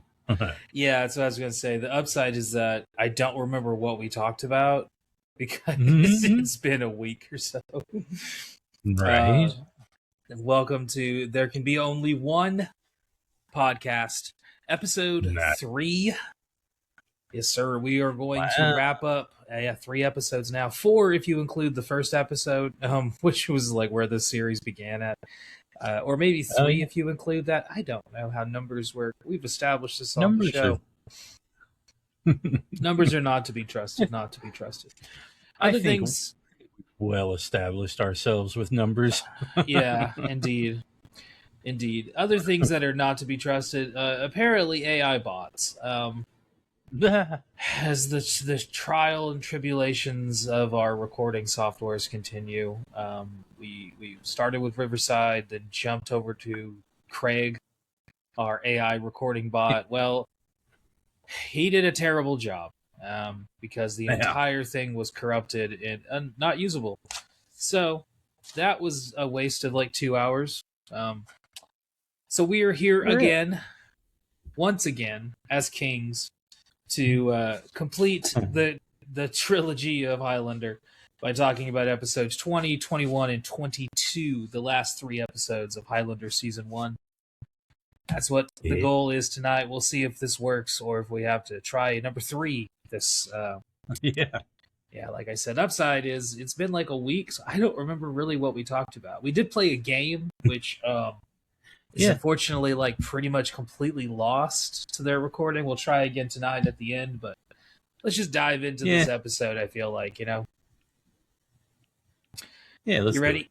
You ready? All right, here we go. Episode 20 was called Avenging Angel, and this episode came out on May 8th, 1993, which was the exact same day that the movie Dave was the top of the charts.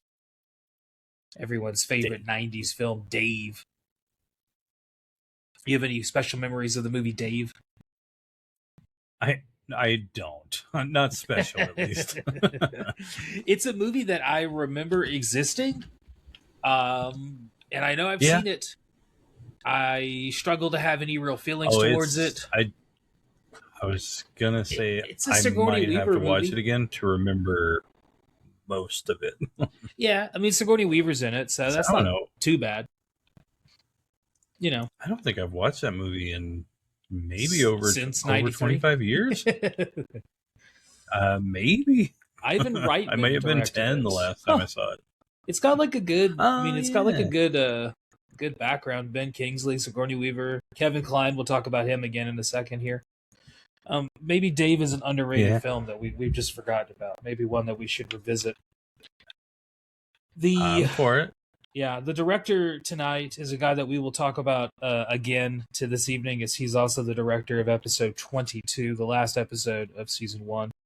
Is a man named Paolo Barzman. He is mostly a TV show director, directing a lot of things, including New Adventures of the Black Stallion, Fly By Night, what I dubbed a Canadian Wings ripoff without having ever seen it, and I'm still maintaining that. Yeah. He also would direct direct 14 episodes of Highlander the TV show, so we will see him beyond this evening as well, going into next season. And I think season 3 as well. He will direct some episodes there. As well, cool.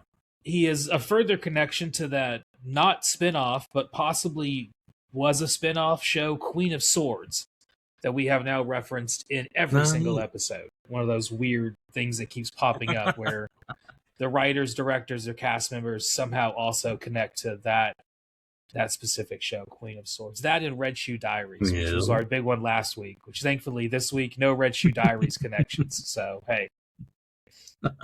Damn indeed. The writer of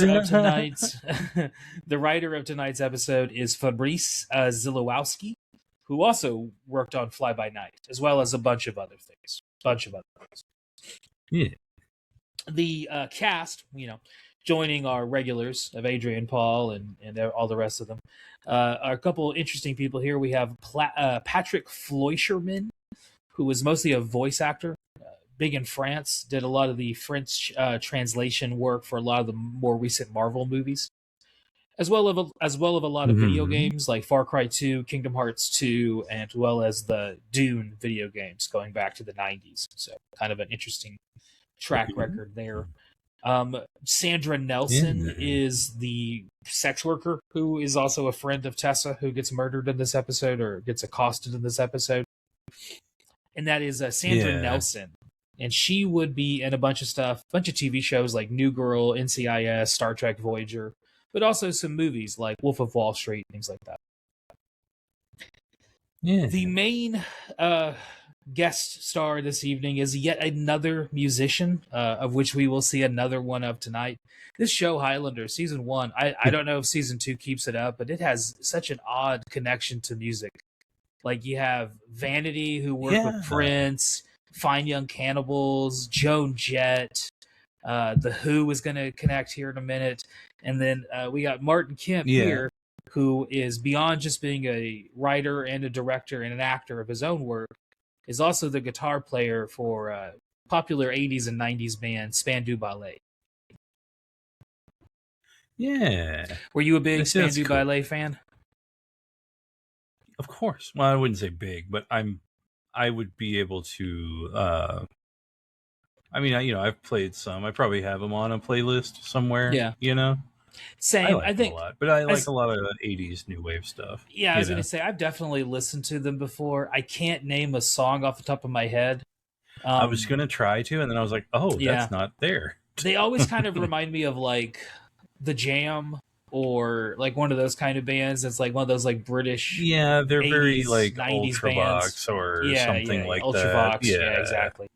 Like where it's like, I know I've heard your music, but I don't know the name of your songs off the top of my head. Yeah, I'm always happy when I hear a Spandau Ballet song. I'm like, hey. Yeah. There's never something where I'm like, this is awful.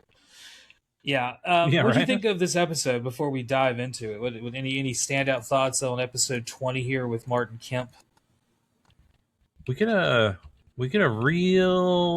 whole bunch of just sex work shame from Tessa here. Yeah. It's a little frustrating, Yeah, it was a different time, but also not cool. Yeah, she does like to lay a little judgmental kind of thing on her friend here. Like, how could you? You had so much potential, and it's like, And they use that one word that they use for sex workers that's really derogatory. She uses that a lot. It's like, all right. Yeah.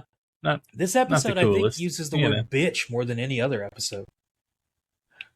Oh, God. I think bitch gets tossed around more than any other episode.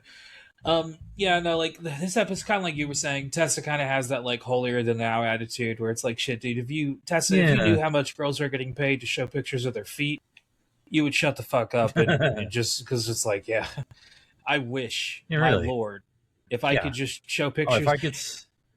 If guys wanted to see pictures of dicks as much as men want to see pictures of naked women, we would be living in the life of luxury. But that is not something that anyone wants to see. The male form has never been one that anyone is really like, at least not my male form. That's why, like, you see that in movies. I think that started in like mid 2000s or whatever, where comedy movies started showing dudes full frontal because it's funny. Dudes aren't alluring. Dudes naked is hilarious instead. Yeah. It's like, Jason it's not Segel. Fun to look at. It's funny to look at. Jason Segel had a run there of kind of showing his hog and like everything he was in. He also has a giant dick. So it kind of made sense to be like, well, let's whip it on out. Yeah, okay. Yeah, right? Yeah, it's kind of one of those things where he's like writing with what you have kind of a mentality.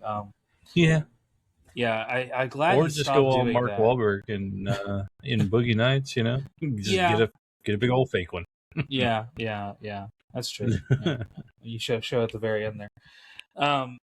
This episode was an interesting one. So the kind of the background here is that we see Martin Kemp's character be one of the first characters we've seen in this season so far, at least come to the realization after being killed that he is an immortal. So he didn't have any like, context beforehand that there was anything off or anything weird about him. And he's kind of a dick who gets stabbed by a sex worker, and that's what leads to him becoming an immortal. Yeah. So he's already not great. He's not a good person. No. And Duncan tries to redeem him by like trying to. He tries, catch up to him. He's like, he's like, let me tell you the rules, and it doesn't work. Yeah, no, it does not work because this dude is unstable. He went through some awful shit when he was a kid. He's basically had a serial killer upbringing. He has. He is basically a serial killer. Yeah, he considers himself to be like God's angel, like an avenging angel or a wrathful angel who can't die, and he's here to exercise God's punishment on, I guess, the sex workers who are around because I guess him. Well, I guess he pictures it as that because she was the one that stabbed him, and Yeah. So he's like, well, clearly I didn't die from that. That's who I'm supposed to go after. Maybe read a little bit more of that God book you got so vengeful in, because he Jesus hung out with some people who may have been some issues with he would have had Martin here. That's right. I do like his performance. He is very over the top, very campy. Having fun, which is kind of what you want to see from like a guest star, kind of embracing these roles. He's believable. Oh yeah, he's believable as like a crazy serial killer type. Like he's the kind of person if someone like him was going to become immortal, that's what would happen. Pretty much how he would react. Yeah, like what the seventh serial killer that Duncan's crisscrossed applesauce with. Yeah, like. Once again, I guess it's not even just C. Coover anymore, because it's now we're not even in C. Coover, and he's still running into serial killers. I think it might just be Duncan. I think he might be hanging out with some freaks. I mean, it's. Well, he keeps interacting. You don't get to live You don't get to live hundreds of years without attracting some weirdos, Some weirdos, happen. Like the two big returning motifs of the first season are serial killers and people getting hit by cars. Yes. Those two things keep happening over and over and over again. It's very silly when it happens. I thought this was one of the weaker episodes. I would say it's like right there in the middle. If we had to rank them, I would say this one isn't good. It isn't bad. It's fine. It's whatever. It moves the story along. It does. It gives us an idea of here's something that could happen if someone became immortal and they are not fit. They're not sound of mind. So that's an interesting idea. That's the interesting concept of it. Yeah, I was gonna say there's not really an interesting flashback.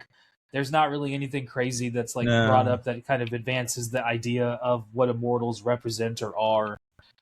There's not anything unique story here. We've had other immortals who are dickheads or assholes who are rapists, and so nothing new there. Yeah. Tessa seems once again to be a problematic person, and she's going to be disappearing in a few episodes into second season, so we're not going to see her much longer. Oh. So in a lot of ways, it's just kind of one of those episodes that exists, but you could completely skip it and you would miss nothing. This is an episode you could miss this week and you would not miss a thing. Unless you really love Martin Kemp. Unless you just really are a big Spandau Ballet fan and just really want to see his performance. Which, understand. Next episode was... So, he was good in it. He's the best part of the episode. Yeah. The next episode is episode 21, which was entitled Nowhere to Run. How clever. This episode came out on May 15th, 1993, which was an interesting day in history for a bunch of different reasons. The number one song in the country was by Janet Jackson. And number two is this would be a famous day in the history of Saturday Night Live, as the host would be Kevin Kline, right off of that success of Dave that we talked about last week. So there you go. Hell yeah. The musical host, or rather, he was the host. The musical guest on this episode of Saturday Night Live was Willie Nelson and Paul Simon. So two musical guest, that'd be pretty cool. Do you have a favorite Paul That Simon is song? cool. Diamonds in the Soles of Her Shoes is all. Oh, that's a good one. Diamonds on the Soles of Her Shoes is a really good one. I love me and Julio down by the schoolyard. Yeah, Graceland is an amazing. Oh yeah. The follow-up to Graceland Graceland is such is a also good pretty album. Oh yeah. Yeah, Rhythm of the I don't Saints. know if That's I'm also familiar. really good. It is. Oh, I don't know if I've listened to that one. Oh, dude, it's really good. It's a lot of the same kind of like musical arrangements, like the South African beats and drum beats and bass lines. Yeah, it's really really good. Oh, you would like it. Yeah, if you like Graceland, you should. Okay, I gotta check it out. One. Yeah, it's a little bit longer than Graceland, I think, but it's also really good. You would like it. You should just. It's a good one to listen to, like whenever you're doing something. Just like put it on when you're playing a game or something like that, and you get really into it. It's got some crazy beats to it that you would love.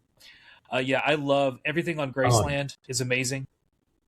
I also 50 Ways to Leave Your Lover is a really good song. Oh, it's so good. Cecilia. You can call me Al. Oh yeah, Cecilia. Yeah, Cecilia. You're breaking my heart.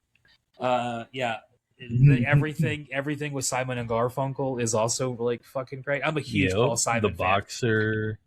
Yeah, the only living boy in New York. So for whatever reason, like YouTube started doing like their year-end like Wrapped things, kind of like Spotify started doing, you know. So I stopped listening to music on Spotify like years ago. I don't even have it on my phone anymore. But yeah, I do have YouTube on my phone to listen to music. And I listen to a lot of music on YouTube. Nice. And one year, I think it was last year. I was in like the top 3% of listeners in the world for Paul Simon because I just listened to much fucking Paul Simon music. I'm a big Paul Simon fan. Did you ever see that one? Speaking of Saturday Night Live and Paul Simon, did you ever see that one sketch? Yes. Where yes. The answer is yes. The answer is yes. He just remembers everyone except for Garfunkel. Art Garfunkel. That was so funny. Dude, you were the one yelling, you know. Yeah. Oh my god, that was so funny. I don't know who came up with that, but it's genius. I mean, oh god, yeah, he's a hilarious man. Do you have a favorite Willie Nelson song? Absolutely. Oh god, okay. So Redheaded Stranger is really good. He didn't write this, but him and is it Waylon Jennings, I think, that does Poncho and Lefty? Yeah. That one was written by Townes Van Zandt. Yeah. Yeah, obviously Townes Van Zandt, genius. I love him 100%. He's amazing. But Willie Nelson doing it is awesome. Yeah, Willie Nelson. I loved him in The Highwayman. He's great. Highwayman was great. City of New Orleans is great. Anything on Stardust is an amazing album. Yes. And then more recently, he did I think he did a thing with Casey Musgraves recently where he did somewhere over, the Rainbow Connection. Yeah, I think it was him and Casey Musgraves. I really liked it. Yeah, Casey Musgraves is a really great modern country artist who does like amazing stuff. Oh, she is so really good. Yeah, honestly, I really like. Maybe my favorite modern. Honestly. Yeah, have you heard her new album? It's pretty good. I have not, but I need to. It's one of those ones that I need to listen to. Yeah, I was gonna say there's a lot of really good modern country. Country's kind of like going through like a renaissance where you have like the modern country, which is like almost so devoid of country music. It sounds more like white boy rap music, and that at the same time is like the underground country is like getting really into like mixing like alt country with 70s and 60s country with all kinds of just cowpunk, even like all kinds of interesting shit out there. It's a cool time to be a country music fan. We're starting to see bro country in the rearview mirror finally. Yeah, Yeah. I think it's gonna die a painful death. I hope it's so painful. It's people who never gave up on nu metal and then discovered like, hey, if we take nu metal and mix it with country, people will love it again. It's like, yeah, they did. Never made that connection, and it pisses me off. Well, let's talk about what another thing that got pissed off on this day, May 15th, 1993. Like we said, Kevin Kline was hosting Saturday Night Live. Willie Nelson, Paul Simon were the musical guests. This episode of Saturday Night Live would have a little bit of legacy to it because it would also be the last episode where Chris Rock was a guest, where Chris Rock was a host member, worked for the show, and then Robert Smigel was a writer who would be. Both of them would leave the show after this episode. Robert Smigel, mostly known for us millennials for Incredibly Gay Duo, amongst many other writing things. Yeah. And then Chris Rock left Saturday Night Live, would have come back to host it a bunch of times, but would leave it as a staff member because, for the longest time, he was the only black guy on the entire show. And so a lot of the roles he got were very token and not really showed his full talents. Yes. At the same time, in Living Color, which was a more diverse cast with a lot more black comedians kind of exercising their creative talents, was kind of a obvious landing spot for Chris Rock, which is where he would go. Yeah, and also in Living Color, kind of the sketch comedy I prefer, Yeah. We talked about that last week. Yeah, we went down a whole rabbit hole of talking about our favorite sketch comedies. Get into all of that. Oh, yeah. It does not take much, does it? It doesn't, no. But in Living Color, but unfortunately, shortly after Chris Rock joined in Living Color, the show would actually be canceled. So I think he would only be on it for a couple episodes before it got shut down. But Chris Rock's episodes of In Living Color are pretty funny, though. His sketches, the parts that he contributed are very, very funny. The parts he was on were pretty great. Oh, yeah. The director of tonight's episode... I love Chris Rock. Chris Rock is one of my favorite comedians. Yeah. Oh, yeah. The director of tonight's Pootie episode... Tang loved that movie, and he wrote that. Pootie Tang is a tremendous film. Anyway, the director of tonight's episode is Dennis Barry, who we actually talked about last week as well, and the week before that, as he has been the director of a bunch of episodes of Highlander, and will continue into the next season as well. The writer of tonight's episode is another guy that we've talked about before, David Abramowitz, who wrote 86 episodes of Highlander, as well as worked as a crew member or consultant on a lot of other parts of Highlander, including some of the movies and The Raven and some of the spinoffs as well. So kind of deeply entrenched in this series. Bulk of the series, dude. The cast tonight, our guest cast members are a returning one, Oscar winner Marion Cotillard, who was here last week as she played the woman who was pregnant. Here she plays the woman who was raped. So showing quite the range for our writing crew here. Well, you're right. I mean, there you go. Yeah. It's basically how an amazing 90s actress who is. That's Sorry, my cat behind me is going just absolutely insane. She's having so much fun. She's just caught me off guard. I'm like, what are you doing? She's running from one part of the room, knocking a ball, and then hitting it against the wall, running across the other side of the room to catch it. And it's just like, she's entertaining herself. So that's awesome. Yeah, Marion Cotillard, an Oscar winner and Oscar nominee multiple times now. She's probably going to win at least a couple more in her life before she retires from acting. So interesting that in her two Highlander roles, because this is her last time working on the Highlander show, that she played a woman who was pregnant. It's a good time to just walk away. And a woman who was raped. That's the range of writing, acting jobs you got. Be like, cool. I think I'm done. Yeah. Her career obviously went to bigger and bigger things. The main villain is Peter Guinness, who would be in a bunch of things. Justice League, Alien 3, The Saint, and another 80s hidden gem, The Keep, directed by Michael Mann, one of his early movies. It's also based on a horror novel. Yeah, it's a great one. The novel is also really, really good. It's about these Nazis that are hiding up inside of this keep. And what do they open the keep and find? Oh, well, all kinds of critters and stuff like that. It's kind of your standard horror flick after that. But the build up to it and the way it's filmed is very, very Michael Mann, very whoever's filming this has obviously got some talent, and it shows in that movie. It's a good movie. You played that one. I think it's on TV. The last person that we'll talk about in the cast is Anthony Head, and he was in Rupert and Buffy. 121 episodes. Bulk of the series, bro. Bulk of the series, dude.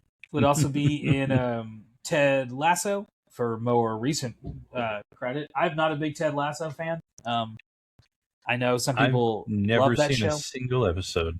I was forced to watch it in a training exercise because my new administration, one of the members of it, is obsessed with Ted Lasso. Like, loves it. Is obsessed with it. Loves it.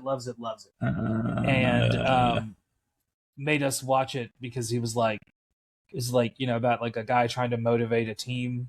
I don't know. It's about soccer, football, you know, and it didn't really interest me. So, but some people love it, and it's like one of their favorite shows of all time. So I don't know. Maybe I'm missing something, but he's in that. He's also in Warehouse 13. It's presented to you that way. Yeah. He's in Warehouse 13. He's in Ghost Rider, Doctor Who, and Repo, the Genetic Opera. That's right. Yes, sir. A movie that I was forced to watch. A movie. And one of the most uncomfortable movies I've ever been forced to watch. Not even because the movie is bad or the movie is like whatever. The story behind it. I like it.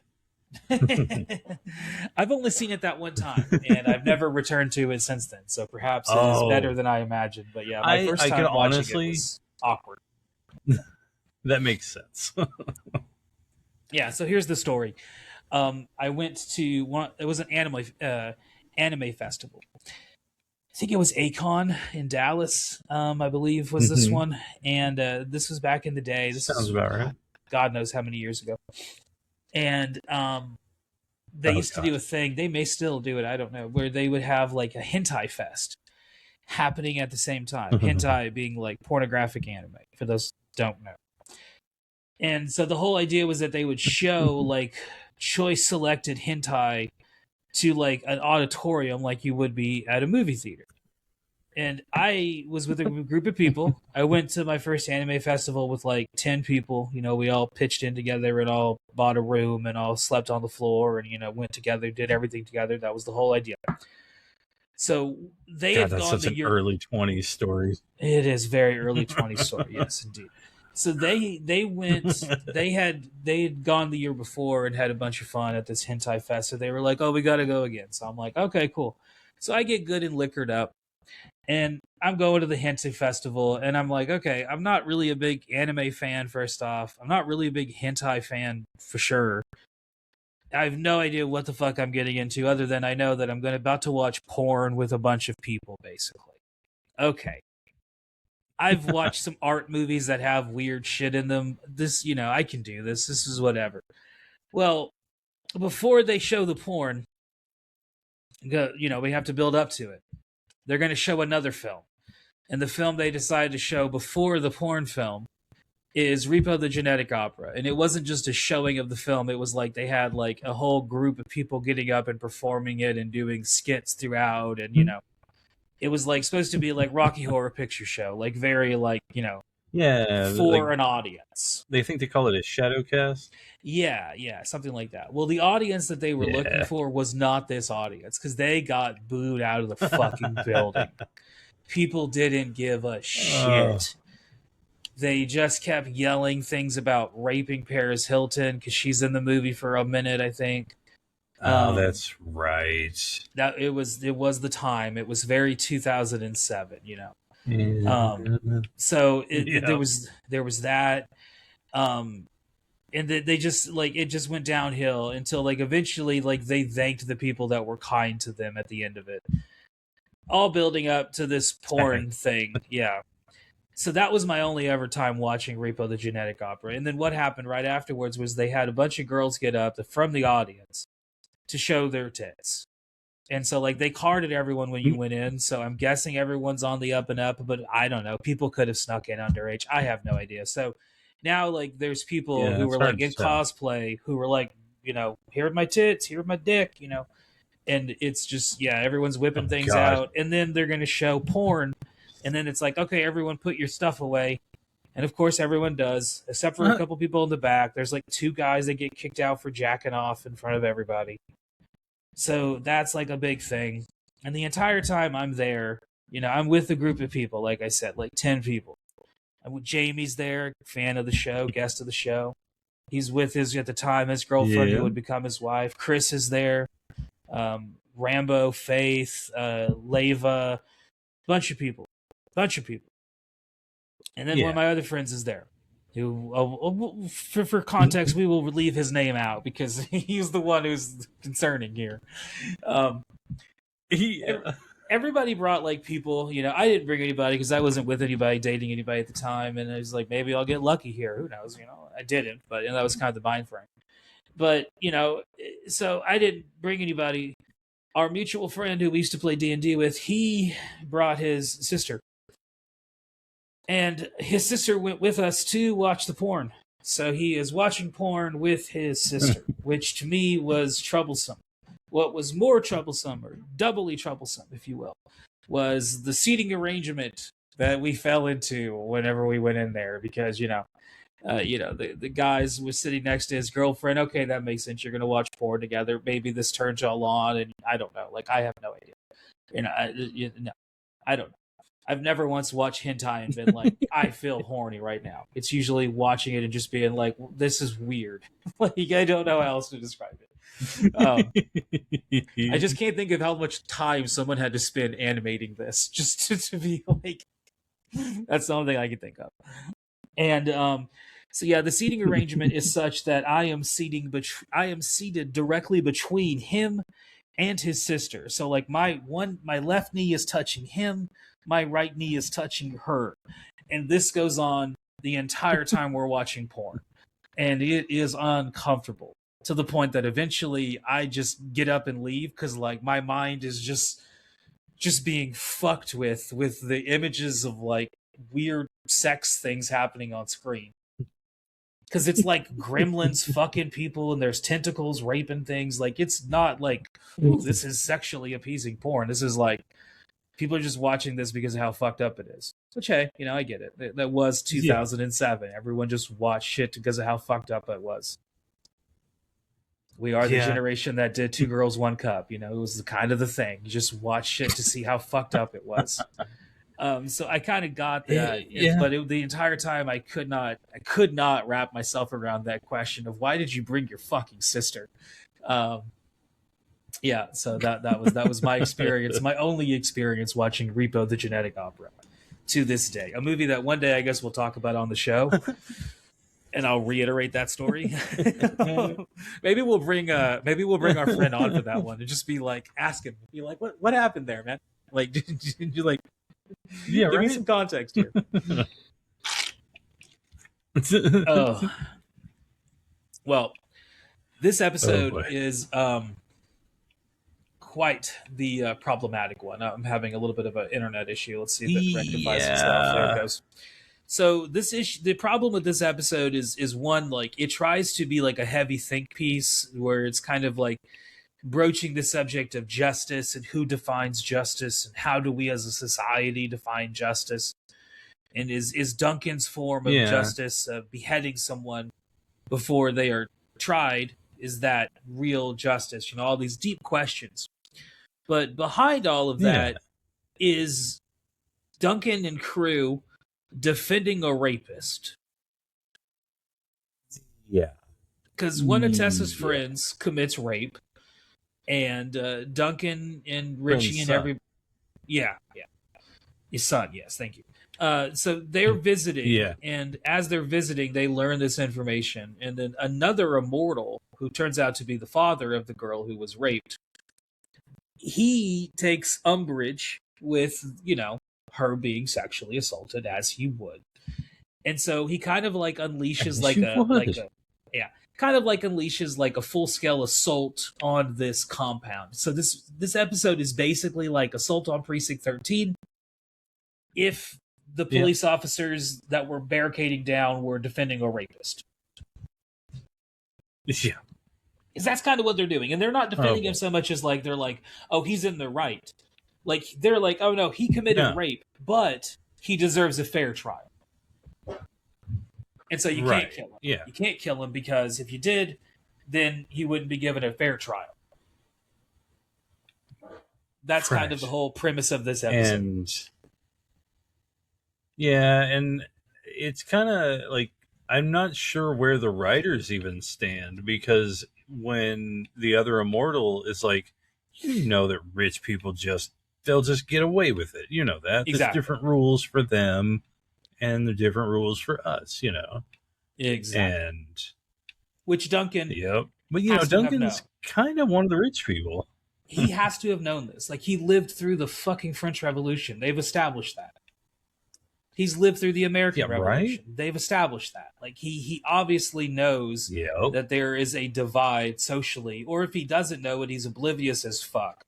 Which is like, okay. Oh, yeah, absolutely. All this history you've studied apparently didn't point out the obvious problem in society, which is that there's the have and the have-nots, and the haves get treated very differently than the have-nots.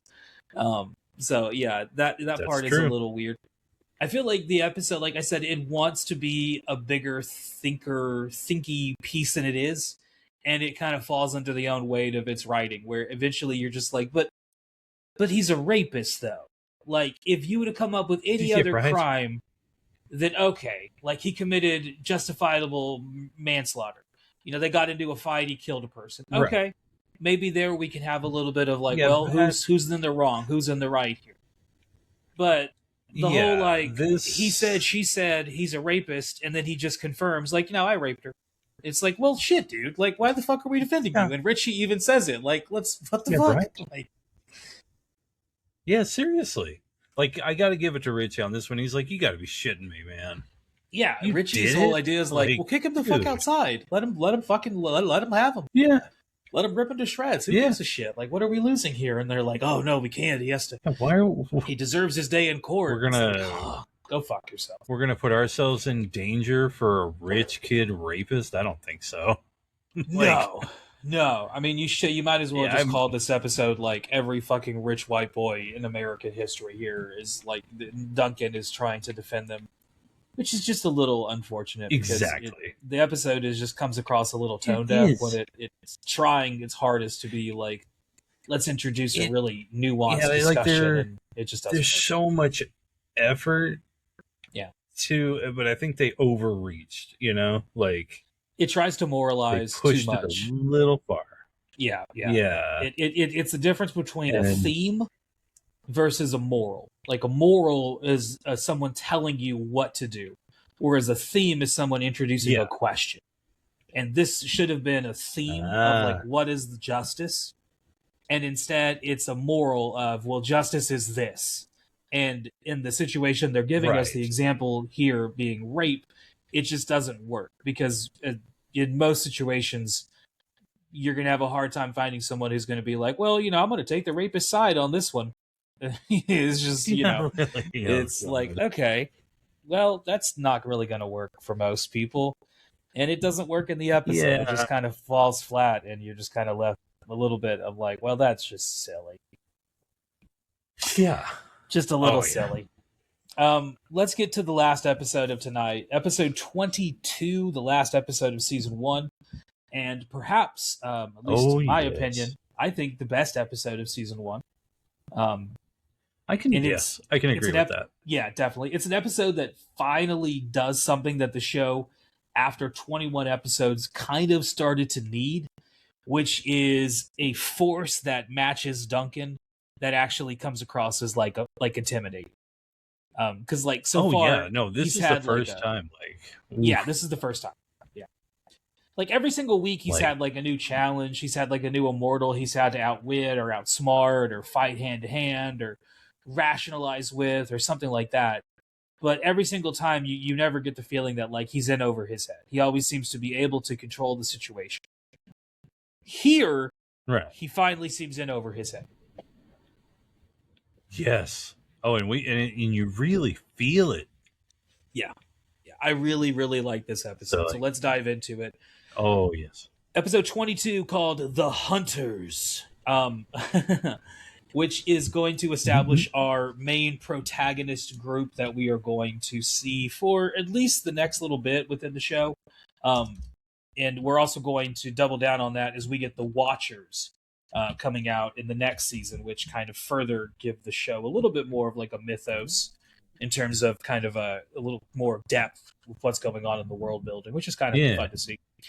This episode came out on May 22nd, 1993, close to the day that we're recording today in 2026. So many, many years later. Yeah. Here's what was going on in the world. Janet Jackson, still top of the chart. However, slow riser, someone climbing up there that's going to become big in our lives, which is a song that you and I both love, which is All That She Wants by Ace of Base. Hell yeah, dude. Hell yeah. Oh, Good time. Good My times. sister had that CD. Yeah, that's one of those, like, I have a special fondness for 90s dance music and techno. Yes. And I can't name most 100%. Of the songs. But I know them just because of late night infomercials. Not only that, but you remember Night at the Roxbury? That had a lot of those songs on there. It did. It did. That and I watched that movie a ton when I was younger. I haven't watched it in a long time. I need to go back to it. Yeah, I need to go back to that one as well. I own that one somewhere around here. So nice. May 22nd, 1993 was also the same night that WCW hosted their Slamboree pay-per-view, a Legends reunion. This one was in Atlanta, Georgia, in the Omni famous wrestling venue. And this was mostly kind of like WCW inviting a bunch of legends back, people who used to wrestle, who they were kind of, returning to the ring for a little one-off.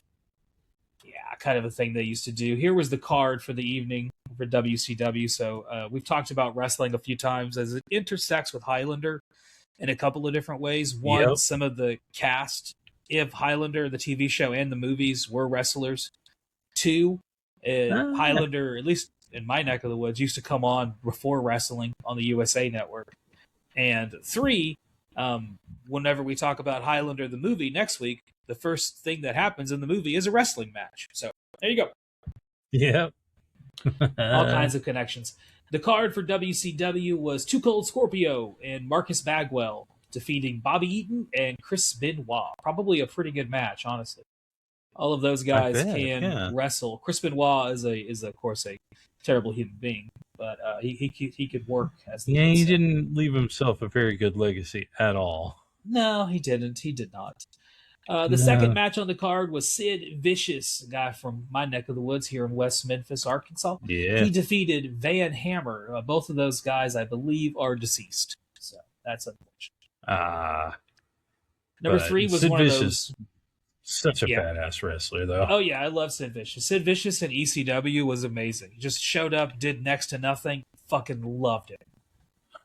Loved it. This match was 35 seconds long, so Sid Vicious showing up, doing next to nothing, people loving him. That was his MO. Awesome. That was his MO.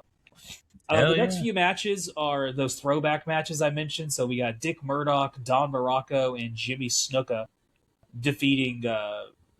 getting into a no contest with Wahoo McDaniel, Blackjack Mulligan, and Jim Brunzell. So none of those 6 old fuckers would take a pin. God damn. That would have been a terrible match. Well, 9 minutes and 6 seconds of pain. God damn. Oh, no. That's a one that I would have fallen asleep during.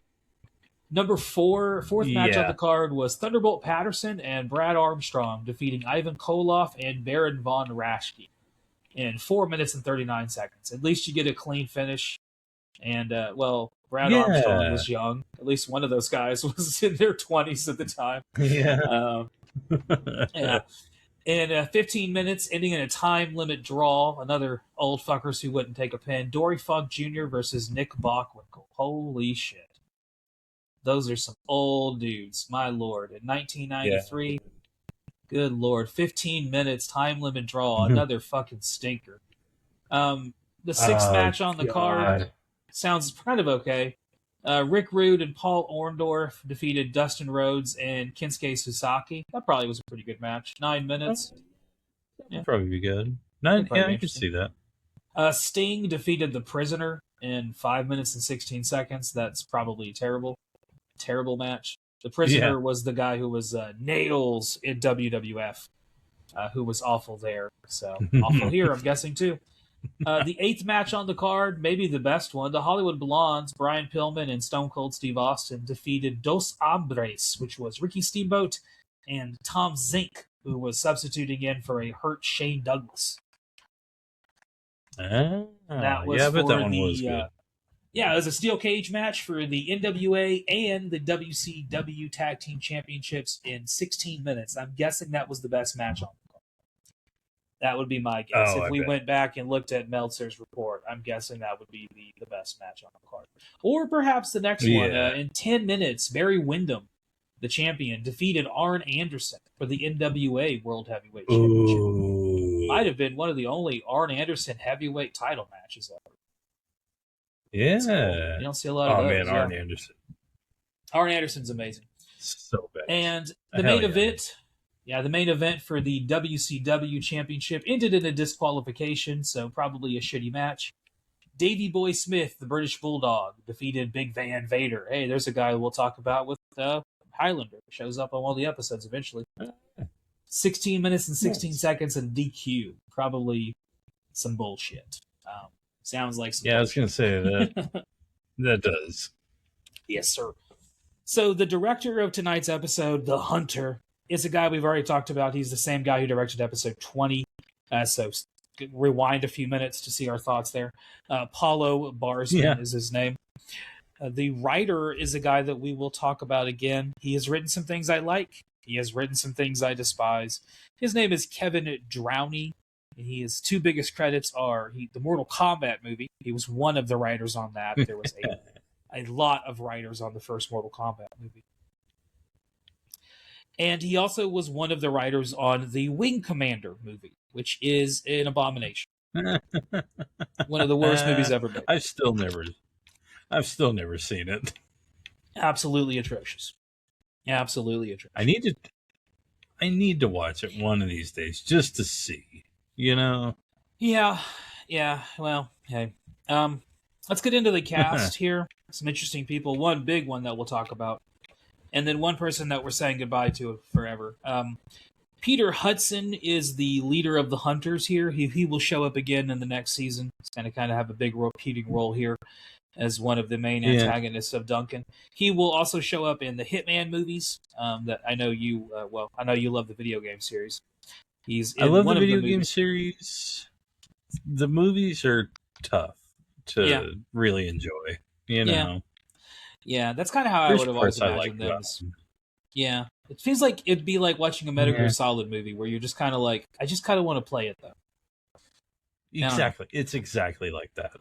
Yeah, just kind of seems frustrating. He was also in The Last Duel, that Ridley Scott movie with Ben Affleck and Matt Damon. Did you ever watch that one? I never watched it. I think Adam Driver is in it also. Adam Driver. I kind of want to watch it. I think. Is it based on a true story, or? I have no idea. I didn't make it all the way through. I started it and I fell asleep. I need to revisit it. And it's not that I fell asleep and it was like bad. It was more of just like it was long and it's a lot of like character driven talking. It's not like a sword and sorcery action epic. It's more of like a Game of Thrones. Like we're not as young as we used to be. We can't sit through movies all the time. No. That's why I like certain movies that kind of like are more up tempo. You have to be in a certain mood. That one I wasn't in the mood for at the time.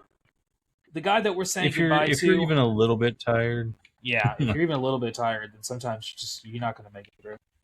The guy that we're saying goodbye to is Werner Stalker, who was Darius, who would actually die about 5 days after this episode comes out. He's actually not even in this episode. Yeah, it's so sad. He's not even in this episode. Every single thing that he shows up here is all stock footage. So it's all stuff they had previously filmed and outtakes and things that they had cut or things that were left on the cutting room floor from previous episodes that he had appeared in. So, yeah. Our main guest, and he's a big guest, one of the biggest guests, perhaps the biggest guest of season 1, is Roger Daltrey, lead singer of The Who, as well as an actor who's been in all kinds of different things. But mostly The Who. You just, Mostly The Who. Yeah, if the Beatles were the number one band and the Stones are the second biggest and Zeppelin's the third, then The Who have a fighting chance for number 4 or 5 up there, I think so. And then, of course, Slipknot being number 6. Really edged that one in there. Like, Britain, Iowa. So Roger Daltrey in 1993 was approaching 50 years old, and he had just been inducted into the Rock and Roll Hall of Fame, as The Who was kind of reuniting, or trying to reunite. They had broken up in 83, so this was about 10 years after The Who had completely broken up.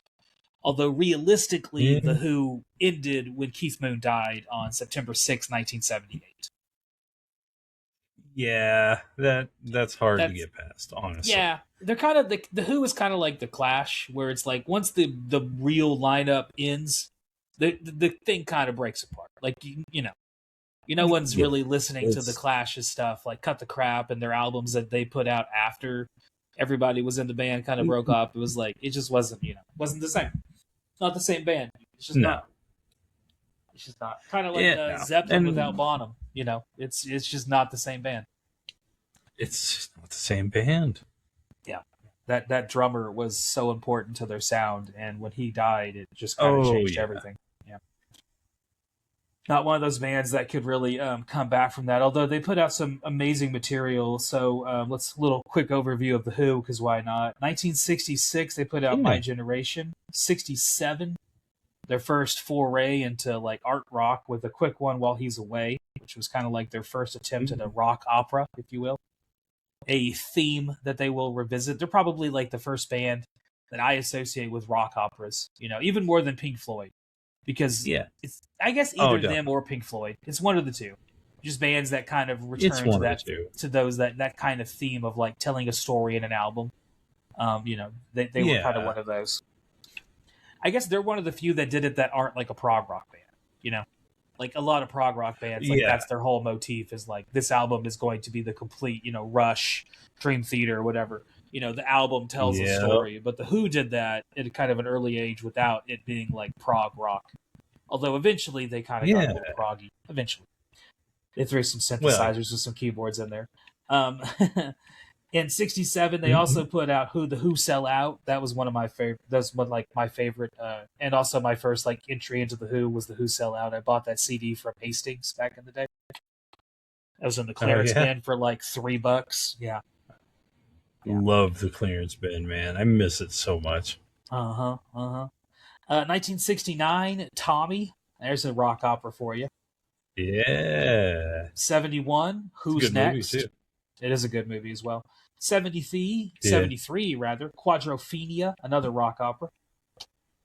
And then in 75, they do By the Numbers, which is maybe one of their weakest albums. 78, they do Who Are You, which has a lot of their hits on it. And then 1978 would be when Keith Moon died. So they would do 4 more albums after that, including some recent shit that no one listens to. But like I said, most people would kind of say that 78 is when the band kind of ceased to be The Who. Yeah, do you have a favorite Who song? You did say earlier a quick one, While He's Away. I love that song. That is a great song. It is. Oh, it's so good. And then talking about Keith Moon, the drums on that song are awesome. Amazing drums, genuinely. Pinball Wizard is one of my favorites. Hell yeah, dude. I love Pinball Wizard. That's such a cool song. It is. Well, and everything off the Tommy album is just so cool because, like, my dad was really into the Tommy album, so he would talk about it and kind of go over, like, the story of it. And it was really, he was really into it. So, yeah, the whole Pinball, the whole Tommy album and the whole thing is really interesting and unique. And like you said, the movie is also really fun. And, like, it's a really fun movie. And that was my intro to Elton John in a way. Yeah. Because I didn't really... That was because my dad would show me Pinball Wizard. He wasn't the biggest movie guy, but he knew the Who stuff. So, yeah, the Who is like one of those like really formative bands for a lot of people. Kind of like almost like one of those early proto punk bands too, in a way, just because they're mostly because their attitude, like the way that they perform live on stage, their tendency to just blow their shit up and smash their shit, dude. You know, that kind of like reckless attitude was very different than the Stones and the Beatles, which were kind of a little bit more polished and poppy at that time. And the Who were like, chaotic and seemed like a little crazy. So I always thought that was kind of awesome. Yeah. So Roger Daltrey shows up here tonight as Duncan's best friend, who we're just now being introduced to, which is kind of funny. It's like, I know, I we're love like it. 2 years in, and we're just now being introduced to your bestie. But whatever. I do think that with the flashbacks, they do kind of make you believe that these two, and like their back and forth between Roger Daltrey and Adrian Paul is very good. So it kind of makes you believe that like these two are best friends. Like they have like this like friendship that goes almost like beyond the show. It seems like. I think so. It does feel like it. See, and that's cool. Yeah. Oh, that dog's barking again. I'm sorry. Oh, it's fine. Last time I was able to edit it out and no one noticed it, so we'll see if it works this time as well. It's better than it being all staticky like it was with Craig. So hey. I was about to say dog's better than Craig. AI is fucking us up. So Darius is killed, and that is the kind of the fulcrum point that moves the episode forward.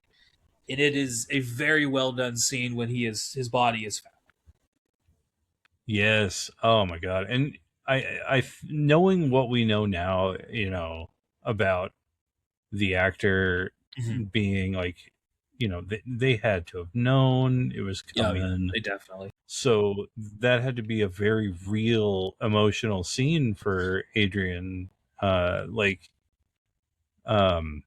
what's his name? Adrian Paul? No? Yeah, Adrian Paul. Yeah.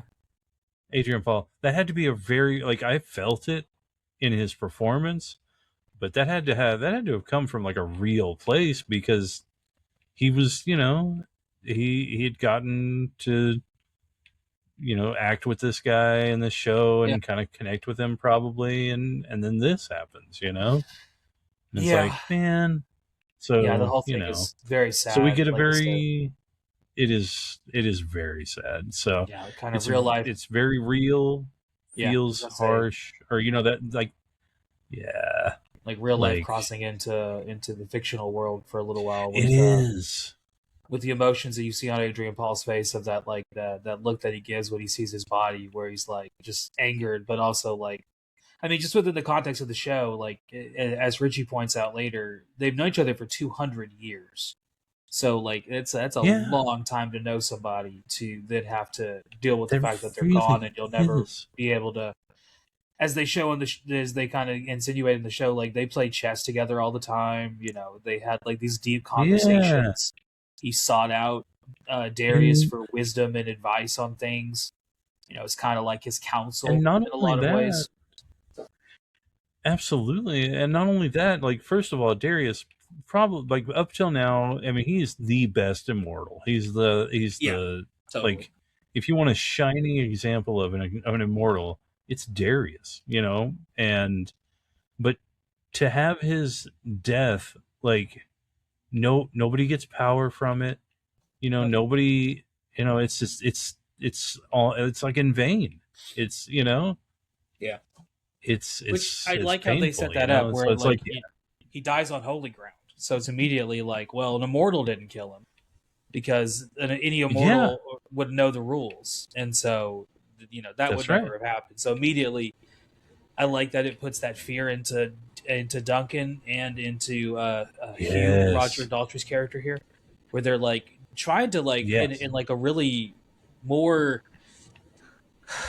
like fearful way, trying to figure out who's after them. And for the first time, they have that feeling of someone is after us, whereas every other episode, like I said earlier, Duncan seems to be in control. Now he's not in control anymore. Yeah, absolutely. Like, shit is beyond. No, someone is killing immortals, and they know about us. We don't know about them or why they're killing us. Like, what did we do to them? Like, what do these people want? The whole situation is really kind of an interesting way that they set it up. So as the episode goes on, Hugh, Roger Daltrey's character, he gets kidnapped and then set up to basically A, test to see if he's an immortal, and then B, they're kind of waiting for Duncan to come rescue him, which is eventually what happens. Yes. Eventually. But, oh, boy. Yeah, he sends Tessa away because he's basically like, I can't protect you anymore. And him and Richie ends up helping him out. And actually, he needed Richie's help, as he turns out, because he kind of gets overwhelmed at one point. Without Richie swooping in with his bike, he probably would have gotten defeated there. So that was kind of Richie helping him out. Yeah. For and real. Also, the moment Duncan puts on his skull cap, he becomes like a badass. Like, I thought that was kind of cool. Oh, yeah. And he's just like headbutting people and like kneeing everybody and like, you know, fucking doing some next level jujitsu and shit. It's like all of a sudden he has this ability. I thought that was cool to see. Like, oh yeah. Well, I mean, he goes into full on like animal cornered, you know, type of thing. Yeah. Now the one thing and I mean, for good reason. Yeah, I was gonna say the one thing that like this episode I feel like could have done a little bit better is give us a little bit more reasoning as to why the hunters are after the immortals. And I feel like we're going to get that as the show develops more. But in the first initial appearance of them, like when Hugh asks them, like, why are you doing this? They don't answer him. And later on, when Duncan kind of confronts him, he's like, you know, you're better than us. And we don't like that. It's like, what kind of small dick energy is that? Yeah, for real. Like, it's like, okay, hey, man, you can't die, and that makes us mad. Can't have you being around. And Duncan's like, we don't. Our fight's not with you. Like, we don't want shit to do with you. Like, we don't like. We've lived amongst man for generations without any problem. Why are you having an issue with us now? Yeah, I mean, really. And they're not. No, it's a very like it's definitely a cult of mentality. Like, I think one of them even kills himself. Like, so whenever he gets captured, and it's like, so he doesn't have to give up secrets. Yeah, a little seppuku. Yeah. So it ends up kind of, you know, setting up for the next season in a big cliffhanger way, where you're really interested as to like who the fuck these people are and why they're after the immortals. And then what the hell is Duncan going to do to get out of this predicament? Because for the first time in the first season, he seems to be in over his head a little bit. Absolutely. We know nothing. He knows nothing. It feels terrible. Yeah. I really liked this episode. This was, like I said, my favorite episode of all of the episodes of season 1 so far. Oh, yeah. Big time. I thought a tremendous, tremendous episode. So that's season 1, all of it. What'd you think altogether, season 1 of Highlander? Final thoughts. I'm glad we're finally getting to it. Part of me wishes I'd watched this when I was younger. I think I would have really liked it back then too. But I mean, you know, I'm not mad that I missed it. Maybe I appreciate it more now. I mean, there's no, you know, I feel different ways about it. Same. That's what I was going to say. Same. Like, we were told going into this that the first season is maybe the weakest, and I really enjoyed the first season. So if that's the weakest, then hey, we got some good to look forward to. You know, I feel really excited for the next seasons to come, and I will say one thing I am glad that makes me glad I watched this later on in, you know, at this age. A lot of the music guests may have been lost on me back then. Same. Yeah, if I'd have watched this when I was like 9, I don't know if I would have been able to be like, oh, that's fucking Roger Daltrey. Like, oh shit. Exactly. Like, you know, like, what is Tommy doing here? You know? Like, you know. Yeah, exactly. Like it would have been kind of lost on me. Yeah, definitely. Yeah. So I'm glad I get to appreciate that, because it's been really awesome. Yeah. Definitely. I really liked the first season. Like I said, there was a bunch of episodes that I really enjoyed. I really liked the first episode. I liked the last episode. Bad Day in Building A was a good one. The one with the bank robbery.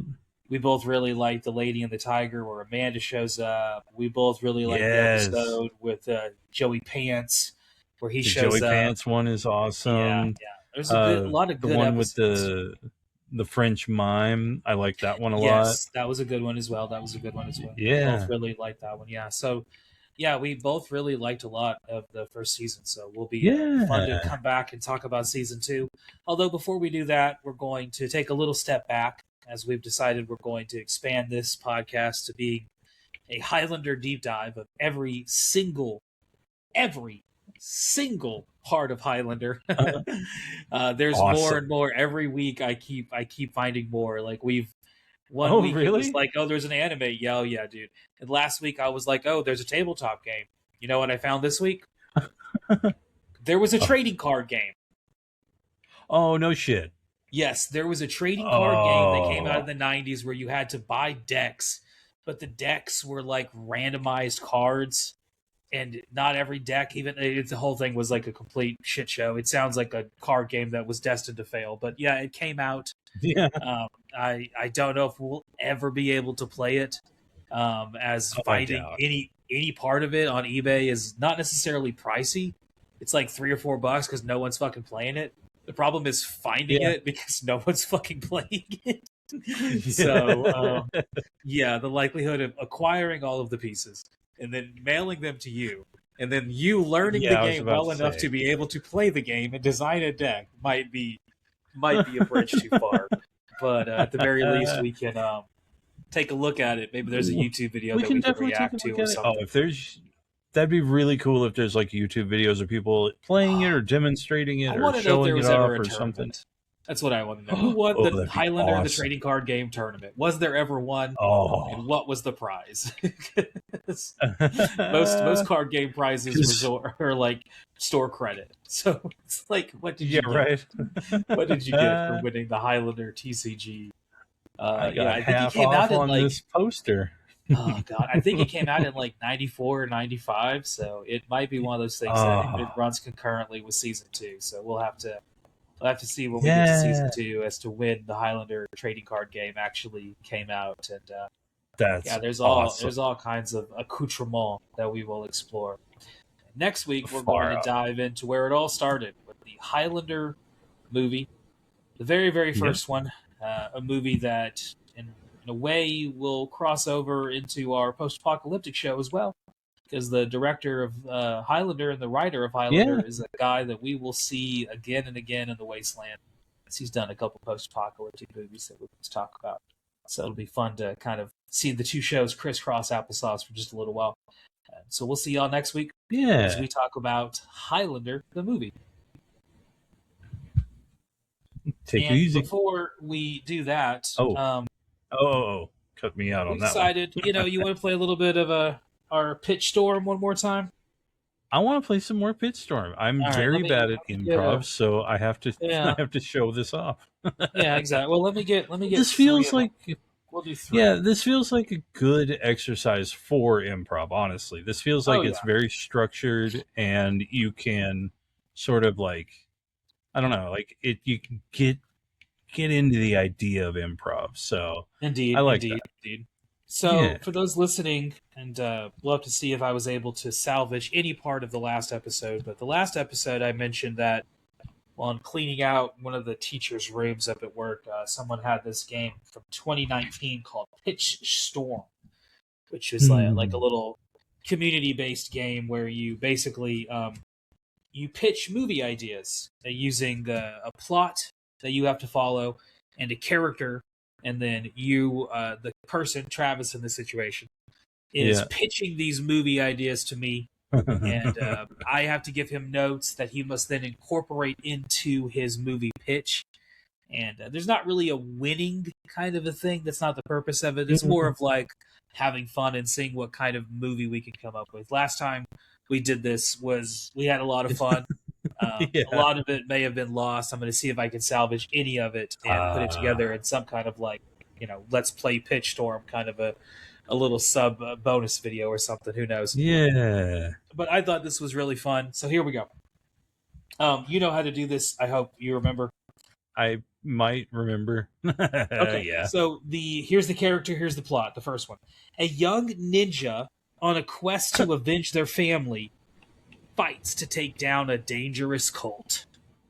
Oh, That actually sounds kind of awesome. That actually sounds pretty good, honestly. I know.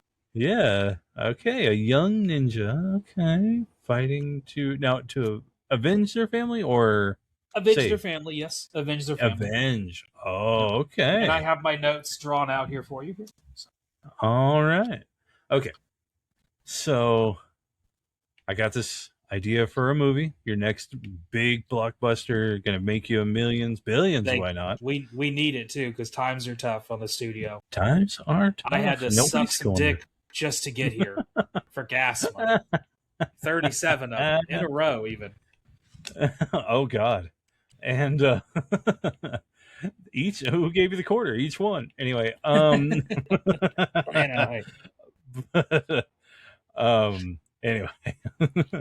So I got this idea, this movie. Okay. So there's a young ninja. He's been trained in ninjutsu. Everybody loves Teenage Mutant Ninja Turtles. It's in that vein. He's young and he's ninja. And okay, I'm going to stop you right there with my first note. Ooh. Young ninja. Okay. Now, like I said, times are tough. So we are going to have to do two things. One, this is going to be a direct sequel to Con Air 2. Two, the entire thing is going to be set on an airplane. Holy shit. Okay. Honestly, this sounds awesome. I'm not going to lie to you. This only makes it better. All right. So you remember at the end of Con Air, the Steve Buscemi character just walks away, right?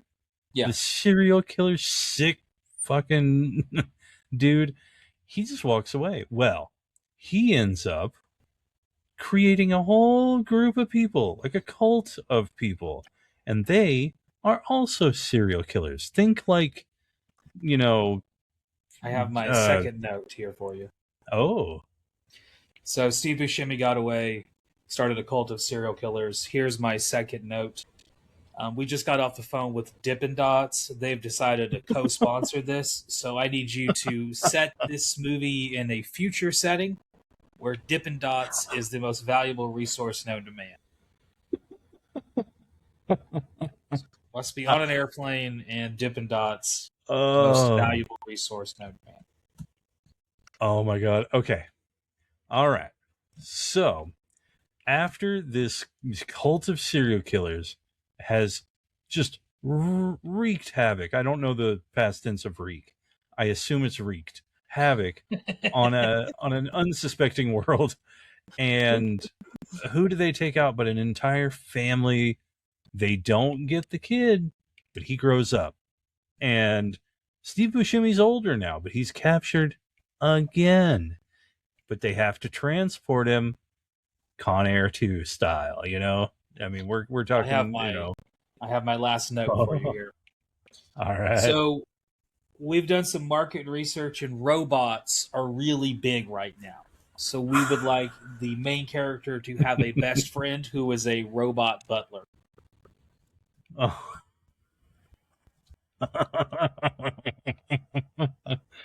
Oh man. So robot butler. Oh my God. He's Richie Rich? So oh my God. Okay. So this kid, his family, the rich family, they get murdered because they're one of the richest families, right? Yeah, and I'm with you. His family ends up getting murdered. And you know what he didn't have a robot butler. He had a robot maid. This time though, the butler gets killed too, and he has to be raised by the robot maid who becomes his de facto butler. And I remembered a thing about the Richie Rich cartoon just there.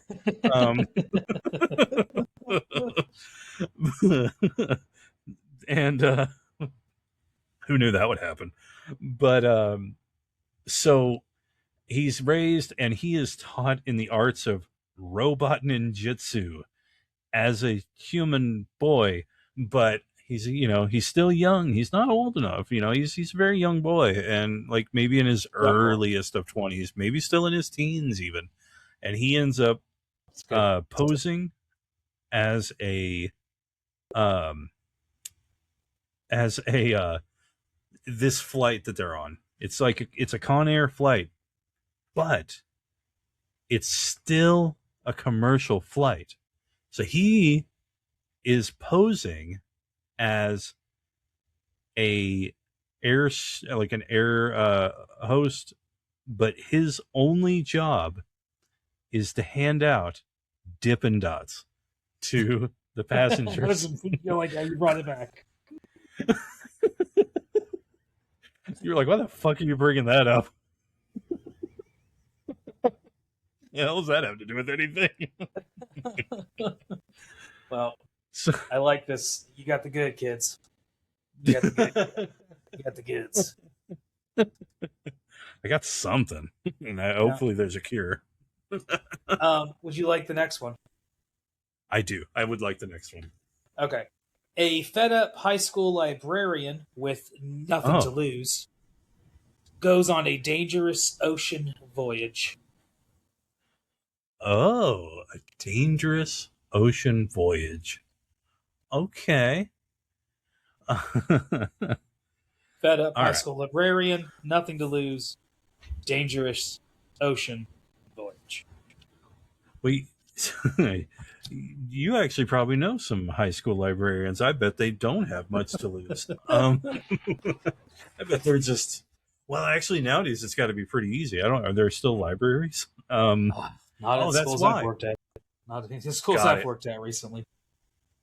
So, our protagonist for this movie, Yes. they are. I got my first note for you because it's going to change Oh. everything. So I'm going to go ahead and give it to you now. Oh, okay. I need this to be a stoner comedy.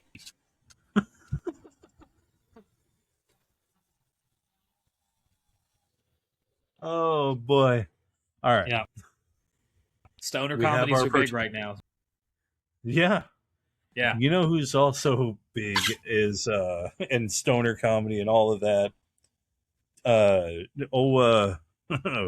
Seth Rogen. Yeah.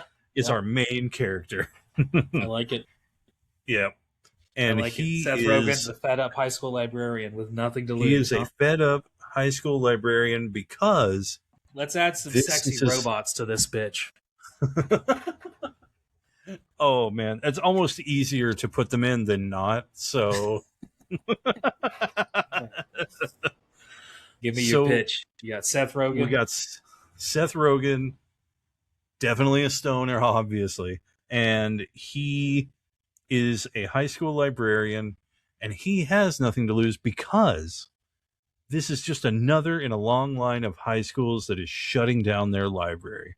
So he's out of work, and he's got nothing left to lose. But he is going to just gather up, all the money he's got, and he's going to just get as high as possible. He's going on a bender. But in his like gathering and like getting together all of what he needs for his like, he's just going to get real stoned out, and he's just going along, ends up running into, I have no idea how I'm going to incorporate this, but I'm going to work on it. Much like how in Dude, Where's My Car? They they have those alien chicks or whatever. I think they're aliens or robots that are always around. Yeah, they it's sort of like that, but they're kind of like, it's like we're bringing them into this universe. This is an extended Dude, Where's My Car universe with Seth Rogen. All right. I got my last note for you here for this one. Yeah. We, as the studio heads, we love this. This is one of the greatest movies ever pitched to us. Uh-huh. But we have one request for you. We're making this movie. Not only are we making this movie, we're going to make 3 sequels to this movie. Peter Jackson style, filmed one after the other. So, at the end of the 3 movies, where do you see this character being? All right. So at the end of the 3 movies, he finally gets to Mount Doom. No.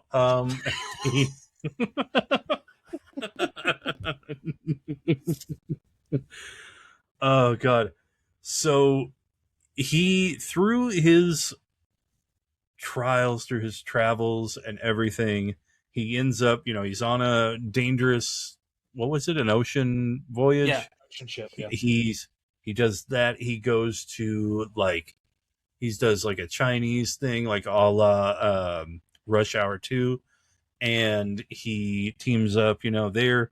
Then he goes through a lot of different things, man. He's like, he ends up like doing like a European in one of the movies thing, Yeah.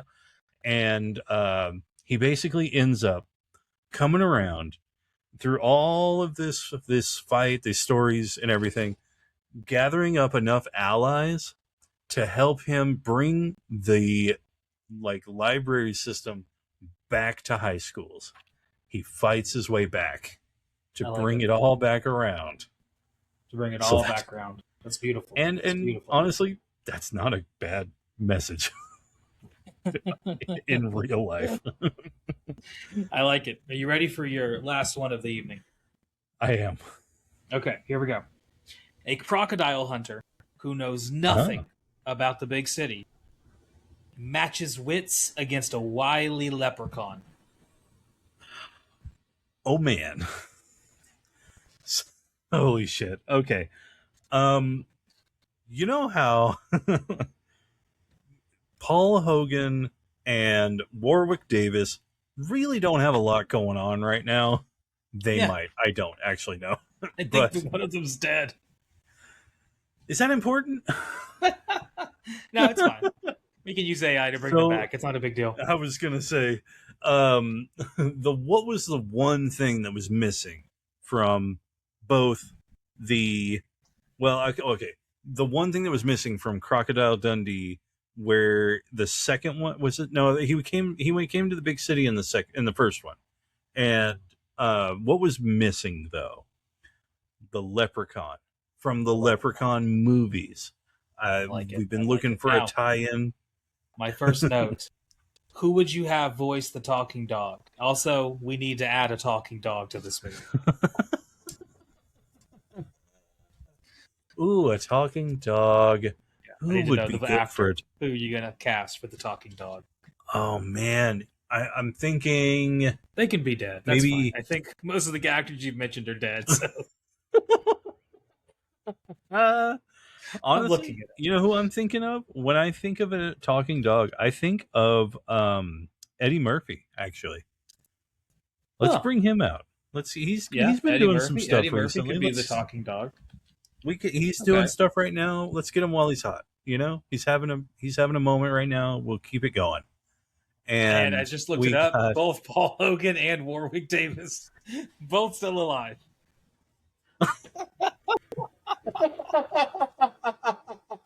My bad, gentlemen. My bad. Oh, so we got Paul Hogan, we got Warwick Davis, and we got Eddie Murphy. A stellar cast. So here's what's even better about what this is going to be. We're not going to take this to a modern day time at all. We're just going to put modern day Paul Hogan back in the 80s, basically. No facial changing or any de-aging. So we're just going to try to sell it. I got my second note for you here. For this one, we're really aiming for the NC-17 audience. So let's make it a little risque. Oh. All right.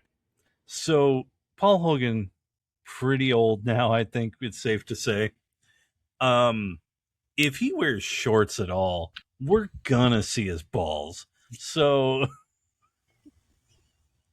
I think we can reach that. Okay. We're going to see some old man balls flopping out of some shorts. And because there's going to be a surf scene, of course. It's Leprechaun. I have no idea what that means, but it means we got to have a surf scene. Here's my last note for you here. The theme of this movie needs to be that the Loch Ness Monster was there all along. That's why we have a surf scene, is because the Loch Ness Monster has escaped somehow this lake in Scotland and is in the ocean. And as Paul Hogan That's how the leprechaun is there. He gets called in. He gets called in to help them out because they have the Loch Ness Monster. We get a redemption arc for the leprechaun. He's not just a horror murder like supernatural creature. He's here to save the day. We in the trying times we need someone who's most effective. And God damn, dude. Is this Crocodile Hunter 4 or is this Leprechaun 8? Why can't it be both, right? I mean, right? I mean, it's... Oh, God. Well, at least we learned one thing. The great news is Paul Hogan and Warwick Davis are still alive. At least. They are still alive in spite of my writing them off and killing them long before they are dead. Not the first time I've done that. But hey, what are you going to do? Object permanence is hard. If I look away, they're probably gone. I just assumed Warwick Davis has been around for a while. He's dead. He's got to be dead. Would you like to do one more, or do you say we end it here? I think comedy comes in threes, and whatever just did. That's true. That was in 3. You're right there. All right. Well, we will do that again next time, as we've kind of made it a little running gimmick. We'll eventually go through the entire deck of cards, and then we can see what movies we came up with that actually were a good time. Hopefully, this was a good time. We'll see y'all next week on There Can Be Only One podcast. See ya. Take it easy.